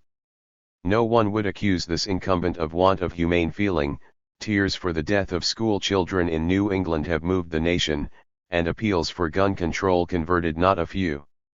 If a great many more children, most without even schools, have died at his own hands in Ghazni or Waziristan, that is no reason for loss of presidential sleep. Predators are more accurate than automatic rifles, and the Pentagon can always express an occasional regret. The logic of empire, not the unction of the ruler, sets the moral standard. The principal constraint on the exercise of imperial force by the United States has traditionally lain in the volatility of domestic opinion, repeatedly content to start but quick to tire of foreign engagements should these involve significant American casualties, for which public tolerance has dropped over time. Despite the abolition of the draft, even the very low loss of American life in Iraq soon becoming unpopular. The main practical adjustments in U.S. policy under Obama have been designed to avert this difficulty. The official term for these in the administration is rebalancing, though rebranding would do as well. What this watchword actually signifies are three changes. To reduce American casualties to an absolute minimum in principle, and in some cases in practice, zero. There has been ever-increasing reliance on the long-distance technologies of the RMA to obliterate the enemy from afar, without risking any battlefield contact. Where ground combat is unavoidable, proxies equipped with clandestine funds and arms are preferable to American regulars.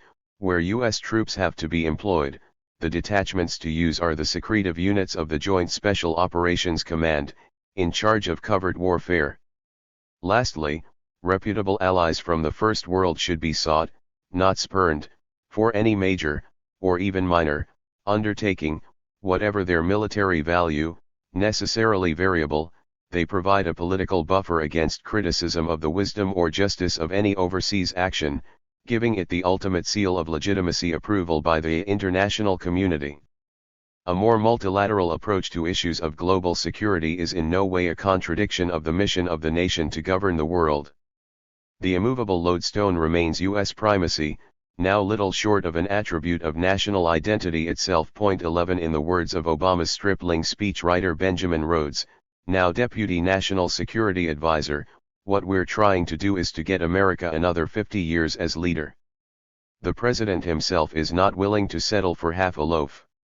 In over 30 pronouncements, he has explained that all of this, like the last, will be the American century. 12.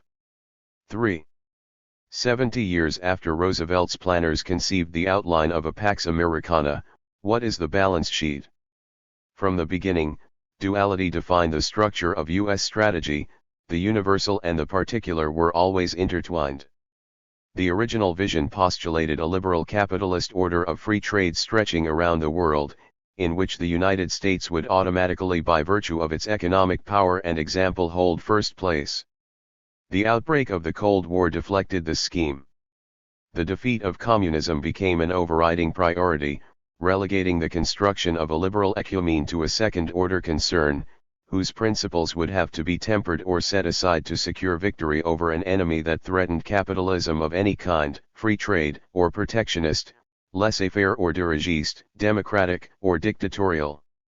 In this mortal conflict, America came to play an even more commanding role, on a still wider stage, than the projections of Bretton Woods and Dumbarton Oaks had envisaged, as the uncontested leader of the free world. In the course of 4 decades of unremitting struggle, a military and political order was constructed that transformed what had once been a merely hemispheric hegemony into a global empire, remolding the form of the U.S. state itself. In the Cold War, Triumph was in the end complete. But the empire created to win it did not dissolve back into the liberal ecumene out of whose ideological vision it had emerged. The institutions and acquisitions, ideologies, and reflexes bequeathed by the battle against communism now constituted a massive historical complex with its own dynamics, no longer needing to be driven by the threat from the Soviet Union. Special forces in over 100 countries round the world, a military budget larger than that of all other major powers combined, tentacular apparatuses of infiltration, espionage, and surveillance, ramifying national security personnel, and last but not least, an intellectual establishment devoted to revising, refining, amplifying, and updating the tasks of grand strategy, of a higher quality and productivity than any counterpart concerned with domestic affairs. How could all this be expected to shrink once again to the slender maxims of 1945? The Cold War was over, but a gendarme's day is never done. More armed expeditions followed than ever before, more advanced weapons were rolled out, more bases were added to the chain, more far-reaching doctrines of intervention developed. There could be no looking back. But beside the inertial momentum of a victorious empire, another pressure was at work in the trajectory of the now sole superpower. The liberal capitalist order it set out to create had started, before it had even cleared the field of its historic antagonist, to escape the designs of its architect. The restoration of Germany and Japan had not proved of unambiguous benefit to the United States after all, the system of Bretton Woods capsizing under the pressure of their competition, power that had once exceeded interest, permitting its conversion into hegemony, had begun to inflict costs on it. Out of that setback emerged a more radical free market model at home, which when the Cold War was won could be exported without inhibition as the norm of a neoliberal order. But against the gains to the US of globalized deregulation came further, more radical losses, as its trade deficit and the borrowing needed to cover it steadily mounted. With the emergence of China capitalist in its fashion, certainly, but far from liberal, indeed still ruled by a communist party as an economic power not only of superior dynamism but of soon comparable magnitude, on whose financial reserves its own public credit had come to depend, the logic of long-term American grand strategy threatened to turn against itself. Its premise had always been the harmony of the universal and the particular, the general interests of capital secured by the national supremacy of the United States. To solder the two into a single system, a global empire was built. But though the empire has survived, it is becoming disarticulated from the order it sought to extend. American primacy is no longer the automatic capstone of the civilization of capital. A liberal international order with the United States at its head risks becoming something else, less congenial to the land of the free. A reconciliation, never perfect, of the universal with the particular was a constitutive condition of American hegemony. Today they are drifting apart. Can they be reconjugated? If so, how? Around these two questions, the discourse of empire now revolves, its strategists divide. 9. Native traditions. On the threshold of the attacks on the World Trade Center and the Pentagon, there appeared a confident portmanteau of the native resources that for 2 centuries ensured that American foreign policy had won all the prizes. Walter Russell Mead's Special Providence, American Foreign Policy and How It Changed the World can be taken as a baseline for the subsequent literature. Continental European traditions of geopolitical realism, Mead argued, had always been alien to the United States. 1 Morality and economics, not geopolitics, were the essential guidelines of the nation's role in the world. These did not preclude the use of force for right ends in 20th century warfare. America had been more disproportionately destructive of its enemies than Nazi Germany. 2 But the policies determining these ends were the product of a unique democratic synthesis, Hamiltonian pursuit of commercial advantage for American enterprise abroad, Wilsonian duty to extend the values of liberty across the world, Jeffersonian concern to preserve the virtues of the Republic from foreign temptations, and Jacksonian valor in any challenge to the honor or security of the country. If the first two were elite creeds, and the third an inclination among intellectuals, the fourth was the folk ethos of the majority of the American people. But out of the competition between these the outlook of merchants, of missionaries, of constitutional lawyers and of frontiersmen had emerged, as in the invisible hand of the market, the best of all foreign policies. 3 Combining hard and soft power in ways at once flexible, pragmatic, and idealistic, America's conduct of world affairs derived from the complementary diversity of its inspirations a homeostatic stability and wisdom. Descriptively, the tally of native traditions laid out in this construction is often vivid and ingenious, assorted with many acute observations, however roseate the retrospect in which they issue. Analytically, however, it rests on the non sequitur of an equivalence between them, as so many contributors to a common upshot. A glance at the personifications offered of each undoes any such idea. The long list of Hamiltonian statesmen at the helm of the State Department or ensconced in the White House: Clay, Webster, Hay, Lodge, T.R., Hull, Atchison, the first Bush are mentioned can find a Wilsonian counterpart only by appealing to the regularity of mixtures since the Second World War: FDR, Truman, Kennedy, and the rest, while of Jeffersonian rulers or chancellors there are virtually none, even the eponym himself scarcely exemplifying abstinence from external ambition and aggrandizement. 4. Leaving as illustration only a forlorn train of isolates and outsiders, in a declension down to Borah, Lippmann, Fulbright. As for Jacksonians, aside from a subsequent string of undistinguished military veterans in the 19th century, Polk and the second Bush could be counted among their number, but most of the recent instances cited in special providence, Patton, MacArthur, McCain, Wallace might be added, were burst bullfrogs. Popular support for American wars, Meade correctly notes, requires galvanization of Jacksonian truculence in the social depths of the country. But the foreign policy that determines them is set elsewhere. The reality is that of the 4 traditions, only 2 have had consistent weight since the Spanish-American conflict, the others furnish little more than sporadic supplies of Cassandraism and cannon fodder. In that sense, the more conventional dichotomy with which Kissinger identified by Meade as the practitioner of a European-style realpolitik with no roots in America opened his treatise Diplomacy some years earlier, can be taken as read. In Kissinger's version, the 2 legacies that matter are lines that descend respectively from Theodore Roosevelt and Wilson: the first, a realist resolve to maintain a balance of power in the world; the second, an idealist commitment to put an end to arbitrary powers everywhere. Though discredited at the time, Wilson's ideas had in the long run prevailed over Roosevelt's. American foreign policy would come to conjugate the 2, but the Wilsonian strain would be dominant. A universal grouping of largely democratic nations would act as the trustee of peace and replace the old balance of power and alliance systems. Such exalted sentiments had never before been put forward by any nation, let alone implemented.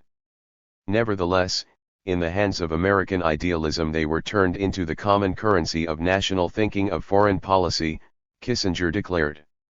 Nixon himself had hung a portrait of the man of peace as inspiration to him in the Oval Office. In all this time, Wilson's principles have remained the bedrock of American foreign policy thinking. 5. 2. The authorship of the dictum is enough to indicate the need to invert it.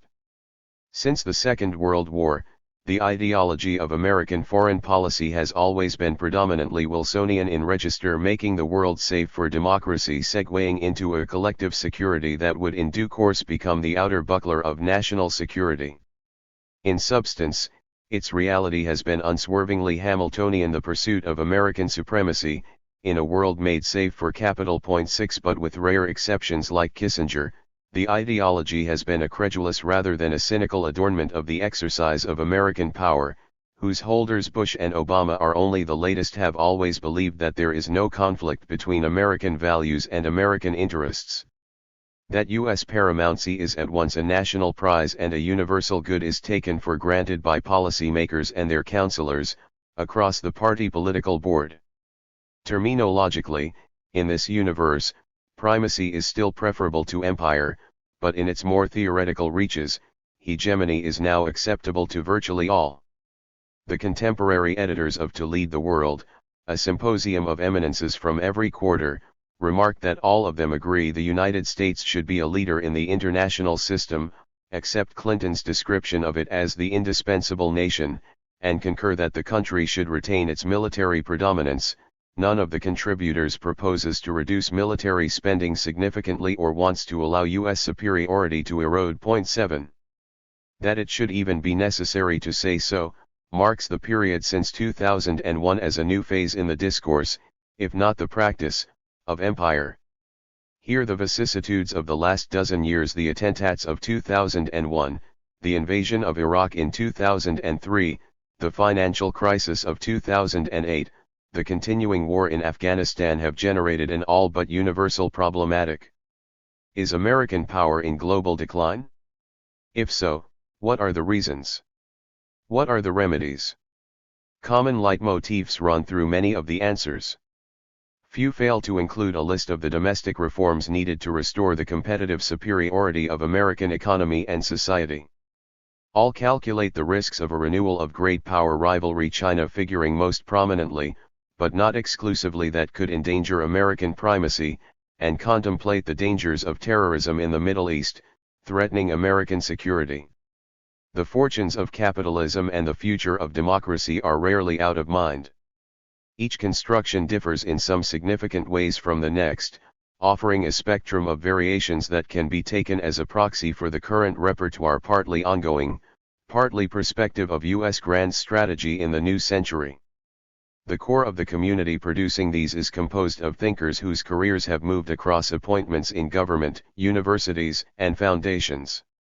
In this milieu, unlike that of diplomatic historians, direct dispute or polemical engagement are rare, not only because of the extent of common assumptions, but also because writing is often shaped with an eye to official preferment, where intellectual pugilism is not favored, though divergences of outlook are still plain enough. Individual quirks ensure that no selection of strategists will be fully representative. But a number of the most conspicuous contributions are readily identified. 8. Underscore underscore underscore underscore underscore underscore underscore underscore underscore underscore underscore underscore underscore underscore underscore underscore underscore underscore underscore 1. Walter Russell Mead, Special Providence, American Foreign Policy and How It Changed the World, New York 2001, pages 34-9. FF Rejection of Kissinger's brand of realism as un-American in Special Providence was no bar to Mead's appointment as Kissinger Senior Fellow at the Council on Foreign Relations in the wake of its success, before taking a chair at Bard. 2. In the last 5 months of World War II, American bombing raids killed more than 900,000 Japanese civilians, not counting the casualties from the atomic strikes against Hiroshima and Nagasaki. This is more than twice the number of combat deaths that the United States has suffered in all its foreign wars combined, while the ratio of civilian to combat deaths in the American wars in Korea and Vietnam was higher even than in the German invasion of Russia. Naturally, Mead assures his readers, no moral parallel is implied. Special Providence, pages 218-9. 3. Mead, Special Providence, pages 95-6, 311-2. 4. For the actual record of the architect of Montebello, see Robert W. Tucker and David C. Hendrickson, Empire of Liberty, The Statecraft of Thomas Jefferson, New York 1990. 5. Once the post-war world became largely America's creation, the U.S. would play the role Wilson had envisioned for it as a beacon to follow, and a hope to attain. Kissinger, Diplomacy, New York 1994, pages 52, 55. 6. As Wilson himself intimated in 1923. The world has been made safe for democracy, he wrote. But democracy has not yet made the world safe against irrational revolution. That supreme task, which is nothing less than the salvation of civilization, now faces democracy, insistent, imperative. There is no escaping it, unless everything we have built up is presently to fall in ruin about us, and the United States, as the greatest of democracies, must undertake it. For these reflections, see The Road Away from Revolution, see April 8, 1923, The Papers of Woodrow Wilson, Volume 68, Princeton 1993, p. 323. 7. Melvin Leffler and Jeffrey Legros, eds, To Lead the World, American Strategy After the Bush Doctrine, New York 2008, pages 250-2. The contributors include Francis Fukuyama, Charles Mayer, John Eikenberry, James Kurth, David Kennedy, Barry Eichengreen, Robert Kagan, Niall Ferguson, and Samantha Power, Obama's ambassador to the UN. Leffler has himself elsewhere explained that if the community that came into existence after the Second World War is to survive, the hegemonic role of the United States must be relegitimized, or as Wilson put it, peace must be secured by the organized moral force of mankind. Leffler, 9/11 and the Past and Future of American Foreign Policy, International Affairs, October 2003, pages 1062-3. 8. Excluded in what follows are figures whose careers have only been within the media or the academy. Prominent among the former are the journalists Fareed Zakaria of Newsweek and Peter Bionart of Time, authors respectively of The Post-American World and The Icarus Syndrome. For the second, see Anders Stepp Hansen, The Toughness Crew, New Left Review 82, July, Aug 2013. In the academy, the field of international relations or security studies includes a literature as dedicated to the technicalities of game theory and rational choice as any domestic political science, alembications precluding a wider audience, but also theorists of distinction whose independence of mind has saved them from temptations of office. John Mearsheimer of Chicago is an outstanding example, for whose tragedy of great power politics, see Peter Gowan's essay, A Calculus of Power, New Left Review 16, July, Aug 2002, but there are not a few others. Of leading in and outers passed over below, Joseph Nye, Harvard Kennedy School, Under Secretary of State in the Carter administration and Chairman of the NSC under Clinton, author of Bound to Lead and the Paradox of American Power, is insufficiently original, with little more than the banalities of soft power to his name, to warrant consideration. Philip Bobbitt, currently director of the National Security Center at Columbia, service on the CIA under Carter, NSC under Clinton and for the State Department under the second Bush, author of The Shield of Achilles and Terror and Consent, is far from banal, but has been discussed in depth by Gopal Balakrishnan, Algorithms of War, New Left Review 23, Sept. Oct. 2003. 10. Crusaders. They can start with the protean figure of Meade himself.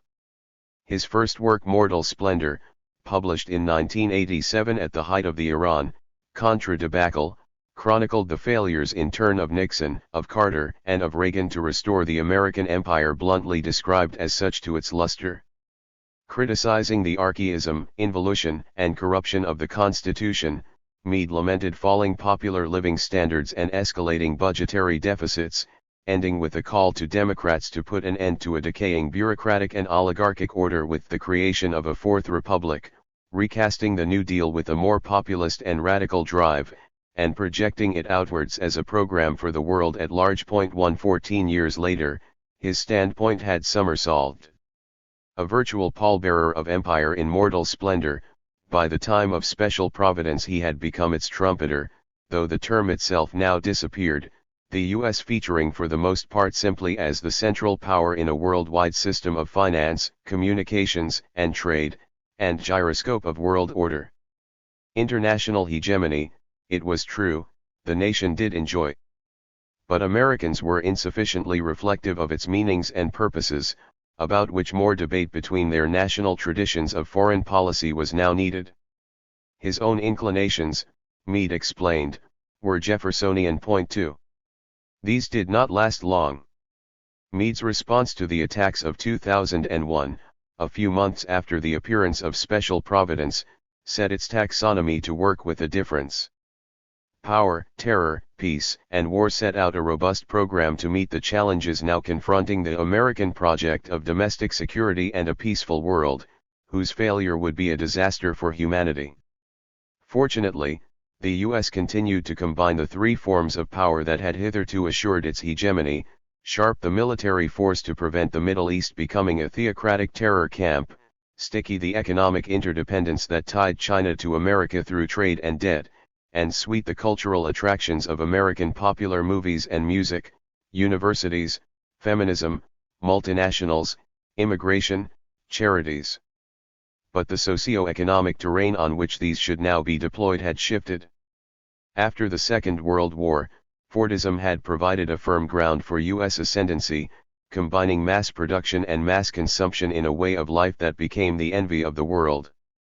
With the end of the Cold War, the American example appeared to promise a future in which free markets and free government could henceforward spread everywhere, under a protective canopy of U.S. might. 3.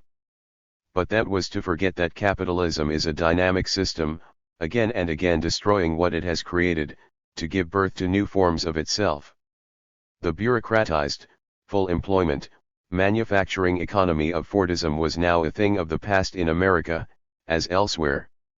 What had replaced it was a millennial capitalism of more freewheeling competition and individual risk-taking, corporate downsizing and high-tech venturing, shorn of the props and protections of an earlier epoch, a force feared by all those governments, elites, or masses who had benefited from Fordism and still clung to its ways. Restless and disruptive, it was the arrival of this millennial capitalism that underlay the revolution in American foreign policy in the new century.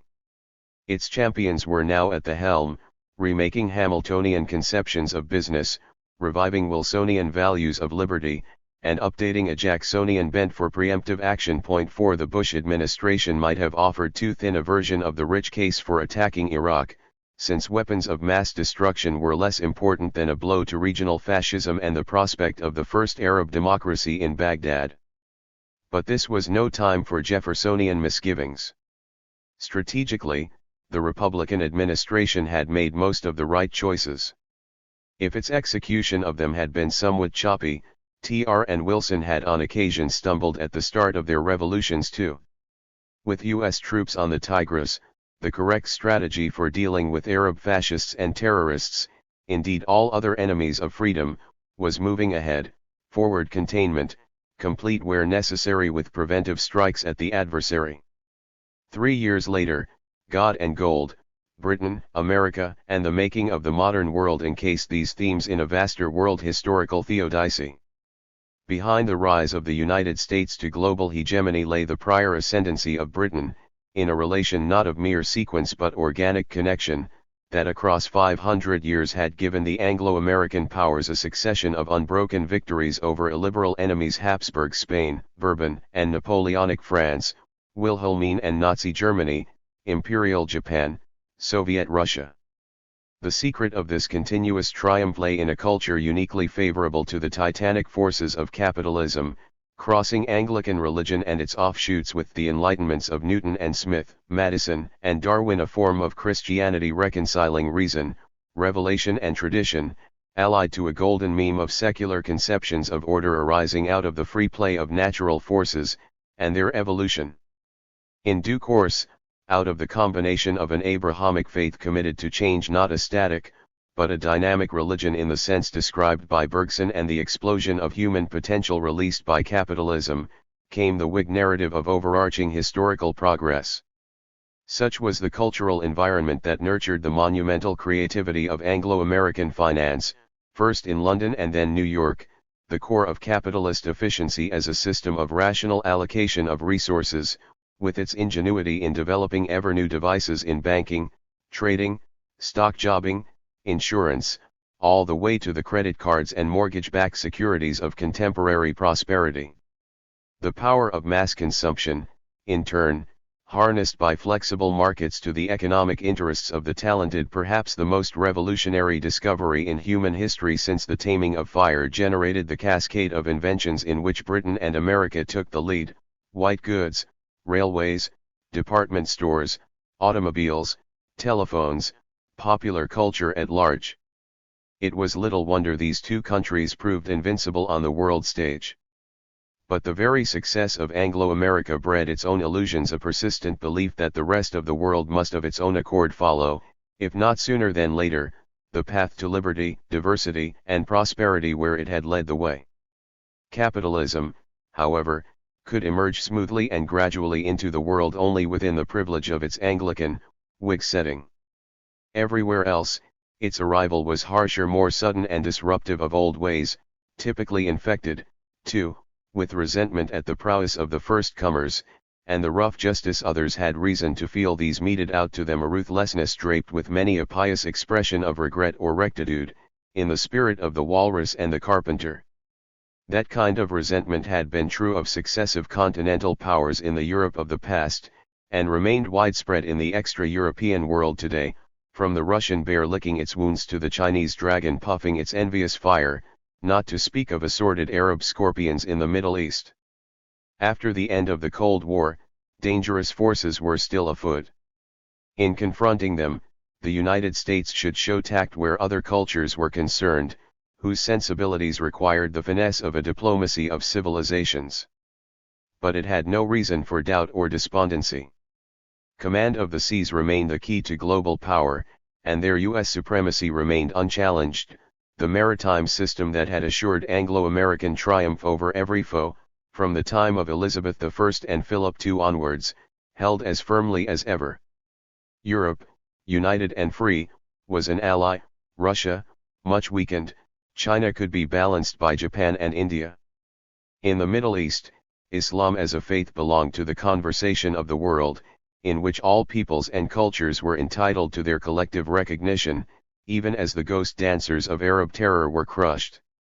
The Pax Americana would persist, for it was wrong to think that all empires must inevitably decline or disappear. Rather, as the example of China showed, they may wax and wane over millennia. By this time, the invasion of Iraq had proved to be an unnecessary and poorly planned war, after all. But U.S. engagement in the Middle East would have to deepen, and Meade looked forward to the arrival of centrist Democrats for a course correction.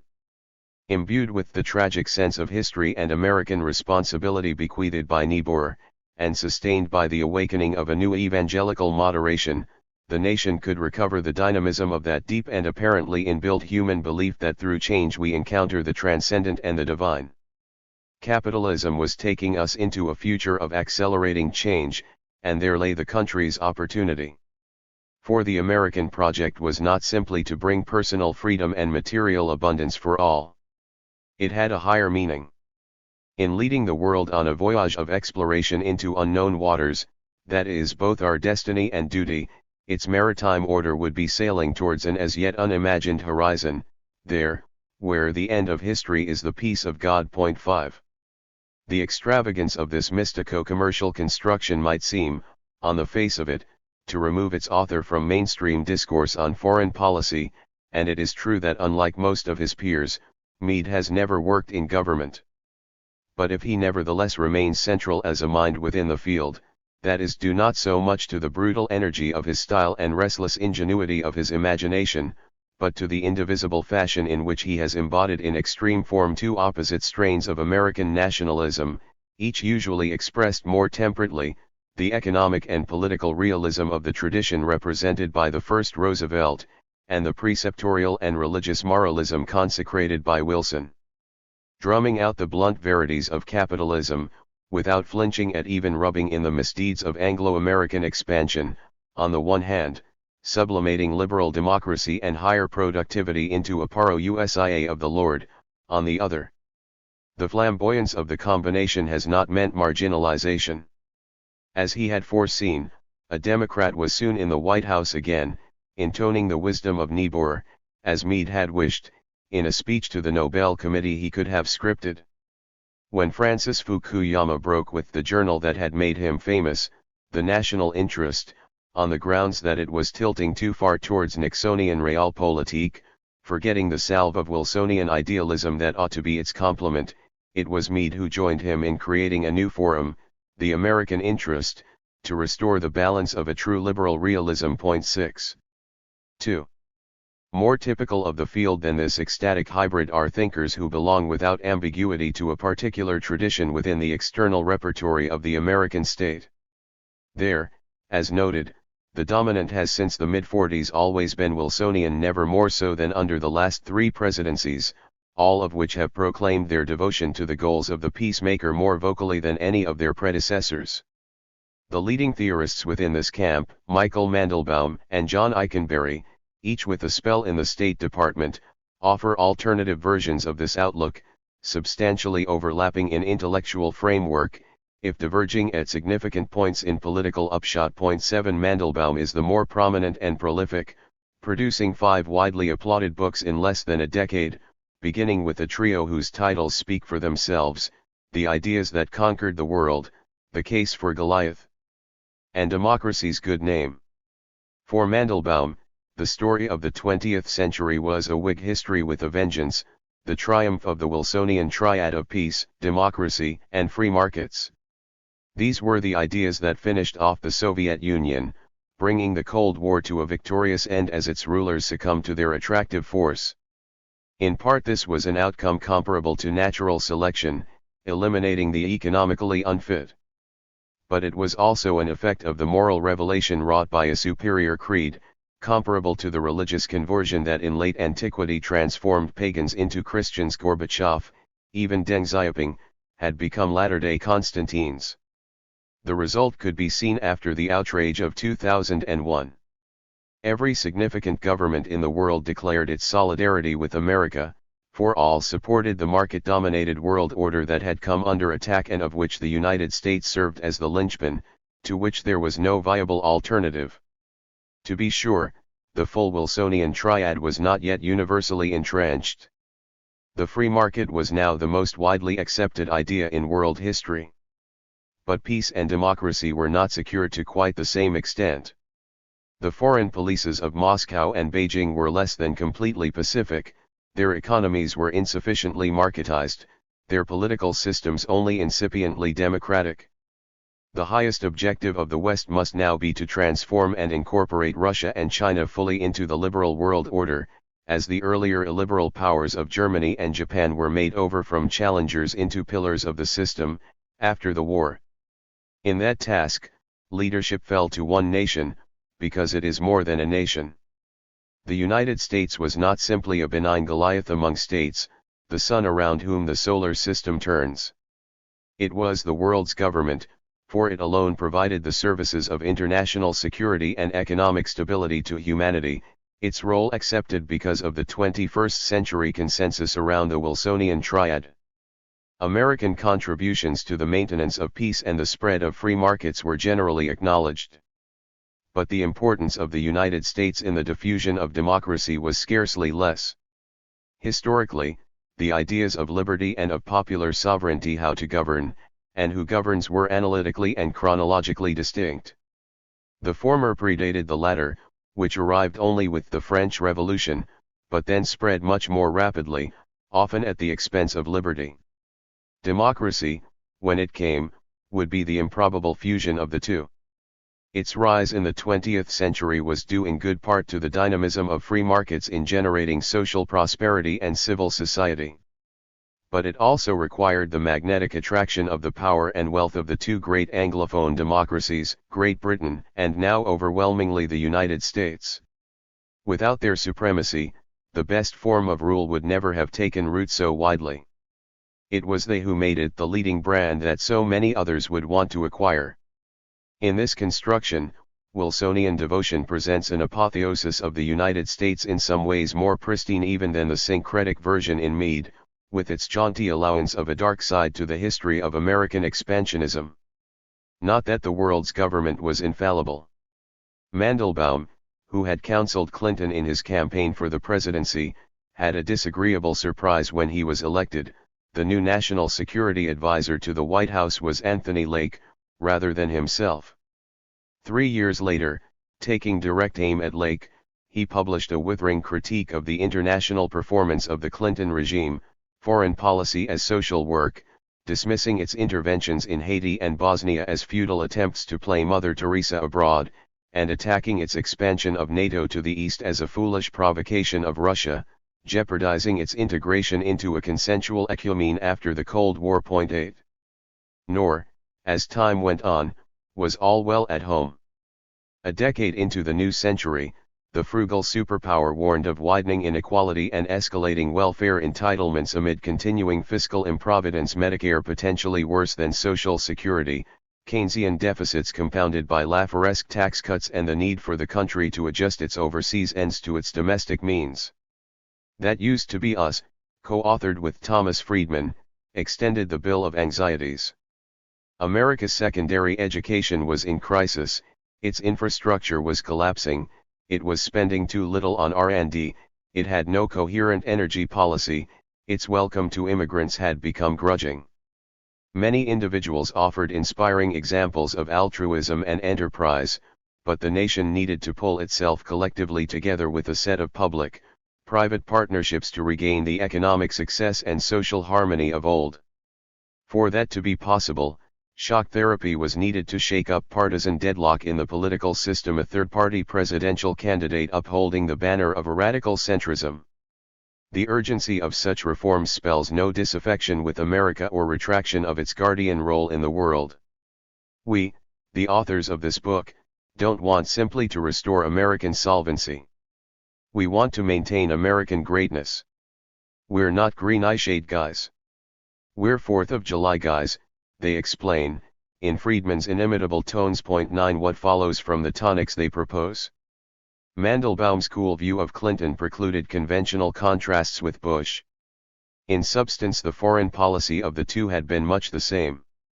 Humanitarian intervention and preventive war were twins, not opposites. The occupation of Iraq, hailed in an afterword to ideas that conquered the world as a mission to bring the Wilsonian triad, the establishment, where they had never previously existed, of peace, democracy and free markets to the Middle East, had 4 years later shrunk in democracy's good name to a quest for peace, depriving the regime in Baghdad of weapons of mass destruction rather than democracy. By the time of the frugal superpower, it had nothing to do with democracy, and stood condemned as a bungled operation. 10 Still, though the immediate costs of Bush's invasion of Iraq were higher, Clinton's expansion of NATO was a much more lasting and graver blunder, not attempting, if failing, to solve a real problem, but creating a problem where none had otherwise existed. The U.S. should eschew military attempts at nation building, and seek international cooperation for its endeavors wherever possible. But major allies were not always reliable. If the West was faltering in Afghanistan, it was due to underperformance by a fragmented Europe, rather than to an overbearing, unilateral America. In the Middle East, war might still have to be waged against Iran. Their closer cooperation was required with the only democratic and reliably pro-American country in the region, one with a legitimate government, a cohesive society, and formidable military forces, the State of Israel. 11. 3. Mandelbaum's writing is the most strident version of a Wilsonian creed since the end of the Cold War, but in two respects it is not the purest. Of its nature, this is the tradition with the highest quotient of adulteration, the most unequivocally apologetic in the canon of American foreign policy, and by the same token, as the closest to ideology tout court, the most central to officialdom. Mandelbaum's edges are too sharp for either requirement, as his relations with the Clinton administration showed. Their perfect embodiment is to be found in Eikenberry, the poet laureate of liberal internationalism, from whom the dead center of the establishment can draw on a more even unction. In 2006, the Princeton Project on National Security unveiled the final paper he co-authored with Anne-Marie Slaughter, after some 400 scholars and thinkers had contributed to the endeavor under their direction. 12 With a bipartisan preface co-signed by Lake and Schultz, and the benefit of candid conversations with Zbigniew Brzezinski and Madeleine Albright, not to speak of the wisdom and insight of Henry Kissinger, Forging a World of Liberty Under Law, U.S. National Security in the 21st Century sought, Eikenberry and Slaughter explained, to offer nothing less than a collective X article that would provide the nation with the kind of guidance in a new era that Kennan had supplied at the dawn of the Cold War, though NSC 68, 2, remained an abiding inspiration. How was a world of liberty under law to be brought about? Amid much familiar counsel, half a dozen more pointed proposals stand out.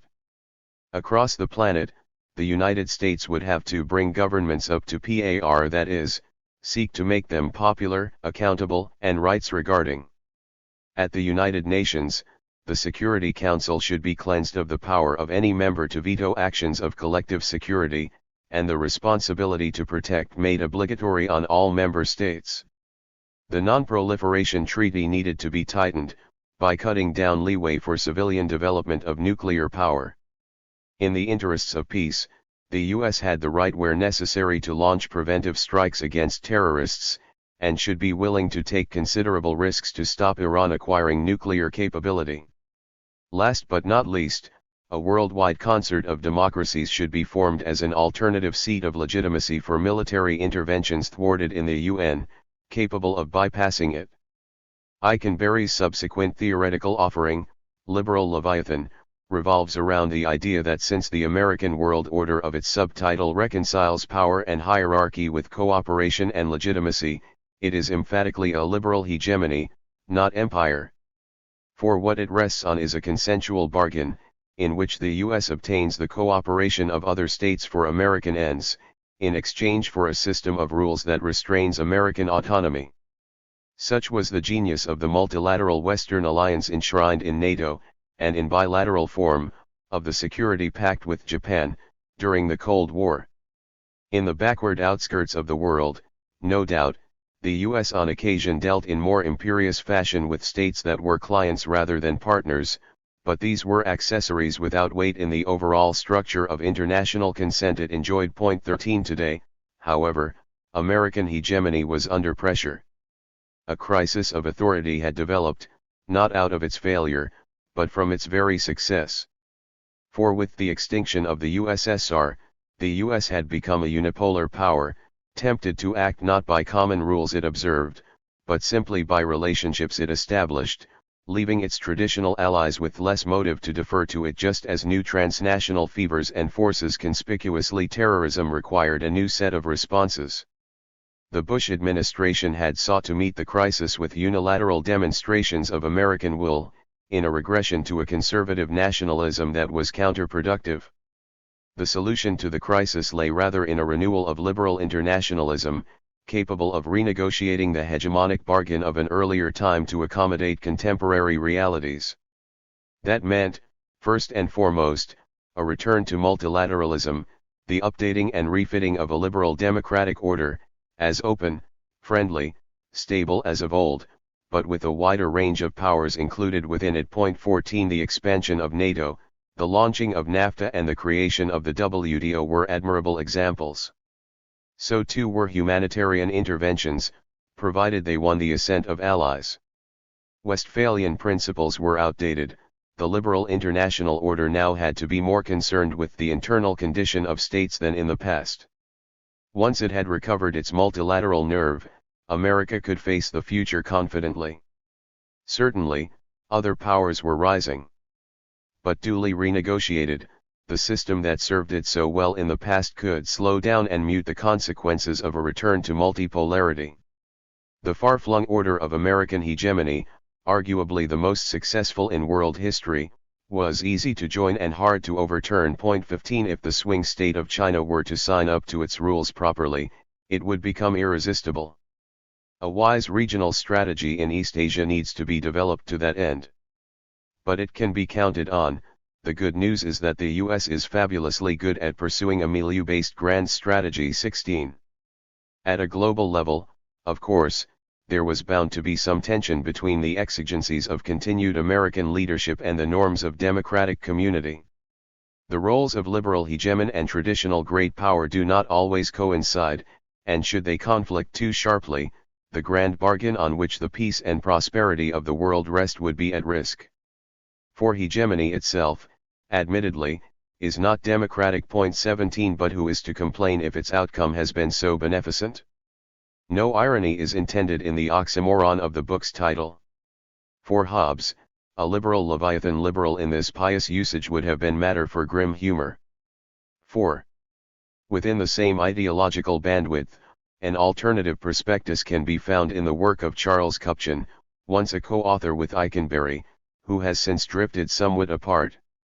on the policy planning staff of the State Department under Baker, during the last year of the first Bush presidency, promoted to Director of European Affairs on the National Security Council under Clinton, currently holder of a chair in the School of Foreign Service and Government at Georgetown and senior fellowship at the Council on Foreign Relations.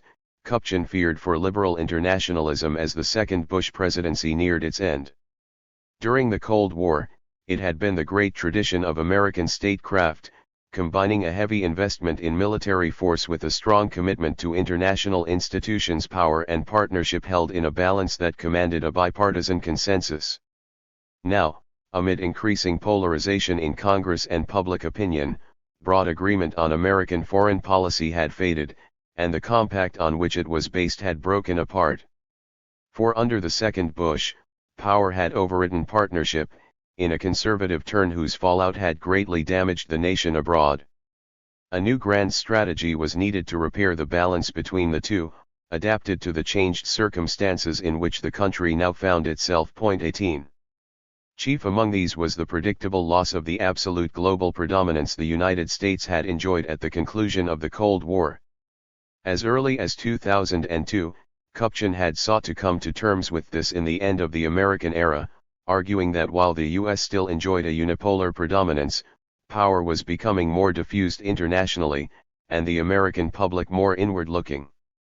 Speculative excesses on Wall Street, moreover, were troubling. 19 So far the European Union, a huge success to date, was the only major competitor on the horizon.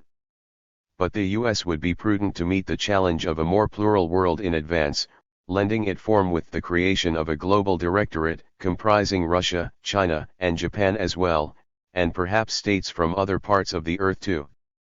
That would involve a conscious effort to insulate foreign policy and its domestic roots from partisan politics, where regional cultures and interests were unfortunately diverging.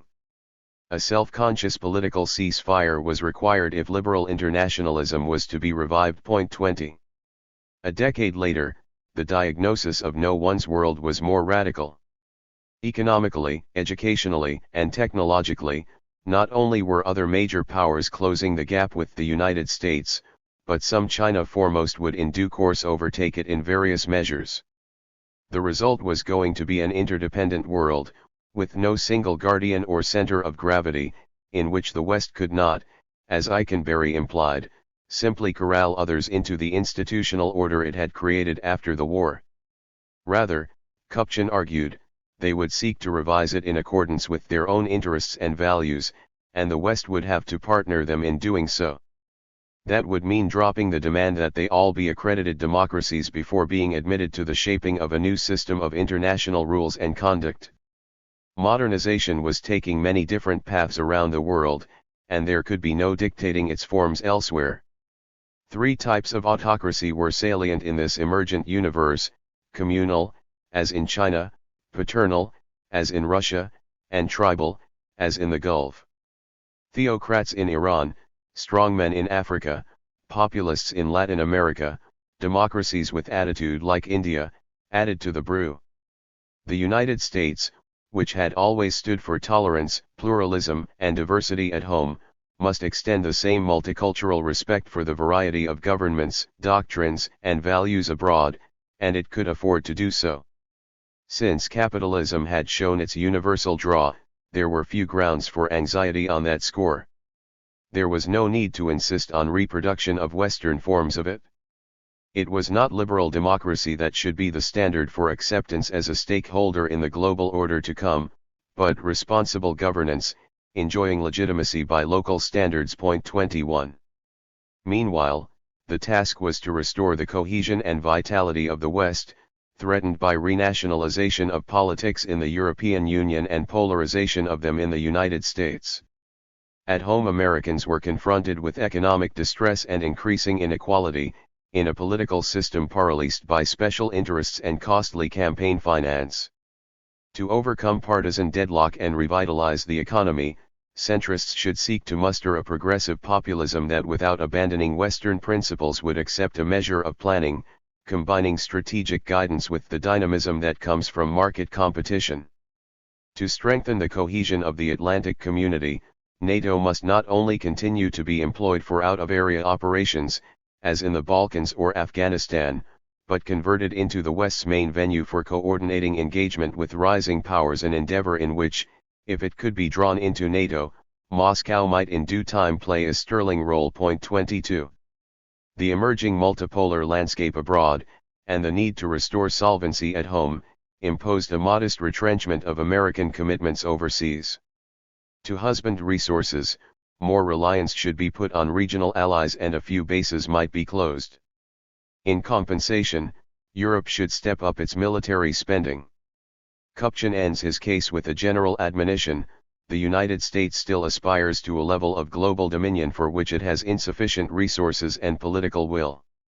American elites continue to embrace a national narrative consistent with this policy. Indispensable nation, the American century, America's moment. These and other catchphrases like them still infuse political debate about U.S. strategy. They crowd out considered debate about the more diverse global order that lies ahead. 23. Ostensibly, in such declarations, no one's world marks a break with the axiomatic insistence on American primacy as the condition of international stability and progress that lies at the core of the foreign policy consensus in the United States. Kupchan's intention, however, is not to bid farewell to the liberal internationalism that served the country so staunchly during the Cold War, but to modernize it. Partnership needs to be brought back into balance with power. But the putative partners have changed, and there is no point scrupling over assorted shortfalls from the norms of the Atlantic community, since all are en route to one form or other of capitalist modernity. Refurbishing partnership does not, however, entail relinquishing power. In the necessary work of constructing a new global consensus, the U.S. must take the lead. The purpose of a judicious and selective retrenchment is not to wind down American influence at large, but to rebuild the bipartisan foundations for a steady and sustainable brand of U.S. leadership. In that task, American military primacy is a precious national asset, whose reconfiguration need not impair America's ability to project power on a global basis. 24. Nor, in admitting responsible autocracies to the councils of the world, need America forsake its historic commitments to democracy and human rights. The responsibility to protect was entirely consistent with it. Rogue states like Iran, the DRPK, or Sudan must be confronted, and tyranny eradicated, where necessary by preventive intervention optimally multilateral, as in NATO's exemplary action in Libya, but in all cases humanitarian. Empires, like individuals, have their moments of false modesty. The kind of retrenchment envisaged by Kupchan belongs to them. Between the lines, its motto is an old one: reculer pour mieux sauter. 11. Realist ideals. In apparently diametric contrast has been the output of the most influential thinker commonly identified with neoconservatism, Robert Kagan.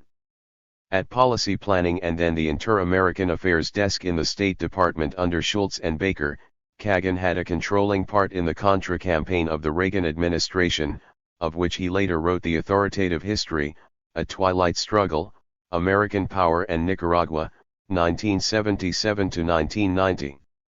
A vigorous champion of the strategy of the second Bush for recasting the world, he was foreign policy advisor to McCain during his run for the presidency. But, like most in and outers, he has readily crossed party lines, supporting Clinton in 1992 and counseling his wife at the State Department during the first Obama administration. His fame dates from the book he published in 2003, Of Paradise and Power, during a season in Brussels as husband of the U.S. Deputy Ambassador to NATO. 1 Appearing at the height of transatlantic tensions over the impending invasion of Iraq, it proposed an explanation of them that made short work of liberal bewailing of the rift in the Atlantic community. Europe and America were divided, not as conventionally held, by subjective contrasts in culture or politics, but by differing objective situations, determining opposite outlooks. If the EU stood for law, in a Kantian world of patience and peaceful persuasion, and the US for power, in a Hobbesian world of vigilance and force, that was a function of their respective military capacities, weakness and strength. When this distribution was reversed, so were concomitant stances.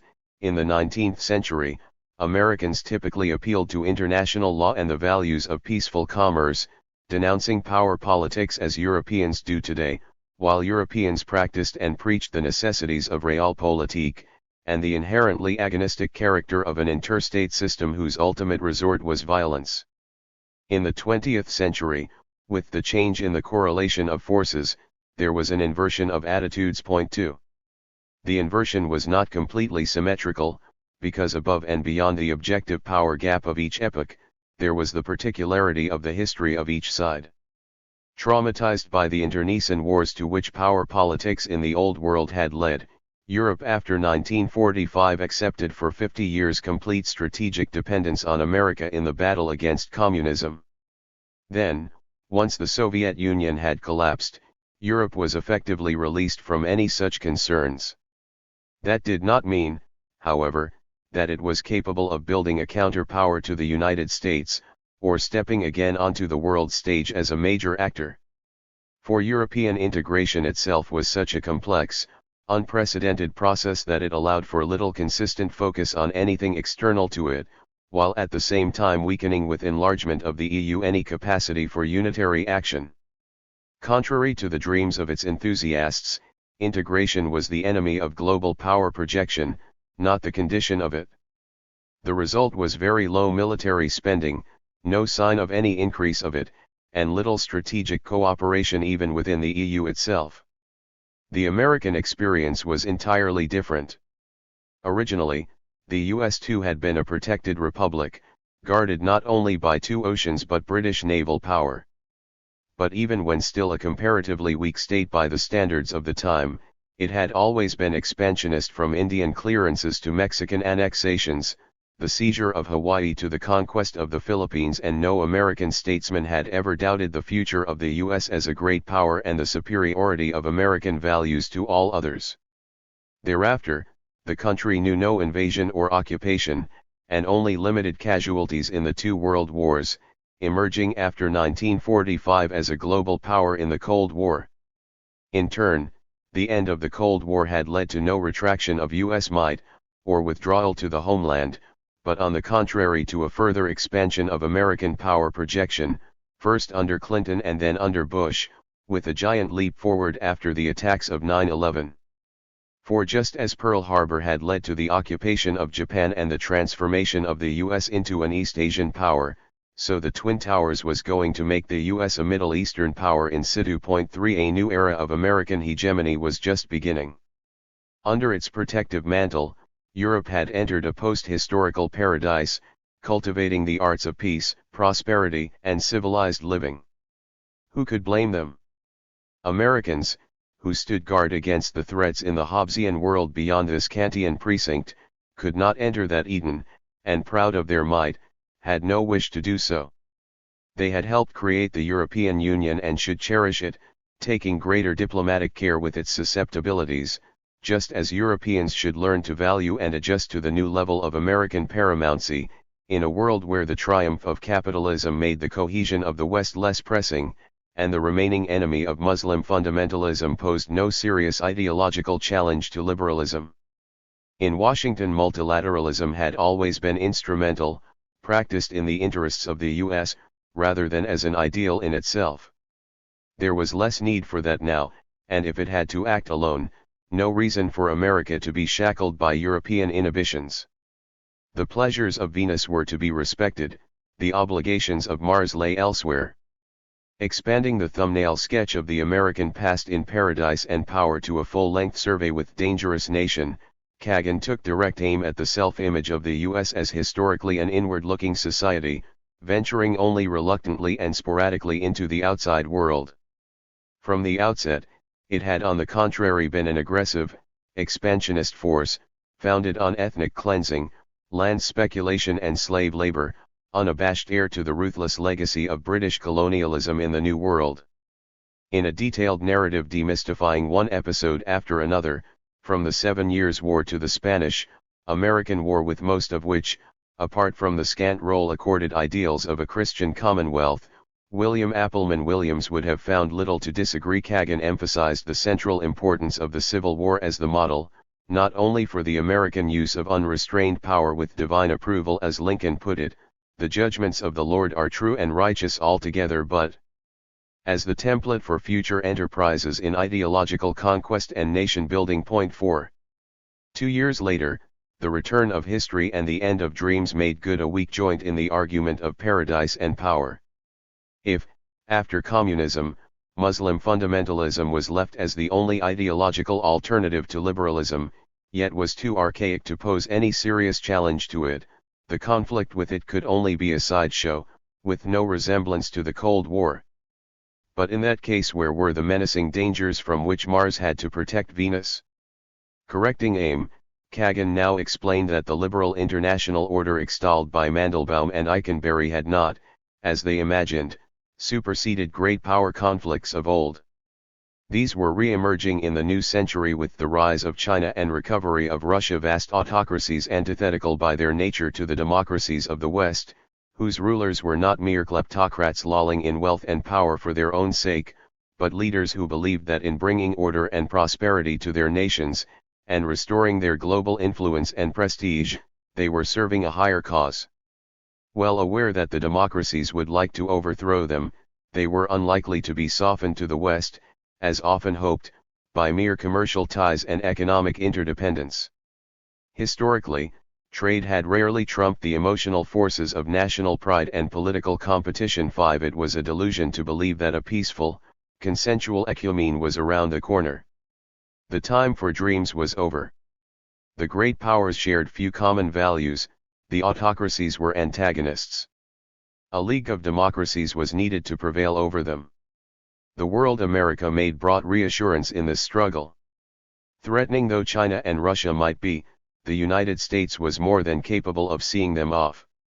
Like that of Rome in its day, or for millennia Imperial China, the American order of the 20th century had established norms of conduct, shaped ideas and beliefs, determined legitimacies of rule, around itself. Peace and democracy had spread under its carapace. But these were not the fruit of American culture, wisdom, or ideals. They were effects of the attraction exercised by American power, without which they could not have arrived. That power, for all the excesses or failures of which, like any predecessor, it has never been exempt, remains, exceptionally, accepted and abetted by others. In a historically unique pattern, no coalition has attempted to balance against it. That is not because American power has always been used sparingly, or in accordance with international law, or after consultation with allies, or simply because of the benefits its liberal order confers at large. Crucial is also the fact the United States alone is not contiguous with any other great power, as are Europe, Russia, China, India, and Japan, all of whom have more reason to fear their immediate neighbors than distant America. On this stage there can be no democratic peace, because Russia and China are not democracies, and what peace there is remains too brief an experience since 1945, only 20 years longer than 1870, 1914 to rely on nuclear weapons to keep indefinitely. The only reliable guarantee of peace continues to be U.S. predominance. Should that fade, the world would be at risk. But happily America is not in decline. Its world historical position is like that of Britain in 1870, not later. Domestic economic problems there are, which need to be fixed. The country is not omnipotent. But it suffers no overstretch in troops or cash, military spending remaining a modest percentage of GDP. Its hegemony is essentially unimpaired, and will remain so, for as long as Americans hearken to Theodore Roosevelt's call, let us base a wise and practical internationalism on a sound and intense nationalism. 6. The authority of the first Roosevelt indicates the distance of this body of writing from the pedigree descending from Wilson, at its most pronounced in Paradise and Power and Dangerous Nation. But the adage itself speaks to the underlying invariant of the ideology of American foreign policy since the Second World War, which had its equivalent in Imperial China, Ru Biao, folly decoratively Confucian, Substantively legalist. 7 Liberal internationalism is the obligatory idiom of American imperial power. Realism, in risking a closer correspondence to its practice, remains facultative and subordinate. The first can declare itself as such, and regularly achieve virtually pure expression. The second must pay tribute to the first, and offer an articulation of the two. So it is with Kagan. In 2007, he joined forces with Ivo Daalder, a perennial Democratic standby, in charge of Bosnian affairs on Clinton's National Security Council, later Obama's ambassador to NATO, to advocate a League of Democracies virtually identical to the Concert of Democracies proposed a year earlier by Eikenberry and Slaughter as a way of firming up support for humanitarian interventions. 8 Reaffirmed in The Return of History and adopted as a platform by McCain in 2008, with Kagan at his side, this conception was Wilsonism cubed, alarming even many a bona fide liberal. It was soon shot down as unwelcome to America's allies in Europe and provocative to its adversaries in Russia and China, who were better coaxed tactfully into the ranks of free nations than stigmatized ab initio as strangers to them. The world America made had better luck. Its case captivated Obama, who confided his enthusiasm for it on the eve of his State of the Union address in 2012, in which he proclaimed America is back. 9 Kagan would return the compliment, crediting Obama not only with a very smart policy in Asia, the opening of a new base in Australia, a powerful symbol of America's enduring strategic presence in the region, but a welcome return to a pro-democracy posture not only in the Middle East, but also in Russia and Asia. If the record was marred by failure to secure agreement from Baghdad to continuing U.S. troops in Iraq, it was star-spangled by the intervention in Libya. The terms of Kagan's praise speak for themselves. Obama placed himself in a great tradition of American presidents who have understood America's special role in the world.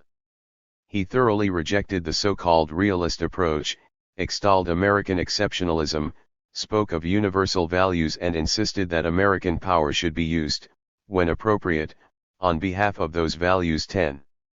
2. Realism comes, without such disavowals, in a more unusual amalgam in the outlook of a thinker with Cold War credentials superior even to those of Kagan. Responsible, as Carter's national security advisor, for the American operation arming and bankrolling the Islamist revolt against Afghan communism and subsequent war to drive the Red Army out of the country, Zbigniew Brzezinski is the highest former office holder in the gallery of contemporary U.S. strategists. From a Polish Zlachta background, his European origins offer a misleading comparison with Kissinger. 11 The contrast in formation and outlook is marked. Where Kissinger fancied himself as the heir to balance of power statesman of the old world, Brzezinski comes from the later, and quite distinct, line of geopolitics. This is affiliation more radically distant from the Wilsonian pieties to which Kissinger has always paid nominal tribute. But in this case the harder-edged realism to which it tends, free from liturgies of democracy and the market, comes combined with a culture critic of classically minatory stamp, whose genesis lies in the rhetoric of malaise associated with Carter's presidency. Brzezinski's tenure in power, cut short when Reagan was elected in 1980, was only half Kissinger's, leaving him with a greater drive to make his mark during subsequent administrations, with a succession of 5 books timed around electoral calendars, out of control as Clinton took office, the grand chessboard as he started his second term, the choice as Kerry battled Bush for the White House, second chance, as the prospect for Democratic recapture of it loomed, strategic vision, as Obama approached a second term. 12. Brzezinski laid out his general vision in the first of these works, which he dedicated to Carter. Far from victory in the Cold War ushering in a new world order of international tranquility, security, and common prosperity, the United States was faced with an era of global turmoil, of which the country was itself one of the chief causes. For while the Soviet Union might have gone, there were no grounds for domestic complacency. American society was not just pockmarked with high levels of indebtedness, trade deficits, low savings and investment, sluggish productivity growth, inadequate health care, inferior secondary education, deteriorating infrastructure, greedy rich and homeless poor, racism and crime, political gridlock, ills enumerated by Brzezinski long before they became a standard list in buck-up literature along Friedman, Mandelbaum lines. It was more deeply corroded by a culture of hedonistic self-indulgence and demoralized individualism. A permissive cornucopia had bred massive drug use, sexual license, visual media corruption, declining civic pride and spiritual emptiness. Yet at the same time, in the attractions of its material wealth and seductions of its popular culture, the US was a destabilizing force everywhere in the less advanced zones of the world, disrupting traditional ways of life and tempting unprepared populations into the same dynamic escalation of desire that was undoing America. Such effects were all the more incendiary in that across most of the still poor and underdeveloped Earth, turmoil was in store as the youth bulge unleashed by population explosion interacted with the growth of literacy and electronic communications systems to detonate a global political awakening. As this got underway, newly activated masses were prone to primitive, escapist, and Manichean fantasies, of an ethnically narrow and often anti-Western bent, insensible of the needs for pluralism and compromise. The export of an American lack of self-restraint could only add fuel to the fire. Politically, the United States was the guardian of order in the world. Culturally, it was a force sowing disorder. This was an extremely dangerous contradiction. To resolve it, America would have to put its own house in order. Unless there is some deliberate effort to re-establish the centrality of some moral criteria for the exercise of self-control over gratification as an end in itself, the phase of American predominance may not last long. Brzezinski warned, it was unlikely that a global power that is not guided by a globally relevant set of values can for long exercise its predominance. Point 13. A new respect for nature must ultimately be part of this, even if rich and poor societies might not share the same ecological priorities. At-home economic and social problems, however acute, were less intractable than metaphysical problems of common purpose and meaning. What America needed above all, Brzezinski disavowed any particular prescriptions for reform, was cultural revaluation and philosophical self-examination, not to be achieved overnight. Meanwhile, the affairs of the world could not wait. American hegemony might be at risk from American dissolution, but the only alternative to it was global anarchy, regional wars, economic hostilities, social upheavals, ethnic conflicts. For all its faults, the United States continued to enjoy an absolute superiority in all four key dimensions of power: military, economic, technological, cultural, and it was a benign hegemon, whose dominance, though in some ways reminiscent of earlier empires, relied more than its predecessors on co-option of dependent elites rather than outright subjugation. Huntington was right that sustained American primacy was central to the future of freedom, security, open markets, and peaceful relations worldwide. To preserve these, the U.S. required an integrated, comprehensive and long-term geopolitical strategy for the great central land mass of the Earth, on whose fate the pattern of global power depended.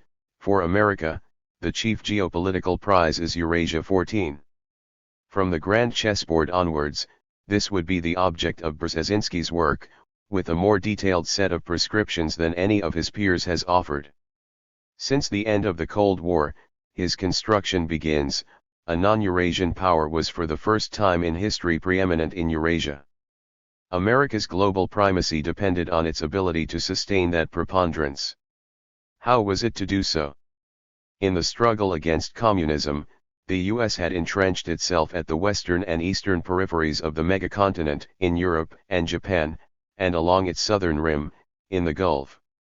Now, however, the Soviet Union had vanished and the Russia that succeeded it had become a huge black hole across the middle of Eurasia, of top strategic concern for the United States. It was illusory to think that democracy and a market economy could take root swiftly, let alone together, in this geopolitical void. Traditions for the former were lacking, and shock therapy to introduce the latter had been folly. The Russian elites were resentful of the historic reduction of their territory, and potentially vengeful. There existed the makings of a Russian fascism. The biggest single blow for them was the independence of Ukraine, to which they were not resigned. To check any temptations of revanchism in Moscow, the US should build a barrier encompassing Ukraine, Azerbaijan, and Uzbekistan to the south, and crucially extending NATO to the east. For Brzezinski, expansion of the Atlantic Alliance to the borders of Russia was the most important single priority of the post-Cold War era. Pushed through by his former pupil Albright at the State Department, a son was also closely involved at the National Security Council. Its realization was a huge achievement. For with Europe serving as a springboard for the progressive expansion of democracy deeper into Eurasia, the arrival of NATO at their frontiers might in due course persuade Russians that it was to good relations with the EU that they should turn for their future, abandoning any nostalgia for an imperial past, even perhaps why not, breaking up into 3 more modest states, one west of the Urals, one in Siberia and a third in the Far East, or a loose confederation between them. The EU, for its part, sharing a common civilizational heritage with the US, no doubt pointed the way to larger forms of post-national organization, but first of all, Europe is America's essential geopolitical bridgehead on the Eurasian continent. Regrettably, it was not itself in the pink of condition, suffering from a pervasive decline in internal vitality and loss of creative momentum, with symptoms of escapism and lack of nerves in the Balkans. Germany was helpful in the expansion of NATO, and France could balance it with Poland. Britain was an irrelevance. But as to their common status, Brzezinski did not mince words. The brutal fact is that Western Europe, and increasingly Central Europe, remains largely an American protectorate, with its allied states reminiscent of ancient vassals and tributaries. 15 This was not a healthy situation. Nor, on the other hand, was the prospect of Europe becoming a great power capable of competing with the United States, in such regions of vital interest to it as the Middle East or Latin America, desirable. Any such rivalry would be destructive to both sides. Each had their own diplomatic traditions. But an essentially multilateralist Europe and a somewhat unilateralist America make for a perfect marriage of convenience. Acting separately, America can be preponderant but not omnipotent, Europe can be rich but impotent. Acting together, America and Europe are in effect globally omnipotent. 16. This last was an uncharacteristic flourish. At the other end of Eurasia, Brzezinski was more prudent. There, for want of any collective security system, Japan could not play the same kind of role as Germany in Europe. It remained, however, an American bastion, which could be encouraged to play the role of an Asian Canada, wealthy, harmless, respected, philanthropic. But what of China? Proud of his role under Carter in negotiating diplomatic relations with Beijing as a counterweight to Moscow, Brzezinski, like Kissinger, for the same reasons has consistently warned against any policies that could be construed as building a coalition against China, which was inevitably going to become the dominant regional though not yet a global power. The best course would clearly be to co-opt a democratizing and free-marketing China into a larger Asian regional framework of cooperation. Even short of such a happy outcome, however, China should become America's Far Eastern anchor in the more traditional domain of power politics, serving as a vitally important geostrategic asset in that regard, co-equally important with Europe and more weighty than Japan in assuring Eurasia's stability. 17 Still, a thorny question remained, to put it very directly, how large a Chinese sphere of influence, and where, should America be prepared to accept as part of a policy of successfully co-opting China into world affairs? What areas now outside of China's political radius might have to be conceded to the realm of the reemerging Celestial Empire? 18 To resolve that ticklish issue, a strategic consensus between Washington and Beijing was required, but it did not have to be settled immediately. For the moment, it would be important to invite China to join the G7. Western and eastern flanks of Eurasia secured, there remained the southern front. There, some 30 lesser states comprised an oblong of violence stretching from Suez to Xinjiang that could best be described as a global Balkans, a zone rife with ethnic and religious hatreds, weak governments, a menacing youth bulge, not to speak of dangers of nuclear proliferation, but rich in oil, gas, and gold. The US was too distant from Central Asia to be able to dominate it, but could block Russian attempts to restore its hold on the area. In the Middle East, on the other hand, the US had since the Gulf War enjoyed an exclusive preponderance. But this was a brittle dominion, Brzezinski warned, lacking political or cultural roots in the region, too reliant on corrupt local elites to do its bidding. After the attack on the Twin Towers and the Pentagon, he was critical of the War on Terror as an overreaction that mistook a tactic age-old among the weak for an enemy, refusing to see the political problems in the Arab world that lay behind it, in which the US had played a part. Nor was it any good trying to foist democracy on the region as a solution. Patience was needed in the Middle East, where gradual social modernization was the best way forward, not artificial democratization. The US and EU should spell out the terms of a peace treaty between Israelis and Palestinians, on which there was an international consensus, mutual adjustment of the 1967 borders, merely symbolic return of refugees and demilitarization of any future Palestine. In Brzezinski's later works, many of these themes were radicalized. Second Chance offered a scathing retrospect of the foreign policy performance of Bush I, Clinton and Bush II. The first, though handling the end of the Cold War skillfully enough, bungled the unsatisfactory outcome of the Gulf War, which might have been avoided by exchanging forcible exile for Saddam against preservation of the Iraqi army, and missed the unique chance it gave the White House of imposing a peace settlement on Israel and the Palestinians in the wake of it. There was no real substance to his talk of a new world order, which in its absence could only look like a relapse to the old imperial order. Clinton had one great accomplishment to his credit, expansion of NATO, another of some moment, in the creation of the WTO, and had at least restored fiscal balance at home. But he too had failed to get a peace settlement in the Middle East, bringing Israelis and Palestinians together at Camp David too late, and then favoring the former too much. His faith in the vapid mantra of globalization had bred a complacent economic determinism, resulting in a casual and opportunist conduct of foreign affairs. Worse still were the neoconservative doctrines that replaced it, which without 9/11 would have remained a fringe phenomenon. Under the second Bush, these had led to a war in Iraq whose costs far outweighed its benefits, not only diverting resources from the struggle in Afghanistan, but causing a grievous loss of American standing in the world. This dismal record was compounded by failure of the Doha Round, and an ill-starred nuclear deal with India, risking Chinese ire. 19 Virtually everywhere, major geopolitical trends had moved against the United States. 15 years after its coronation as global leader, America is becoming a fearful and lonely democracy in a politically antagonistic world. 20 Nor was the situation better at home. Of the 14 out of 20 maladies of the country he had listed in 1993 that were measurable, 9 had worsened since. The US was in bad need of a cultural revolution and regime change of its own. Yet, strategic vision insists 5 years later, American decline would be a disaster for the world, which more than ever is in want of responsible American leadership. Though still skirting obsolescence at home and looking out of touch abroad, the US retained great strengths, along with its weaknesses. These it should put to work in a grand strategy for Eurasia that could now be updated.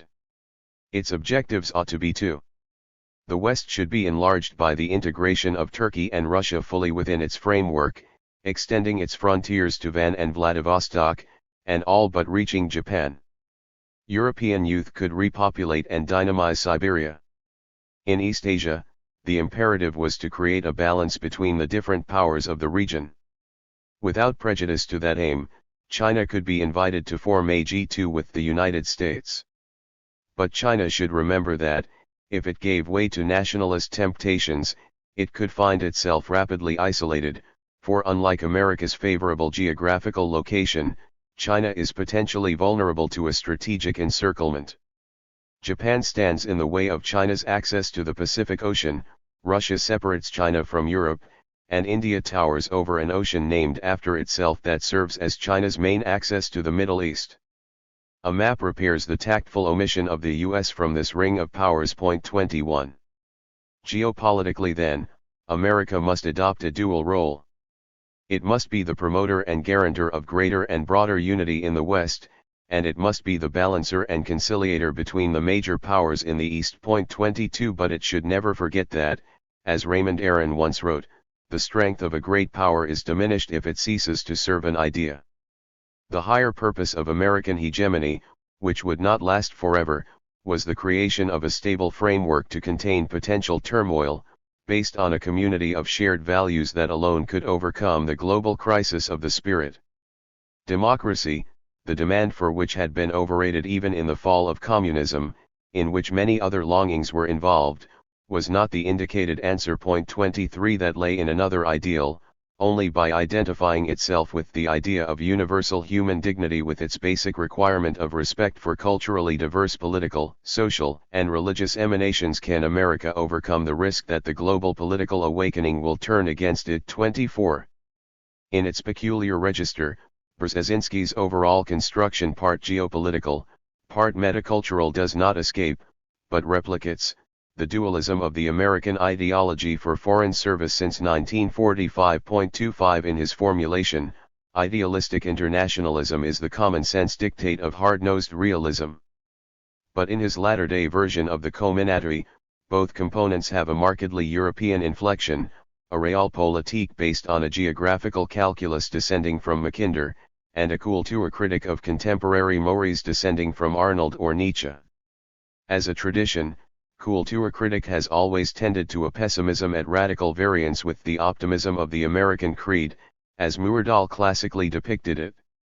In Brzezinski's case, the late absence of that national note has no doubt also been a function of his fortunes, the coolness of his view of post-Cold War euphoria due in part to displeasure that credit for the collapse of communism was so widely ascribed to the Reagan rather than Carter or earlier administrations, and the acerbity of his judgment of subsequent presidencies to his failure to return to high office, a sharpness of tongue at once cause and effect of lack of preferment.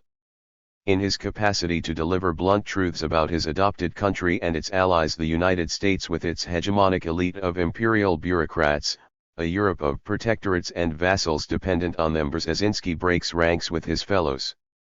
Emollients is not among his failings.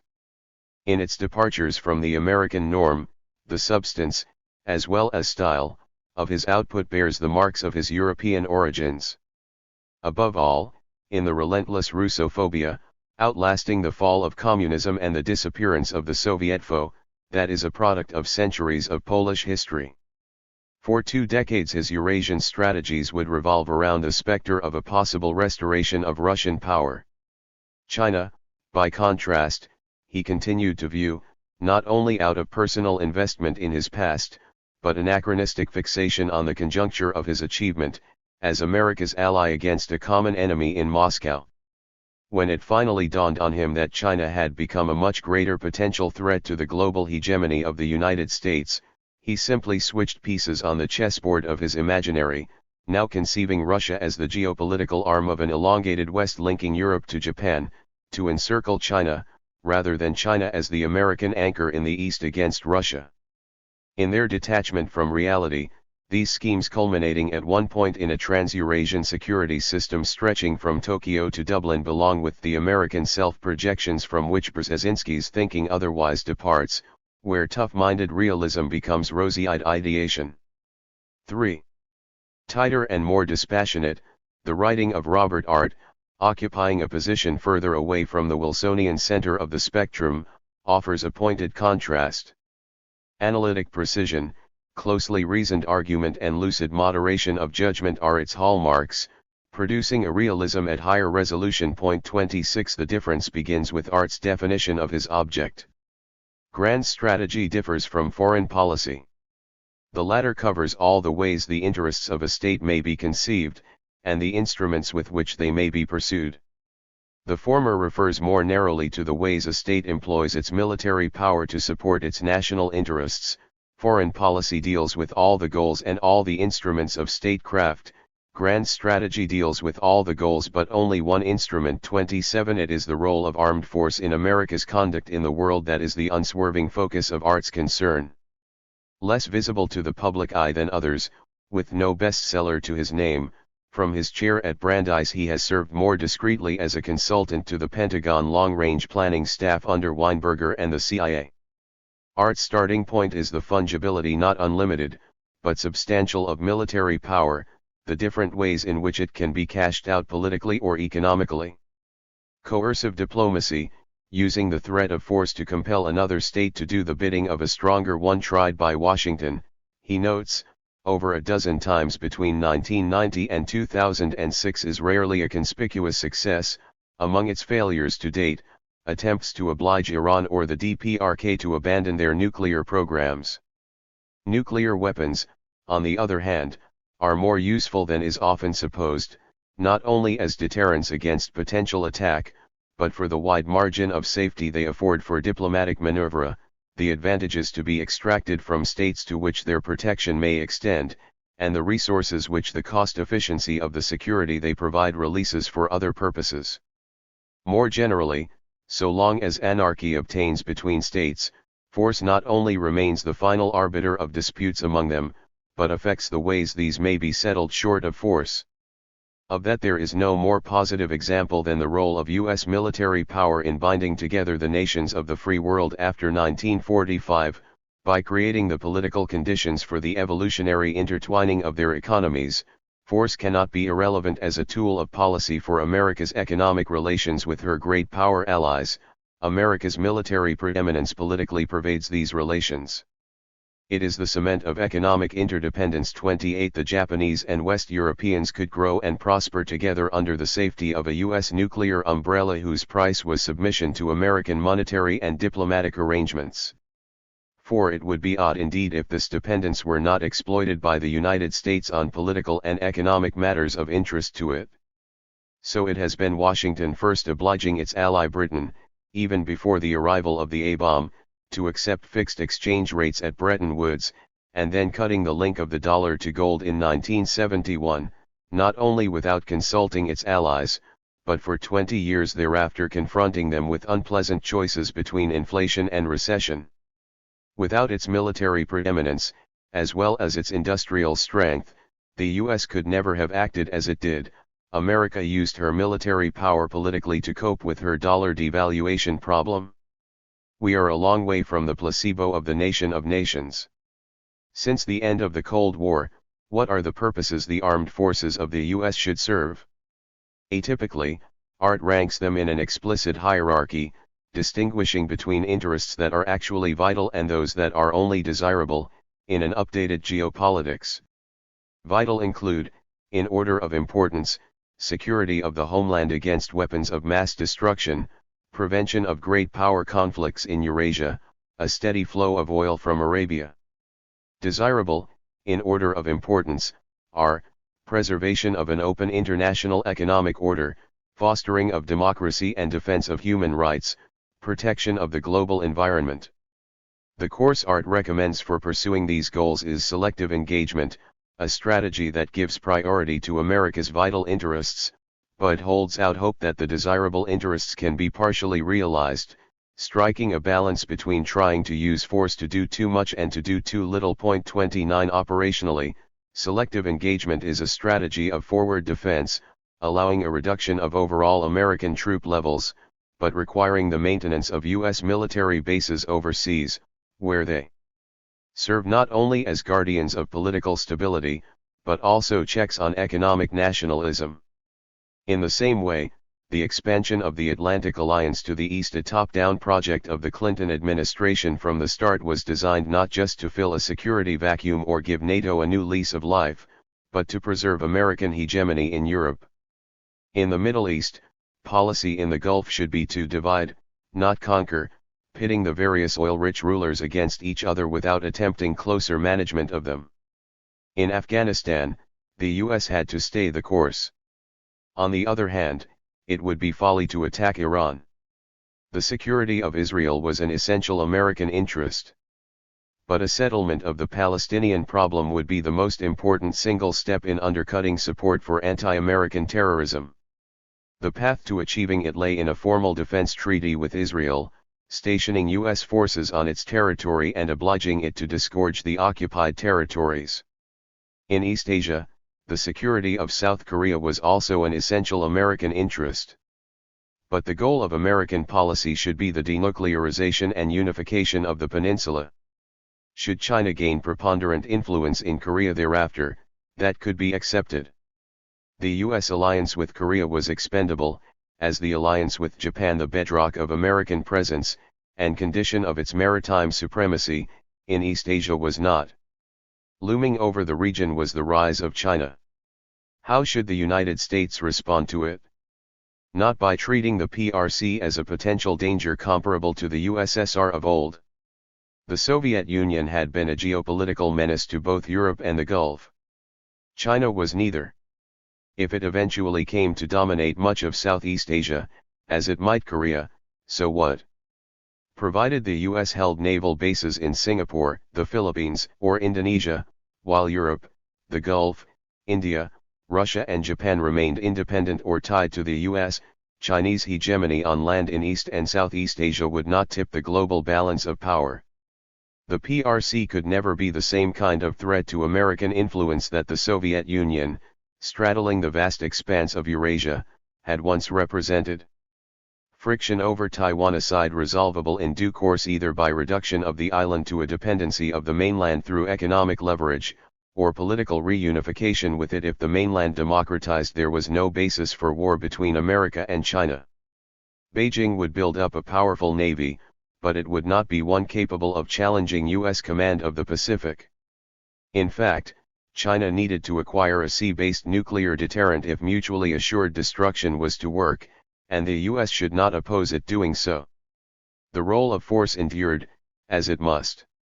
American political and economic statecraft could not be successful without the projection of military power abroad to shape events, not just to react to them, to mold an environment, not merely to survive in one.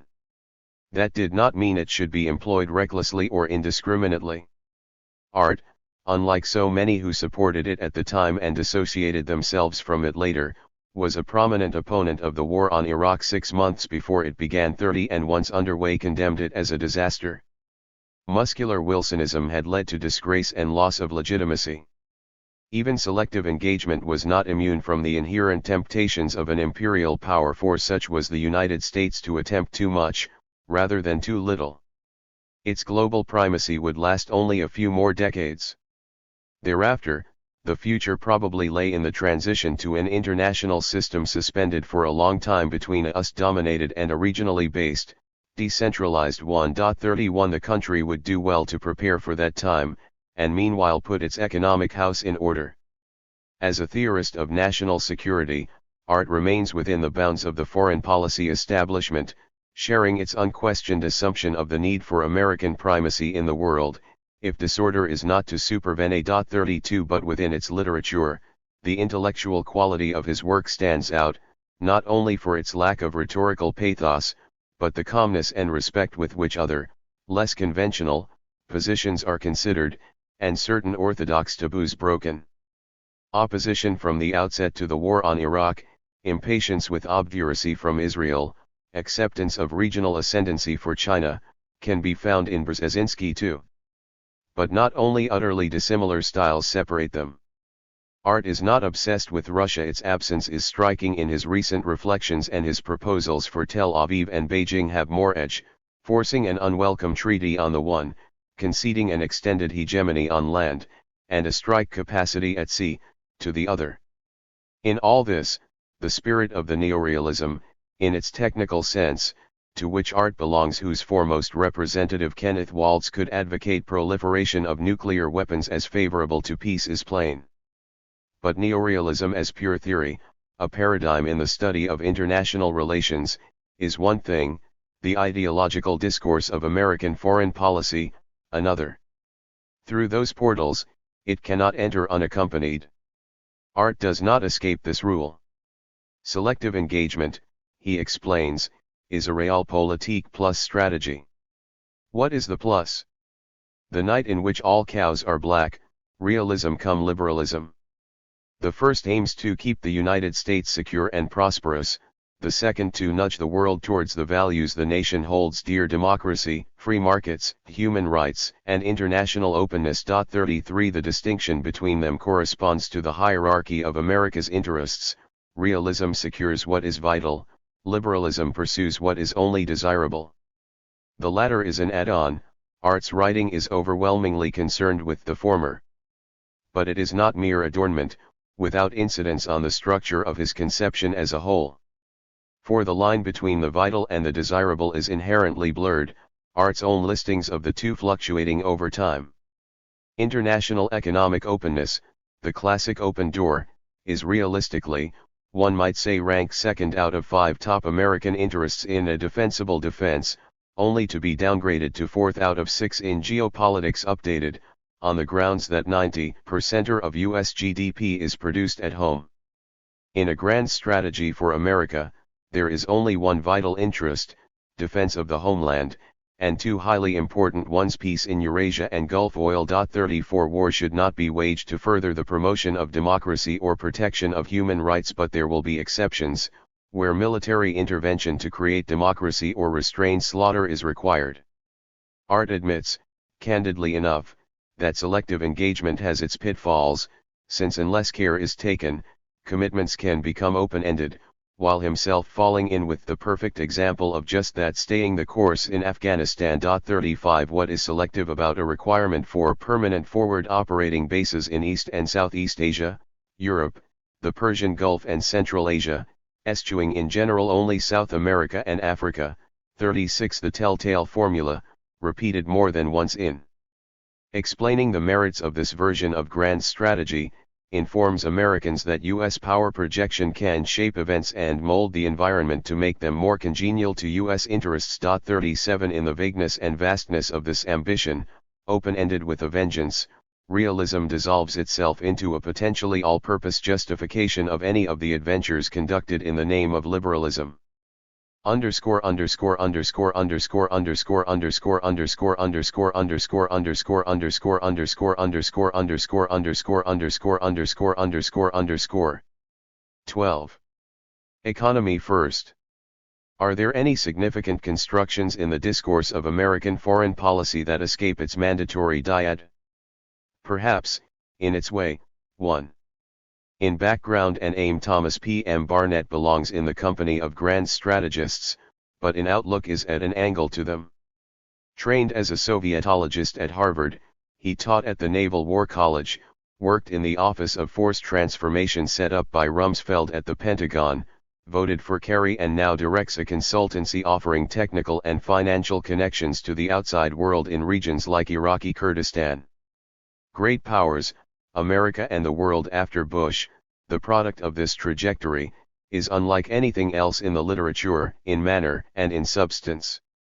In the breezy style of a salesman with an inexhaustible store of snappy slogans, it lays out a eupeptic, yet far from conventional, vision of globalization as the master narrative for grasping the nature and future of U.S. planetary power, one calculated to disconcert equally the bien-pensant platitudes of Clintonism, and their condemnation by critics like Brzezinski, in a triumphalism so confident it dispenses with a good many of its customary accoutrements. America, Barnett's argument runs, has no cause for doubt or despondency in the aftermath of a war in Iraq that was well-intentioned, but hopelessly mismanaged. Its position is not slipping, this is still America's world. For as the Earth's first and most successful free market economy and multi-ethnic political union, whose evolution prefigures that of humanity at large, we are modern globalization's source code, its DNA. The implication? The United States isn't coming to a bad end but a good beginning. Our American system successfully projected upon the world, one that projection, properly understood, neither involves nor requires U.S. promotion of democracy at large. For Barnett, who declares himself without inhibition an economic determinist, it is capitalism that is the real revolutionary force spawned by America, whose expansion renders unnecessary attempts to introduce parliaments and elections around the world.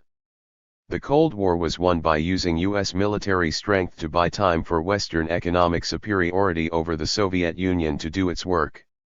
So too in the post-Cold War era, peace comes before justice, if the U.S. is willing to go slow in its political demands on regions that neither know nor accept liberal democracy, while getting its way on economic demands of them, it will see the realization of its ideals within them in due course. America needs to ask itself, is it more important to make globalization truly global, while retaining great power, peace, and defeating whatever anti-globalization insurgencies may appear in the decades ahead? Or do we tether our support for globalization's advance to the upfront demand that the world first resembles us politically? 2. So today it is not a league of democracies that is called for, but a league of capitalist powers, committed to making the order of capital workable on a world stage, rebranded along Lincoln lines as a team of rivals comprising China and Russia along with Japan, Europe, India, Brazil. Americans have no reason to balk at the inclusion of either of their former adversaries in the Cold War. It took the United States half a century after its revolution to develop a popular multi-party democracy, even then excluding women and slaves, and it protected its industries for another century beyond that. China is closing the distance between it and America with the methods of Hamilton and Clay, though it now needs regulatory reforms like those of the Progressive era. Its nationalist foreign policy already resembles that of the first Roosevelt. As for Russia, with its economic brutalism and crude materialism, its mixture of raw individualism and collective chauvinism, it is in its gilded age, and there will be plenty of other versions of its younger self America is going to bump up against, who may not take it at its own estimation. Moscow pragmatically sees America for what it truly is right now: militarily overextended, financially overdrawn, and ideologically overwrought. But its anti-Americanism is largely for show. In view of Russia's past, the US could scarcely ask for a better partner than Putin, whose regime is nationalist, like that of China, but not expansionist. Neither represents a systemic threat, because each supports globalization's advance, and so regards the world's dangers much as we do, with no desire to challenge the dominant liberal trade order, merely to extract maximum selfish benefit from it. 3. The varieties of capitalism these and other rising contenders represent are one of its assets as a system, allowing experiments and offsets in its forms that can only strengthen it. Between the advanced core and the more backward zones of the world, a historic gap remains to be overcome. But a capitalist domino effect is already at work. In that sense, Africa will be a knock-off of India, which is a knock-off of China, which is a knock-off of South Korea, which is a knock-off of Japan, which half a century ago was developed by us as a knock-off of the United States. Call it globalization's 6 degrees of replication. 4. But if economically speaking, history really has ended, transition across the gap is going to generate unprecedented social turmoil, as traditional populations are uprooted and customary ways of life destroyed before middle-class prosperity arrives. Religion will always be the most important bridge across the gap, as a way of coping with that tumult, and as globalization spreads, it is logical that there should be the greatest single religious awakening in history, because it is bringing the most sweeping changes in economic conditions ever known. In this churning, the more mixed and multicultural societies become, the more individuals, in the absence of a common culture, cling to their religious identity. There too, America in its multicultural patterns of faith is the leading edge of a universal process. What of the war zone where Barnett himself has been involved? For all the spurious pretexts advanced for it, the decision to invade Iraq was not irrational. However mismanaged, it has shaken up the stagnation of the Middle East, and begun to reconnect the region with the pull of globalization. By contrast, the war in Afghanistan is a dead end, only threatening further trouble with Pakistan. Bush's greatest failure was that he got nothing from Iran for toppling its two Sunni enemies, Saddam and the Taliban, and persisted in deference to Saudi and Israeli pressure in trying to contain rather than co-opt it. So it is no surprise that the mullahs have concluded nuclear weapons would keep them safe from US attempts to topple them too. In that they are absolutely right. Iran should be admitted to the nuclear club, since the only way to stop it acquiring a capability would be to use nuclear weapons against it. Conventional bombing would not do the trick. Needed in the Middle East is not a futile attack on Iran by Israel or America, but a regional security system which the big Asian powers, China and India, both more dependent on Gulf oil than America, cooperate with the US to enforce, and Iran, the only country in the region where governments can be voted out of office, plays the part to which its size and culture entitle it. 5. For the rest, by raising the bar so high against great power wars, U.S. military force has been a huge gift to humanity. But the latter-day Pentagon needs to cut its overseas troop strength by at least a quarter and possibly a third. For Barnett, who lectured to Petraeus and Schoomaker, the future of counterinsurgency lies in the novel model of AFRICOM, which, unlike the Pentagon's other area commands, Central, Pacific, European, Northern, Southern, maintains a light footprint network of contingency operating locations in Africa, combining military vigilance with civilian assistance, imperialism to some, but nothing more than a pistol-packing Peace Corps to me. 6 Chinese investment will do more to help close the gap in the dark continent, but AFRICOM is playing its part too. In the larger scene, American obsessions with terrorism, democracy, and nuclear weapons are all irrelevances. What matters is the vast unfolding of a globalization that resembles the Internet as defined by one of its founders. Nobody owns it, everybody uses it, and anybody can add services to it. The two now form a single process. Just as globalization becomes a virtual Helsinki Accords for everyone who logs on, so WikiLeaks is this from a planner fresh from the Defense Department. The Radio Free Europe of the surveillance age. 7 To join up, there is no requirement that a society be an electoral democracy, reduce its carbon emissions, or desist from sensible protection of its industries. The rules for membership are simply, come as you are and come when you can. As the middle class swells to half the world's population by 2020, America need have no fear of losing its preeminence. So long as it remains the global economy's leading risk-taker, there will never be a post-American world. Just a post-Caucasian 1.8. Topped and tailed with a poem by Lermontov as epigraph and a tribute to H. G. Wells for Envoy. As an exercise in grand strategy, Great Powers is, in its way, no less exotic than God and Gold. The two can be taken as bookends to the field. Where Meade's construction marries realism and idealism a l'Americaine in a paroxysmic union, Barnett sidesteps their embrace, without arriving at least formally at very different conclusions. In his conception of American power in the new century, though he tips his hat to the president, the Wilsonian strain is close to zero.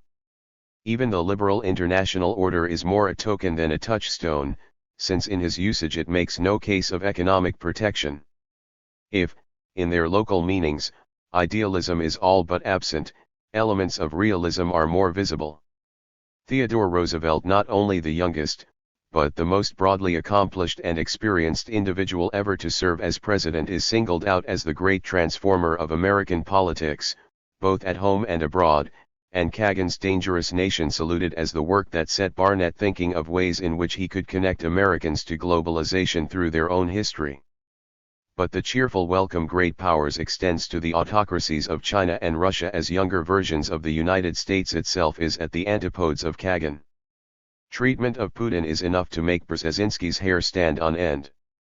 Ready acceptance of Iranian nuclear weapons crosses a red line for art. Such iconoclasm is not simply a matter of temperament, though it is clearly also that it is no surprise the Naval War College felt it could do without Barnett's services. It is because the underlying problematic has so little to do with the role of military force, where the realist tradition has principally focused, or even economic expansion, as a nationalist drive. The twist that takes it out of conventional accounts of American exceptionalism, while delivering a maximized version of it, is its reduction of the country's importance in the world to the pure principle of capitalism, supplier of the genetic code of a globalization that does not depend on, nor require, the 14 points or the Atlantic Charter, but simply the power of the market and of mass consumption, with a modicum of force to put down such opponents as it may arouse. In its unfazed economic determinism, the result is not unlike a materialist variant, from the other side of the barricades, of the vision of America in Hart and Negri's empire. That empire in its more traditional sense, which they repudiate, has not entirely fled the scene in Great Powers, its paean to the Africa Command makes plain. There, the footprints are ever more frequent.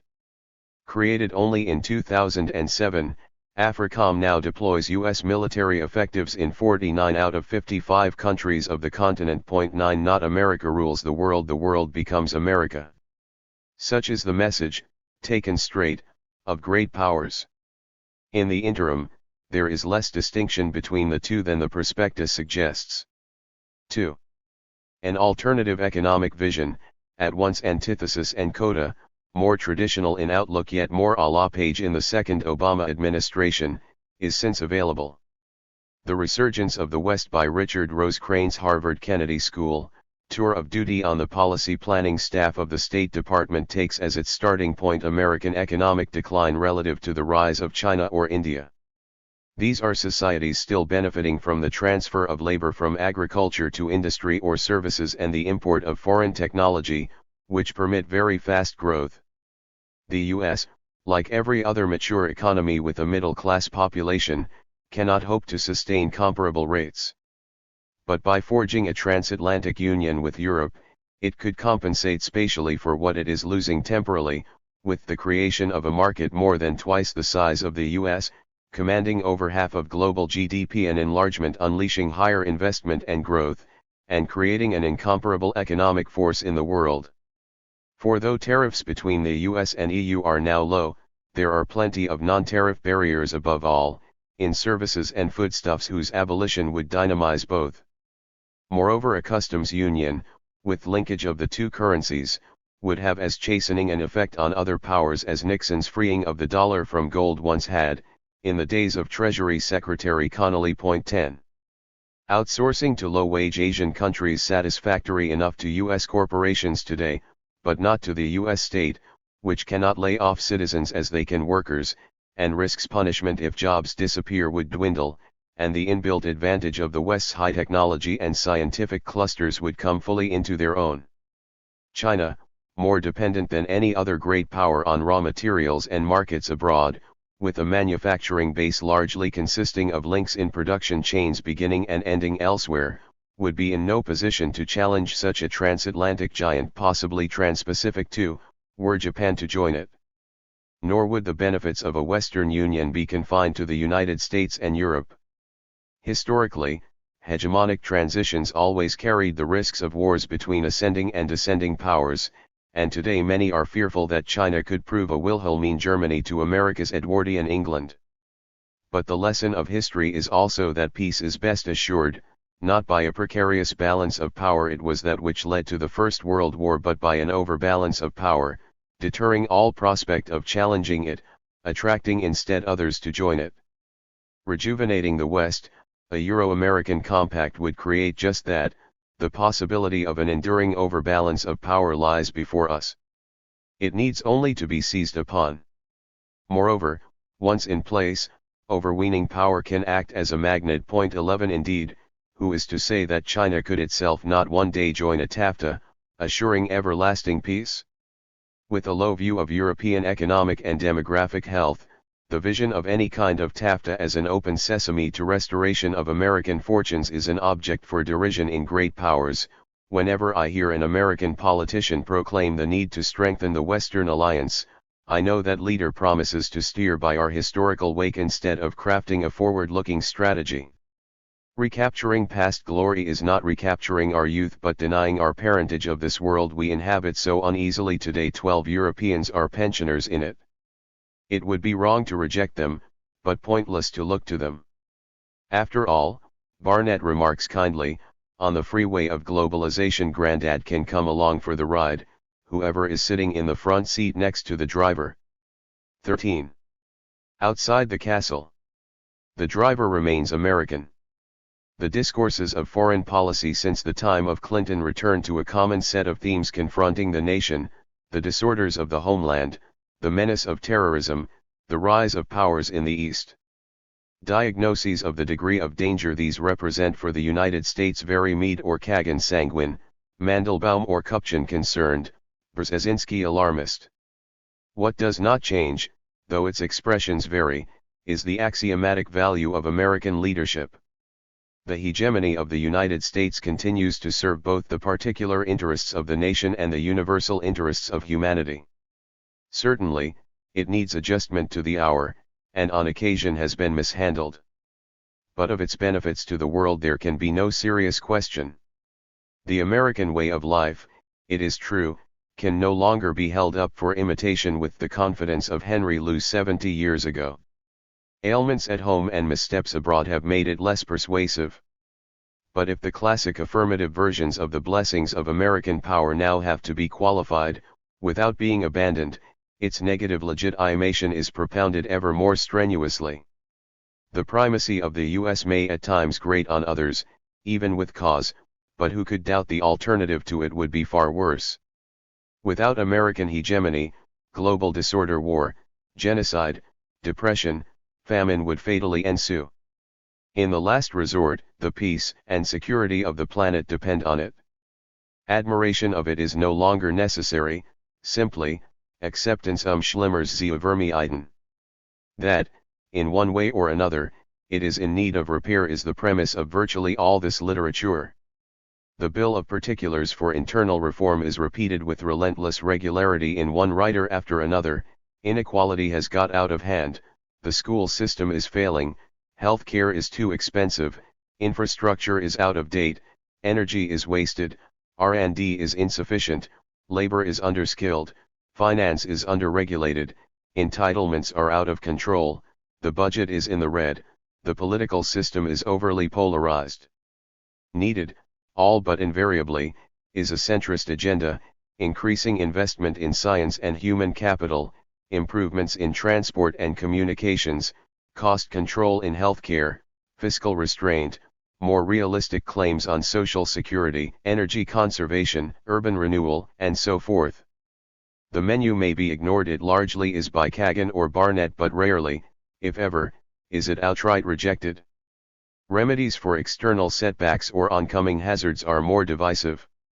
The Republican administration of 2000 to 2008, more controversial than its predecessor, enjoyed the support of Kagan throughout, Meade and Barnett at first, while incurring criticism, much of it vehement, from Eikenberry and Kupchan, Art, and Brzezinski. In the wake of it, the refrain is universal that in the interests of American primacy itself, more consideration should be given to the feelings of allies and aliens than Bush and Cheney were willing to show, if legitimacy is to be restored. Multilateralism is the magic word for Wilsonians, but after their fashion harder cases pay their respects to the same requirement. Kagan calls for greater tact in handling Europeans, Meade for a diplomacy of civilizations in dealing with Islam, Art wants American hegemony to look more benign, Fukuyama urges at least a rhetorical concern for the poor and the excluded. 1. Democracy, on the other hand, its spread till yesterday an irrenounceable goal of any self-respecting diplomacy, is now on the back burner. Openly discarded as a guideline by Kupchan, Barnett, and Brzezinski, downgraded by Art, matter for horticulture rather than engineering for Mandelbaum, only Eikenberry and Kagan look wistfully for a league of democracies to right the world. The zone where America sought most recently to introduce it has been discouraging. But while few express much satisfaction with U.S. performance in the Middle East, none proposes any significant change of American dispositions in it. For all, without exception, military control of the Gulf is a sine qua non of U.S. global power. Ties with Israel remain a crucial national interest even for Art, Brzezinski alone permitting himself a discreet grumble at the excessive leverage of Tel Aviv in Washington. The most daring solution for resolving the Palestinian question is to ironclad the Bantustans on offer under Clinton, demilitarized fragments of a quarter of the former mandate, leaving all major Jewish settlements in place with American troops to back up the IDF, and signature of a formal defense treaty with Israel. If Iran refuses to obey Western instructions to halt its nuclear program, it will no one, of course, welcomes the prospect in extremis have to be attacked, hopefully with a helping hand or a friendly wink from Moscow and Beijing. Only Barnett breaks the taboo that protects the Israeli nuclear monopoly in the name of non-proliferation. How is American domination to be preserved in the arena of Weltpolitik proper, the domain of the great powers and their conflicts, actual or potential? The European Union is the least contentious of these, since it evidently poses no threat to U.S. hegemony. Eikenberry and Kupchan piously, Art impassively, Brzezinski and Kagan contemptuously, underline or recall the need for Western cohesion, for which Rosecrans proposes a sweeping institutional form. Japan still safely a ward of the US and India not yet a leading player, it is Russia and China that are the major apples of discord. In each case, the field divides between advocates of containment and apostles of co-option.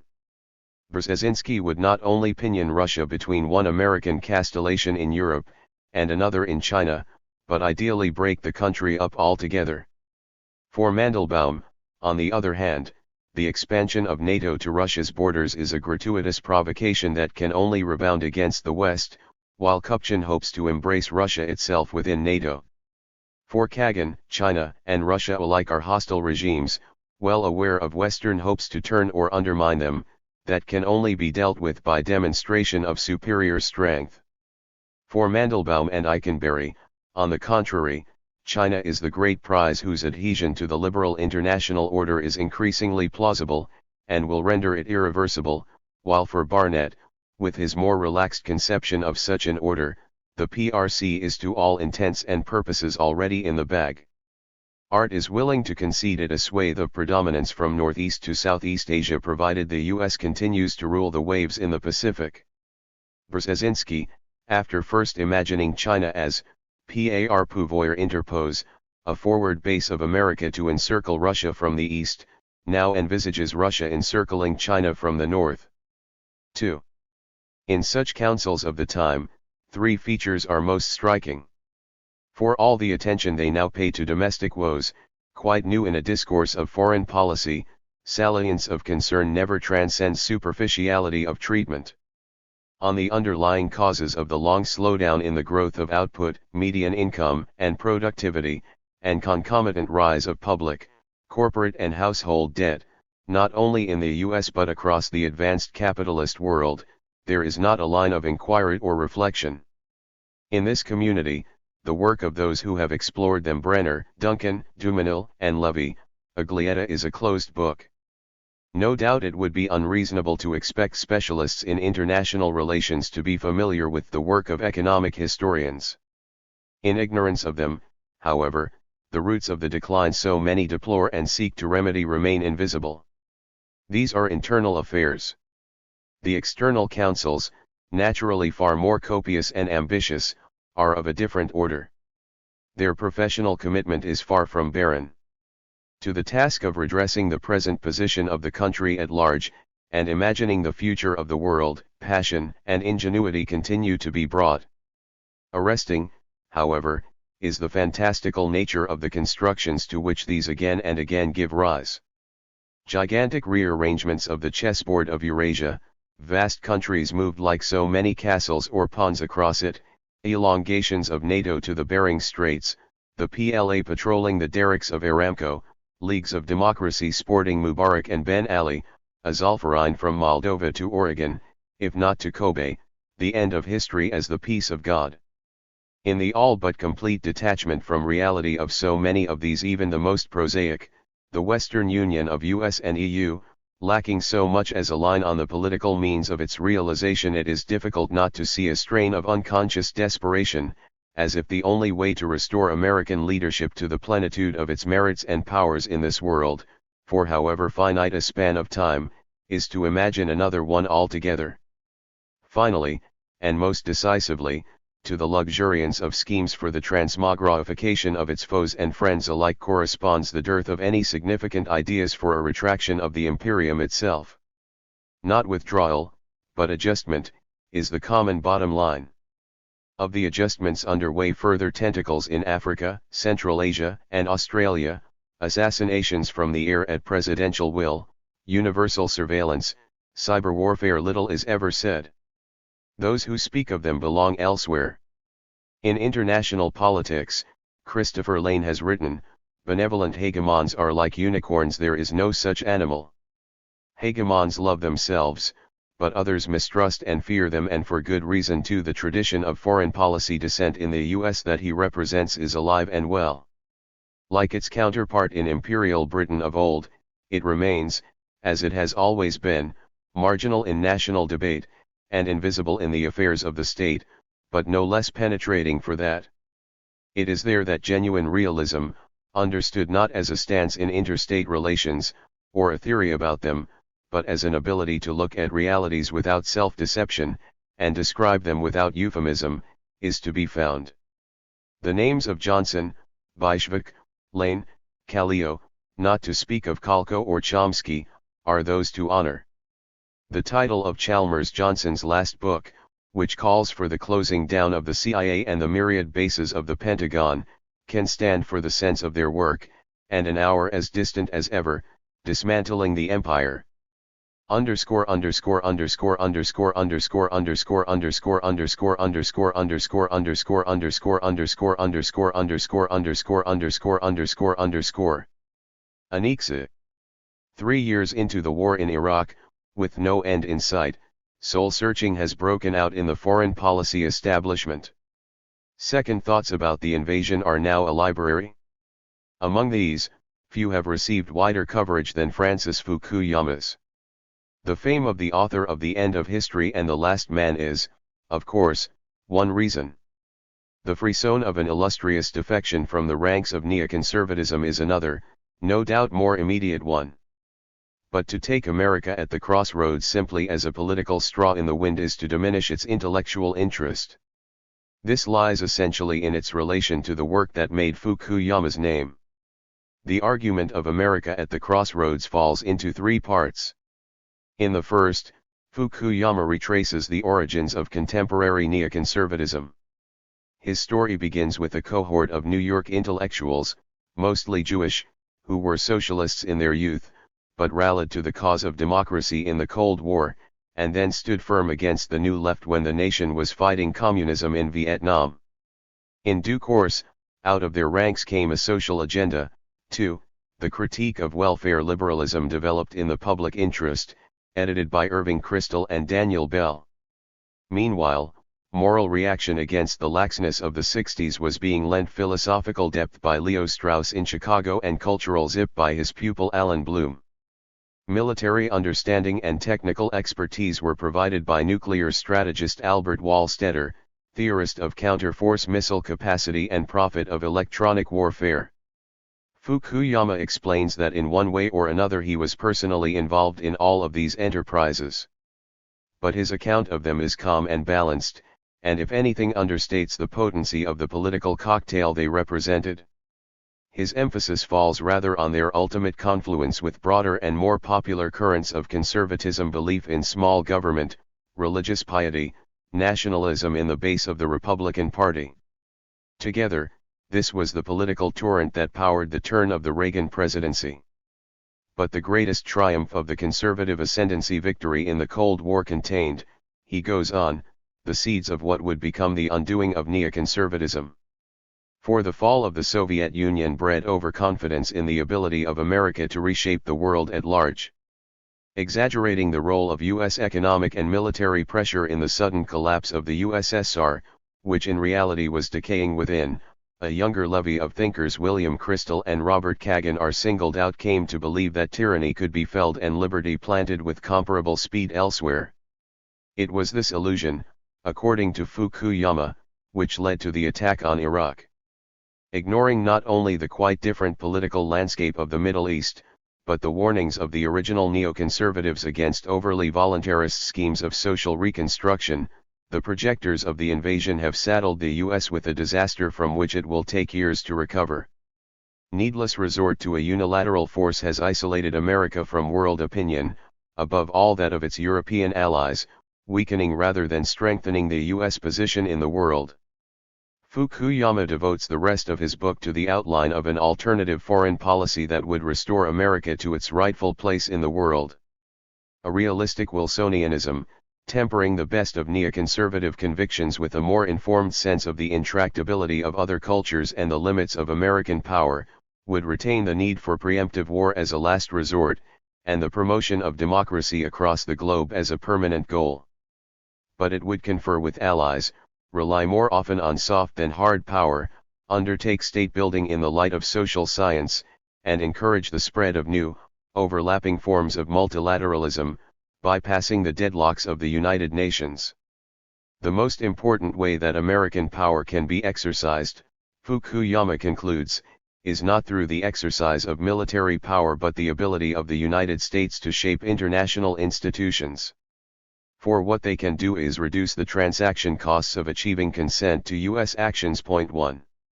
In the tripartite structure of America at the Crossroads Capsule History of Neoconservatism, Critique of the Way It Went Awry in Iraq, Proposals for a Rectified Version. The crux of the argument lies in the middle section.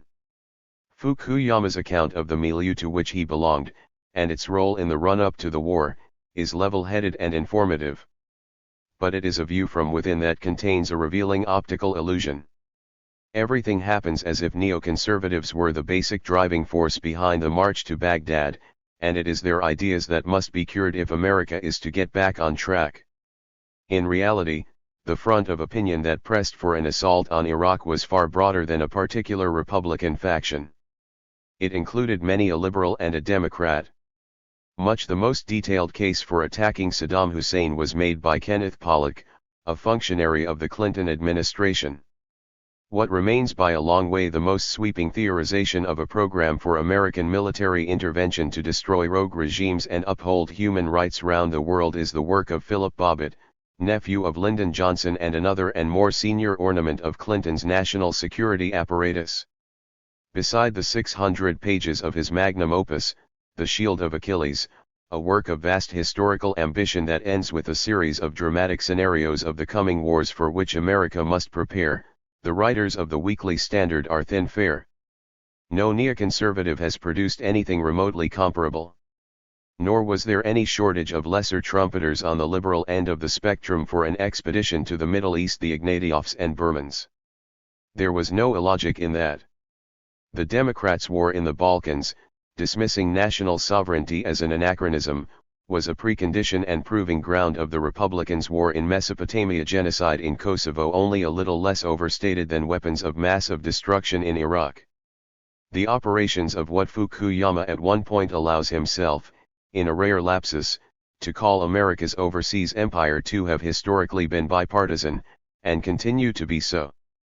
In the Republican camp itself, moreover, neoconservative intellectuals were only one, and not the most significant, element in the constellation that propelled the Bush administration into Iraq. Of the 6 Vulcans in James Mann's authoritative study of those who paved the road to war, Paul Wolfowitz, alone in origin a Democrat, belongs to Fukuyama's retrospect. None of the 3 leading figures in the design and justification of the attack, Rumsfeld, Cheney, and Rice, had any particular neoconservative attachments. Fukuyama is aware of this, but offers no explanation, merely remarking that we do not at this point know the origin of their views. Point 3. What, then, of his own location within the galaxy he describes? Here it must be said that this is uncharacteristic. He smooths out the record. With a misleadingly casual air, he says that while he started out fairly hawkish on Iraq for at a time when no invasion was ever envisaged, when one was later launched, he was against it. In this his memory has failed him. In June 1997 Fukuyama was a founder, alongside Rumsfeld, Cheney, Quayle, Wolfowitz, Scooter Libby, Zalmay Khalilzad, Norman Podhoretz, Elliot Abrams and Jeb Bush, of the Project for a New American Century, whose statement of principles called for a Reaganite policy of military strength and moral clarity to promote the cause of political and economic freedom abroad. In January 1998 he was one of the 16 signatories of an open letter from the project to Clinton insisting on the need for willingness to undertake military action to secure the removal of Saddam Hussein's regime from power, and declaring that the U.S. has the authority under existing UN resolutions to take the necessary steps to do so. 4 months later, he was among those denouncing lack of such action as a capitulation to Saddam and an incalculable blow to American leadership and credibility, and spelling out just what measures against the Baath regime were required. We should help establish and support a provisional, representative, and free government in liberated areas in northern and southern Iraq, under the protection of U.S. and Allied military power. In other words, an invasion to set up a Chalabi regime in Basra or Najaf, and topple Saddam from this base. Under Bush, the project its ranks now swollen by such Democratic stalwarts as Stephen Salars and Marshall Whitman returned to the attack, and Fukuyama was again to the fore in pressing for an onslaught on Iraq. On the September 20, 2001, within little more than a week of 9/11, he appended his signature to a blunt demand for war that waved aside any relevance of links to Al-Qaeda, and did not even bother to raise the specter of WMD. It may be that the Iraqi government provided assistance in some form to the recent attack on the United States. But even if evidence does not link Iraq directly to the attack, any strategy aiming at the eradication of terrorism and its sponsors must include a determined effort to remove Saddam Hussein from power in Iraq.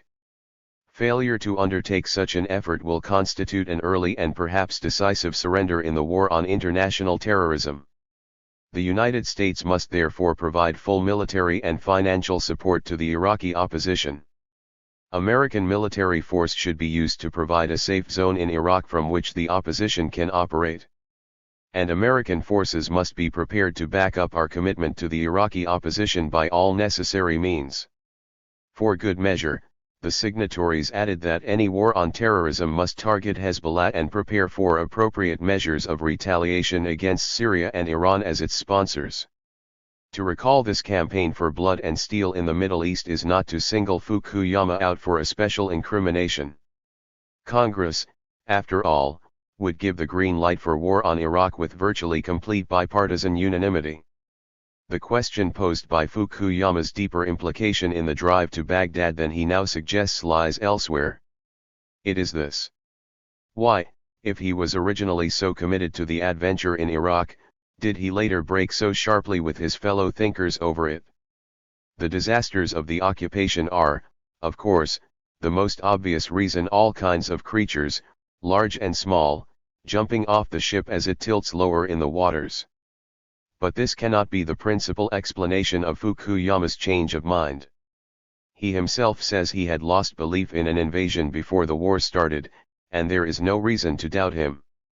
Moreover, disillusion with the lack of practical success in an enterprise regarded as commendable in principle has been common enough among conservatives without leading to the kind of historical critique and dissociation Fukuyama has embarked upon. It would have been quite possible to say Operation Iraqi Freedom has gone wrong, even that in retrospect it was a mistake from the beginning, without writing an obituary of neoconservatism. What suddenly put such distance between Fukuyama and his fellow spirits? Two factors of division can be deduced from America at the Crossroads, and the essay on the neoconservative moment in the national interest which preceded it. Fukuyama did not share the same degree of commitment to Israel as his Jewish colleagues. In the national interest he complained not of actual subordination of American to Israeli objectives in the Middle East but rather of a mimesis of the Israeli outlook on the Arab world among too many of his companions. Applying a mailed fist to the region might well be rational for Tel Aviv, he remarked, but was not necessarily so for Washington. His criticism was tactful enough, but it met with a vehement response. Replying, Charles Crothammer charged Fukuyama with inventing a novel way of Judaizing neoconservatism, less crude than the slanders of Pat Buchanan and Mahathir Mohamad, but equally ridiculous, moving Fukuyama in turn to object to imputations of anti-Semitism. Evidently burnt by this exchange, and aware of the general delicacy of the topic, Fukuyama does not revert to it in America at the Crossroads, explaining that the mindset he had criticized, while true of certain individuals, cannot be attributed to neoconservatives more broadly, and offering the olive branch of general support for the administration's policies towards Palestine. Behind the politesse, it is doubtful if his reservations have disappeared. Another consideration, however, has certainly been more important. It was a trip to Europe in late 2003, Fukuyama has explained, that opened his eyes to the dismay felt by many of even America's staunchest admirers at the unilateralism of the Bush presidency. The disappointment expressed by such a pillar of Atlanticism as the editor of the Financial Times was sobering. Could a foreign policy that so alienated our closest allies be really worth it? Unlike Israel, which after his initial disclaimer, scarcely figures at all in America at the Crossroads, Europe looms large. Fukuyama voices the utmost alarm about its reactions to the Bush administration. The rift caused by the war in Iraq is no mere passing quarrel, he believes. It is a tectonic shift in the Western alliance. With thousands on the streets, Europe had never before appeared as spontaneously unified around a single issue as this one, which is why former French Finance Minister Dominique Strauss-Kahn labeled the demonstrations the birth of the European nation. 5 Anti-Americanism is rampaging across the Atlantic, and the unity of the West at risk. Though such fears are now widespread, they bear little relation to reality. European hostility to the war is broad, but not deep. The invasion was widely opposed, but once consummated has not given rise to much further protest. Demonstrations against the occupation have been few and far between. It is enough to compare it to the war in Vietnam. The British government that joined in the American attack has not been punished at the polls.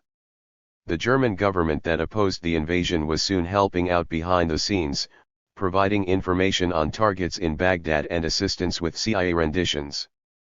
The French government, taxed by Fukuyama with double-crossing the US in the Security Council, in fact told the White House to go ahead without a new resolution, and has worked closely with Washington to install suitable regimes in Haiti and the Lebanon. All stand united on Iran. European hostility to the current presidency is more pique than conniption. What has grated is indifference to diplomatic niceties and insufficient homage of acceptable vice to ostensible virtue. Elites and masses alike are attached to the veils that have traditionally draped compliance with American will, and resent a government that has discarded them. Grievances of this kind, a matter of style rather than substance, will pass with a return to decorum. A Clinton restoration would no doubt see a swift and rapt reunion of the old world with the new. Here Krothammer was more clear-eyed than his critic. Dismissing Fukuyama's anxiety that U.S. foreign policy is in jeopardy because it has lost international legitimacy, he remarked with justice that what threatens it is not any lack of EU certificates or UN resolutions. It has plenty of such rubber stamps, as he notes, but the Iraqi insurgency. It is the will of the resistance that threatens the Bush doctrine. The rest is weak ripple effect. Without the Maquis, European opinion would be no more troubled by the seizure of Iraq than it was by that of Panama. Fukuyama's misreading of European sentiments is now conventional. His view of Islamic fundamentalism, on the other hand, is refreshingly unconventional, at variance with both his own milieu and mainstream wisdom. Compared with the great historic antagonists of capitalist democracy, fascism, and communism, Al-Qaeda and its affiliates are a minuscule force. Other than by somehow getting hold of weapons of mass destruction, they have no chance of inflicting serious damage on American society, let alone becoming a global threat to liberal civilization.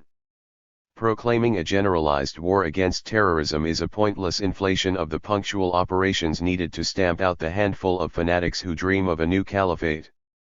Panicking over this relatively minor threat risks major miscalculations and is to be avoided, above all by Americans, who since 9/11 risk further attentats less than do Europeans, with their larger enclaves of Muslim immigrants. This is a belated lucidity, after so much crying of havoc in the open letters, but it is one more typical of the note struck in Fukuyama's writing, whose tone is generally cool and unruffled. Its judgment takes us back to the logic of his larger work as a whole.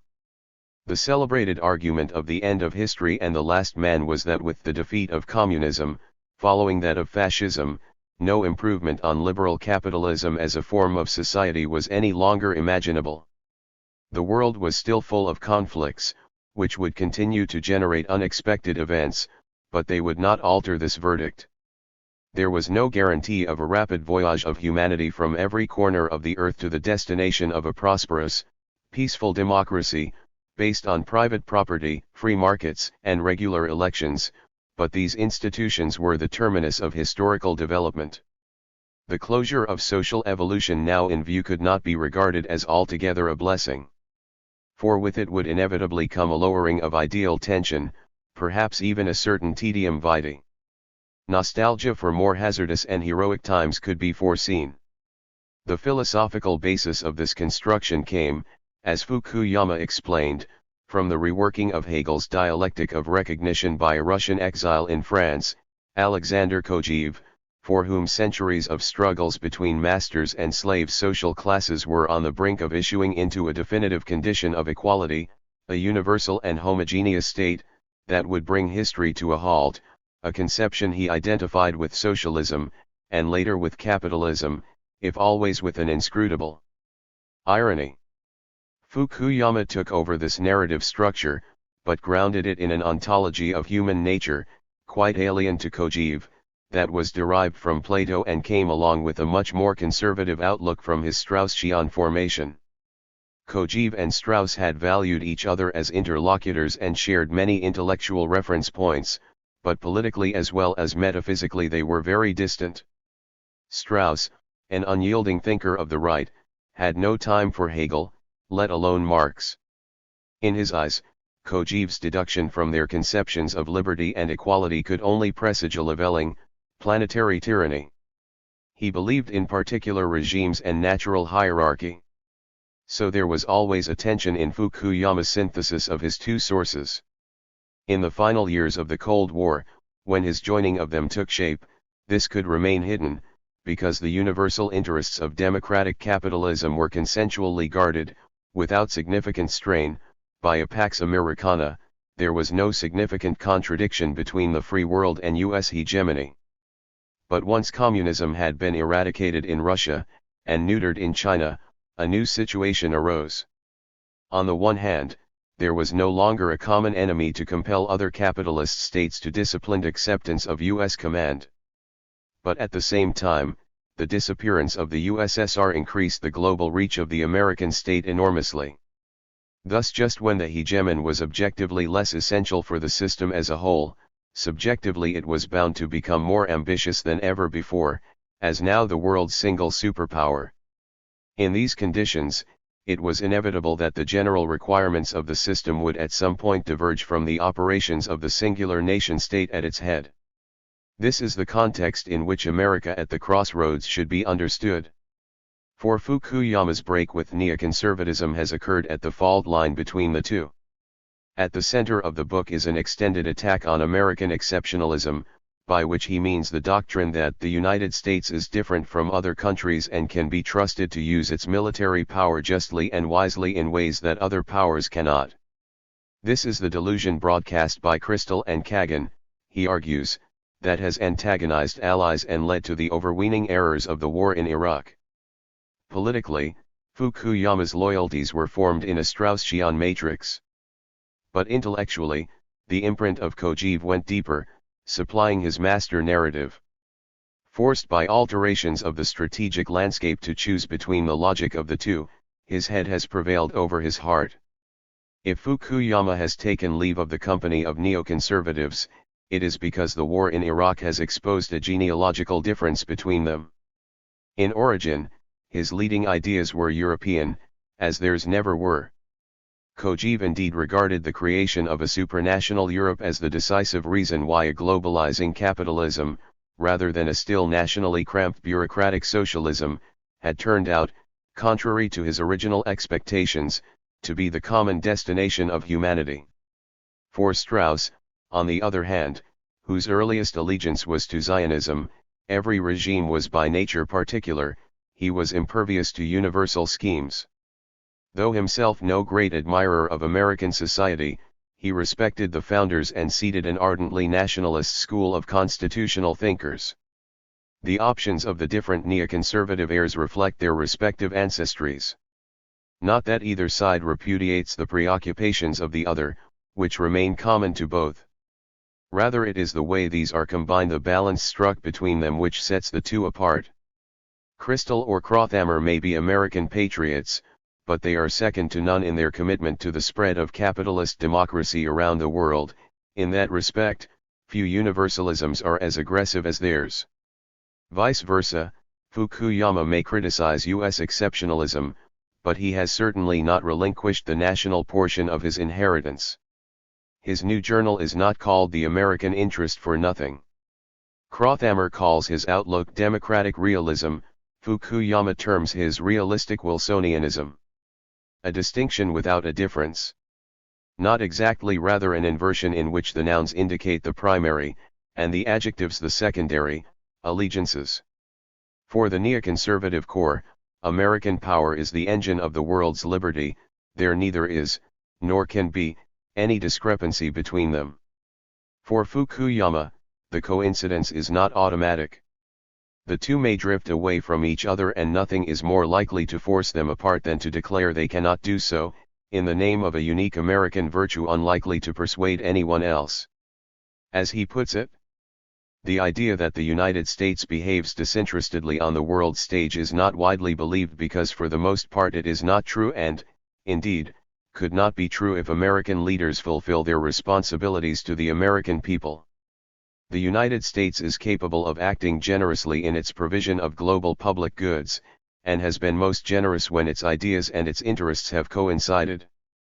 But the United States is also a great power with interests not related to global public goods. Point 6. Denial of this obvious truth leads to policies that damage American interests and do not deliver global goods. See Baghdad. How are these then best reconciled? Fukuyama remains fully committed to the American mission of spreading democracy round the world, and the use of all effective means at the disposal of Washington to do so. His criticism of the Bush administration is that its policies in the Middle East have been not only ineffective, but counterproductive. The promotion of internal regime change by the right mixture of economic and political pressures is one thing. Military action to enforce it externally is another, conducive to misfortune. In reality, of course, there is no sharp dividing line between the two in the imperial repertoire. Fukuyama forgets the successful overthrow of the Sandinistas in Nicaragua, of which Robert Kagan is the major historian, a triumph of political will we can be sure he applauded at the time. Today, in the wake of Iraq, he is concerned to distance himself from such forms of activism. He now explains there is no universal craving for freedom that ensures democracy will emerge wherever a society is liberated from tyranny. Modern liberty typically requires certain levels of economic and social development for the habits needed to sustain it. These cannot be created overnight, but must be carefully nurtured over many years. Nor will neoliberal recipes relying on market incentives alone bring the necessary order and prosperity. For these a strong state capable of good governance is the essential condition, and a sensible American policy will often give precedence to fostering such stateness over building democracy in the more dangerous parts of the world. In the service of this revision, Fukuyama disfigures his original construction. The end of history and the last man, he assures us, was actually an exercise in modernization theory. All he said was that a desire for higher living standards, not liberty, was universal, and that this created a middle class which tended to seek political participation, with democracy eventually emerging as a byproduct of this process. This banalization of a complex argument in the philosophy of history is not just an effort to simplify its message for a wider audience. It has a Baudelarizing impulse. In the work that made Fukuyama's name, the quest for recognition and the promptings of desire driving respectively the struggle for equality and the advance of science were the two motors of history. The concatenation between them was never quite pulled off in the theory, generating significant disjunctures towards the end of the story. Point 7. But in the structure of the narrative as a whole, Fukuyama's assignment of their respective significance was unequivocal. The desire behind the desire of economic man was a totally non-economic drive, the struggle for recognition. It was the political dialectic so unleashed that was the primary motor of human history. The mental universe of Alexander Kojève was a long way from that of the Daniel Lerners, Gabriel Ummans, and their kind. If this vision now appears to be something of an encumbrance for Fukuyama, perhaps that is because it was a theory of mortal conflict. Hegel and Kojève were each in their own time Jena, Stalingrad philosophers of war. Their legacy is too agonistic for the purposes of drawing a line between the newfound caution of the statecraft Fukuyama now recommends and the democratic hypomania of former friends at the Standard.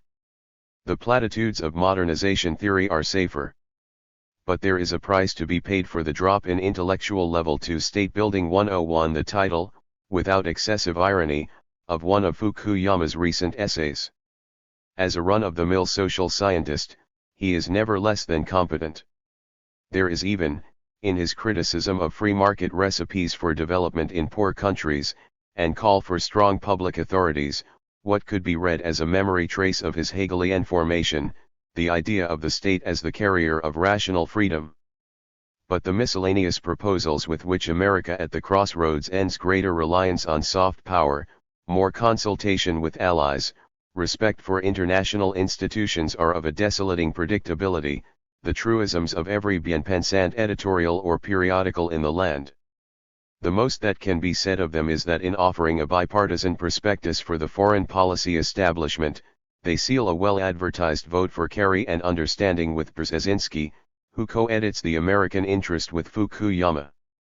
There is not the faintest suggestion in these pages of any basic change in the staggering accumulation of military bases round the world, or the grip of the US on the Middle East, let alone symbiosis with Israel. Everything that brought the country to 9/11 remains in place. It is enough to look at the blistering essay by John Mearsheimer and Stephen Walt in the current London Review of Books, significantly, in no domestic publication, to see the enormous gulf between strategic muzak of this kind and genuinely critical reflection on American foreign policy, from thinkers who have earned the title realist. After starting his book under the aegis of Wilson, who brought the gospel of democracy to the peoples of the earth, Fukuyama ends it by enlisting Bismarck, who knew how to practice self-restraint in the hour of victory, as inspiration for his alternative way for the United States to relate to the rest of the world. 8. What the Iron Chancellor, who had a grim sense of humor, would have made of his pairing with the 14 points is not difficult to imagine. In such prescriptions of Fukuyama and so many others today, America is not at any crossroads. It is just where it has always been, squaring the circle of philanthropy and empire to its own satisfaction. April 2006. Underscore underscore underscore underscore underscore underscore underscore underscore underscore underscore underscore underscore underscore underscore underscore underscore underscore underscore underscore. Postscript. Events since the composition of these essays have set off, as often since the 70s, another wave of laments in the Western media and American political class that U.S. power is ebbing, amid criticisms of the Obama administration for irresolute handling of new threats to international security. The developments that have aroused the latest round of anxieties are too recent, most still lacking any clear-cut outcome, to permit more than brief comment. They divide into two main zones, the larger Middle East and Europe. What is to date the balance sheet in each? At the center of the Muslim world, the military overthrow of the elected government in Cairo, replacing unkempt rule by the Muslim Brotherhood with the return of the Mubarak regime under new management, has stabilized U.S. positions in the country of greatest political importance to it, on which the tranquility of Israel as victor state depends. With the Sisi regime in place, closing tunnels to Egypt more completely than Mubarak did, Palestinian resistance in Gaza could once again be garroted, Israel launching a punitive invasion of the enclave, while American weapons and aid continue to flow to the signatories of Camp David.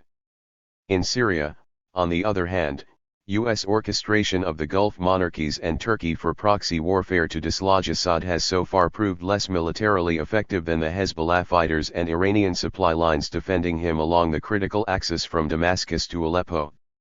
With the rise of a radical Sunni insurgency in the vacuum to the east, extending into northern Iraq and seizing Mosul, the calculus in Washington has shifted attention swiveling back to Baghdad. Their adult supervision had proved too lax, the Maliki regime, flouting U.S. counsels, now rested exclusively on a Shiite army and security system, both riddled with corruption. With jihadis installed in Fallujah and Ramadi, and threatening Erbil, the Obama administration wasted no time in removing Maliki for a more respectful instrument of American will and arming the new government with aerial attacks on ISIS positions. In Iraq, pacification of Sunni opinion, along the lines of the Bush administration's Anbar awakening of 2006 to 2007, is the next requirement. In Syria, much heavier bombing has been unleashed to halt the spread of ISIS control across the north of the country, In another advertisement of the president's indifference to domestic law. 1 Mustering its Arab clients into a coalition against jihadi forces fighting the regime in Damascus, while continuing to aim for the ouster of Assad himself, Washington has launched its fourth war of the century in the region. Domestic fatigue precluding for the moment a return of ground troops to Iraq or the Levant, the lesson learned in Washington is the mistake of letting them depart altogether, rather than leaving a residual force for emergencies behind. In Afghanistan, where Karzai showed no more eagerness than Maliki to accept such a fail-safe provision, Obama has made it clear the U.S. is not to be trifled with.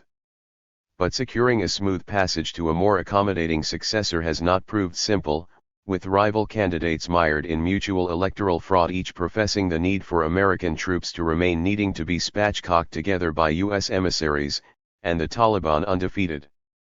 At the other end of the region, the dissolution of Libya, the showcase of humanitarian intervention by the West, into a maze of internecine feuds has underlined the difficulties of arm's length rather than direct control in revivalist and neo-tribal contexts. In these variegated theaters of conflict, American paramountcy has yet to find its equilibrium. But on the strategically decisive front in the region, the Obama administration has reason for provisional satisfaction, as the current clerical government in Iran, buckling under the pressure of implacable sanctions and covert sabotage, signals increasing resignation to the American diktat that Israel must continue to enjoy a nuclear monopoly in the region, in exchange for a lifting of the blockade of the country. Common interests in shielding the recycled Shia government in Baghdad from ISIS hold out the prospect of wider cooperation, for which quiet Iranian help for the original American invasions of Afghanistan and Iraq offer a precedent, this time more openly and on a grander scale, with the aim of reconciling Tehran with Riyadh to make the Middle East safe for all its elites. Reintegration of Iran into the global economic order over which the United States presides would in all logic policymakers in Washington explain spell a drawing down of Tehran's support for the regime in Damascus, and once ISIS is crushed, the decommissioning of Assad by another route. The Rouhani government, though plainly seeking an entente with the U.S., is not so immune to domestic criticism or the Delphic directives of the supreme leader that any of this is a foregone conclusion. The dual objective of the talks in Geneva is not yet attained. But it has come closer. In Europe the scene has been dominated by a political tug-of-war over Ukraine, where the weakness of a successor state, default product of the dissolution of the Soviet Union, has created a power vacuum of a classical kind, the West seeking to draw the country into a forecourt of the European Union, Russia seeking to check a further NATO expansion, encircling it from the south. In early 2014, the last-minute rejection by the corrupt Yanukovych regime, based in the eastern regions, of a trade pact with the EU, in favor of one with Russia, triggered its overthrow by a popular rising in the capital and the west of the country, followed by the rapid deployment of American diplomatic and security personnel to construct a reliable partner for Washington and Brussels in its place. 2 Riposting with the annexation of Crimea, regarded by virtually all Russians as attached to Ukraine only by recent accident, Putin has lifted his popularity at home. But by subtracting its population from the east of the country, he lowered Moscow's longer-term leverage in Ukraine itself, tempting him to cut his losses any hope of regaining influence at the center by stirring Russian irredentism in the Donbass, attached to Ukraine some 30 years earlier. The result has been a rising against Kiev across much of the east, part spontaneous, part instigated by Moscow, issuing into localized civil war in which rebel militias have been saved from defeat at the hands of the Ukrainian army, with unofficial assistance from American intelligence, by the arrival of undeclared Russian troops and armor. As of the time of writing, in prospect is a military standoff, of relatively low intensity. In the contest to gain the upper hand in Ukraine, the US and EU have the trump cards of pliable oligarchs, a favorable electorate, and in extremis a Western capacity for economic checkmate. For if Ukraine depends on Russia for its energy supplies, Russia depends for its capital investment and financial stability on a global banking system controlled by America, interlocking vulnerabilities likely to exclude major escalation of hostilities by either side. These are not symmetrical. The ability of the US and EU to damage Russia exceeds the ability of Russia, short of an outright invasion, to damage Ukraine. Though Europe itself stands to suffer in some degree from the sanctions so far imposed on Russia, as the United States does not, American determination to punish Putin has once again shown how limited is the autonomy of any European capital when American primacy is on the line. The crisis in Ukraine is a logical end product of the Clinton administration's decision to ignore the promises of its predecessor, and press NATO expansion to the east, against which many an unimpeachable veteran of the Cold War warned it.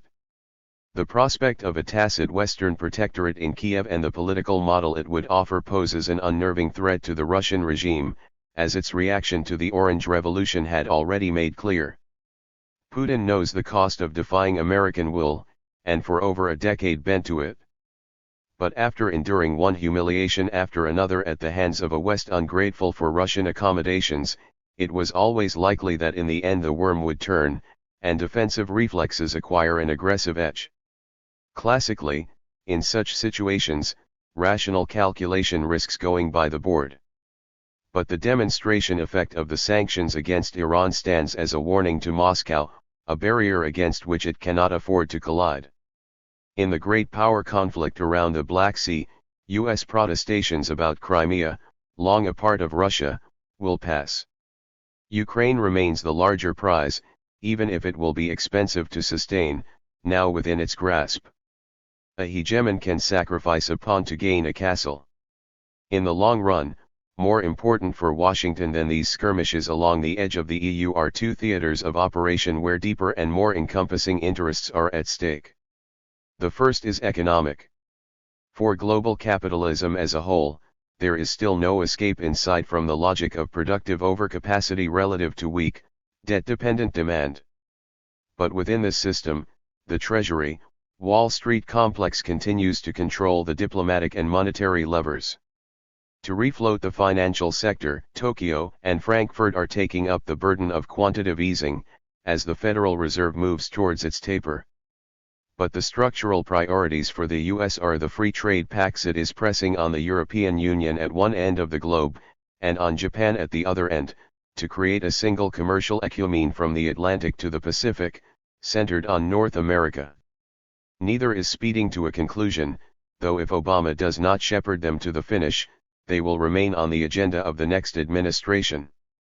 In the Far East, at least, where gains are potentially greatest for the US, the performance of the Abe government has been particularly encouraging, not only signaling readiness to dismantle Japan's traditional devices of economic protection, but to extend its diplomatic and investment reach from Southeast Asia to India, in a common wariness of China. The second theater is military. There, largely unnoticed, with a dramatic upgrading in the variety and accuracy of its nuclear armory, the United States has regained something like the absolute strategic superiority in weapons of mass destruction it enjoyed for a time after the Second World War. In a further signature initiative, Obama has launched a nationwide wave of atomic revitalization that includes plans for a new generation of weapons carriers, which will cost up to $1 trillion. 3 With the erosion of the Russian nuclear arsenal, and the much greater limitations of the Chinese, the US is not far from a first strike capability that could in theory wipe out both without fear of retaliation. 4 If any such scenario remains beyond imagination, it continues to figure in the computations of what was once called deterrence. Such is the actual technological proliferation, of which the Non-Proliferation Treaty is a fig leaf.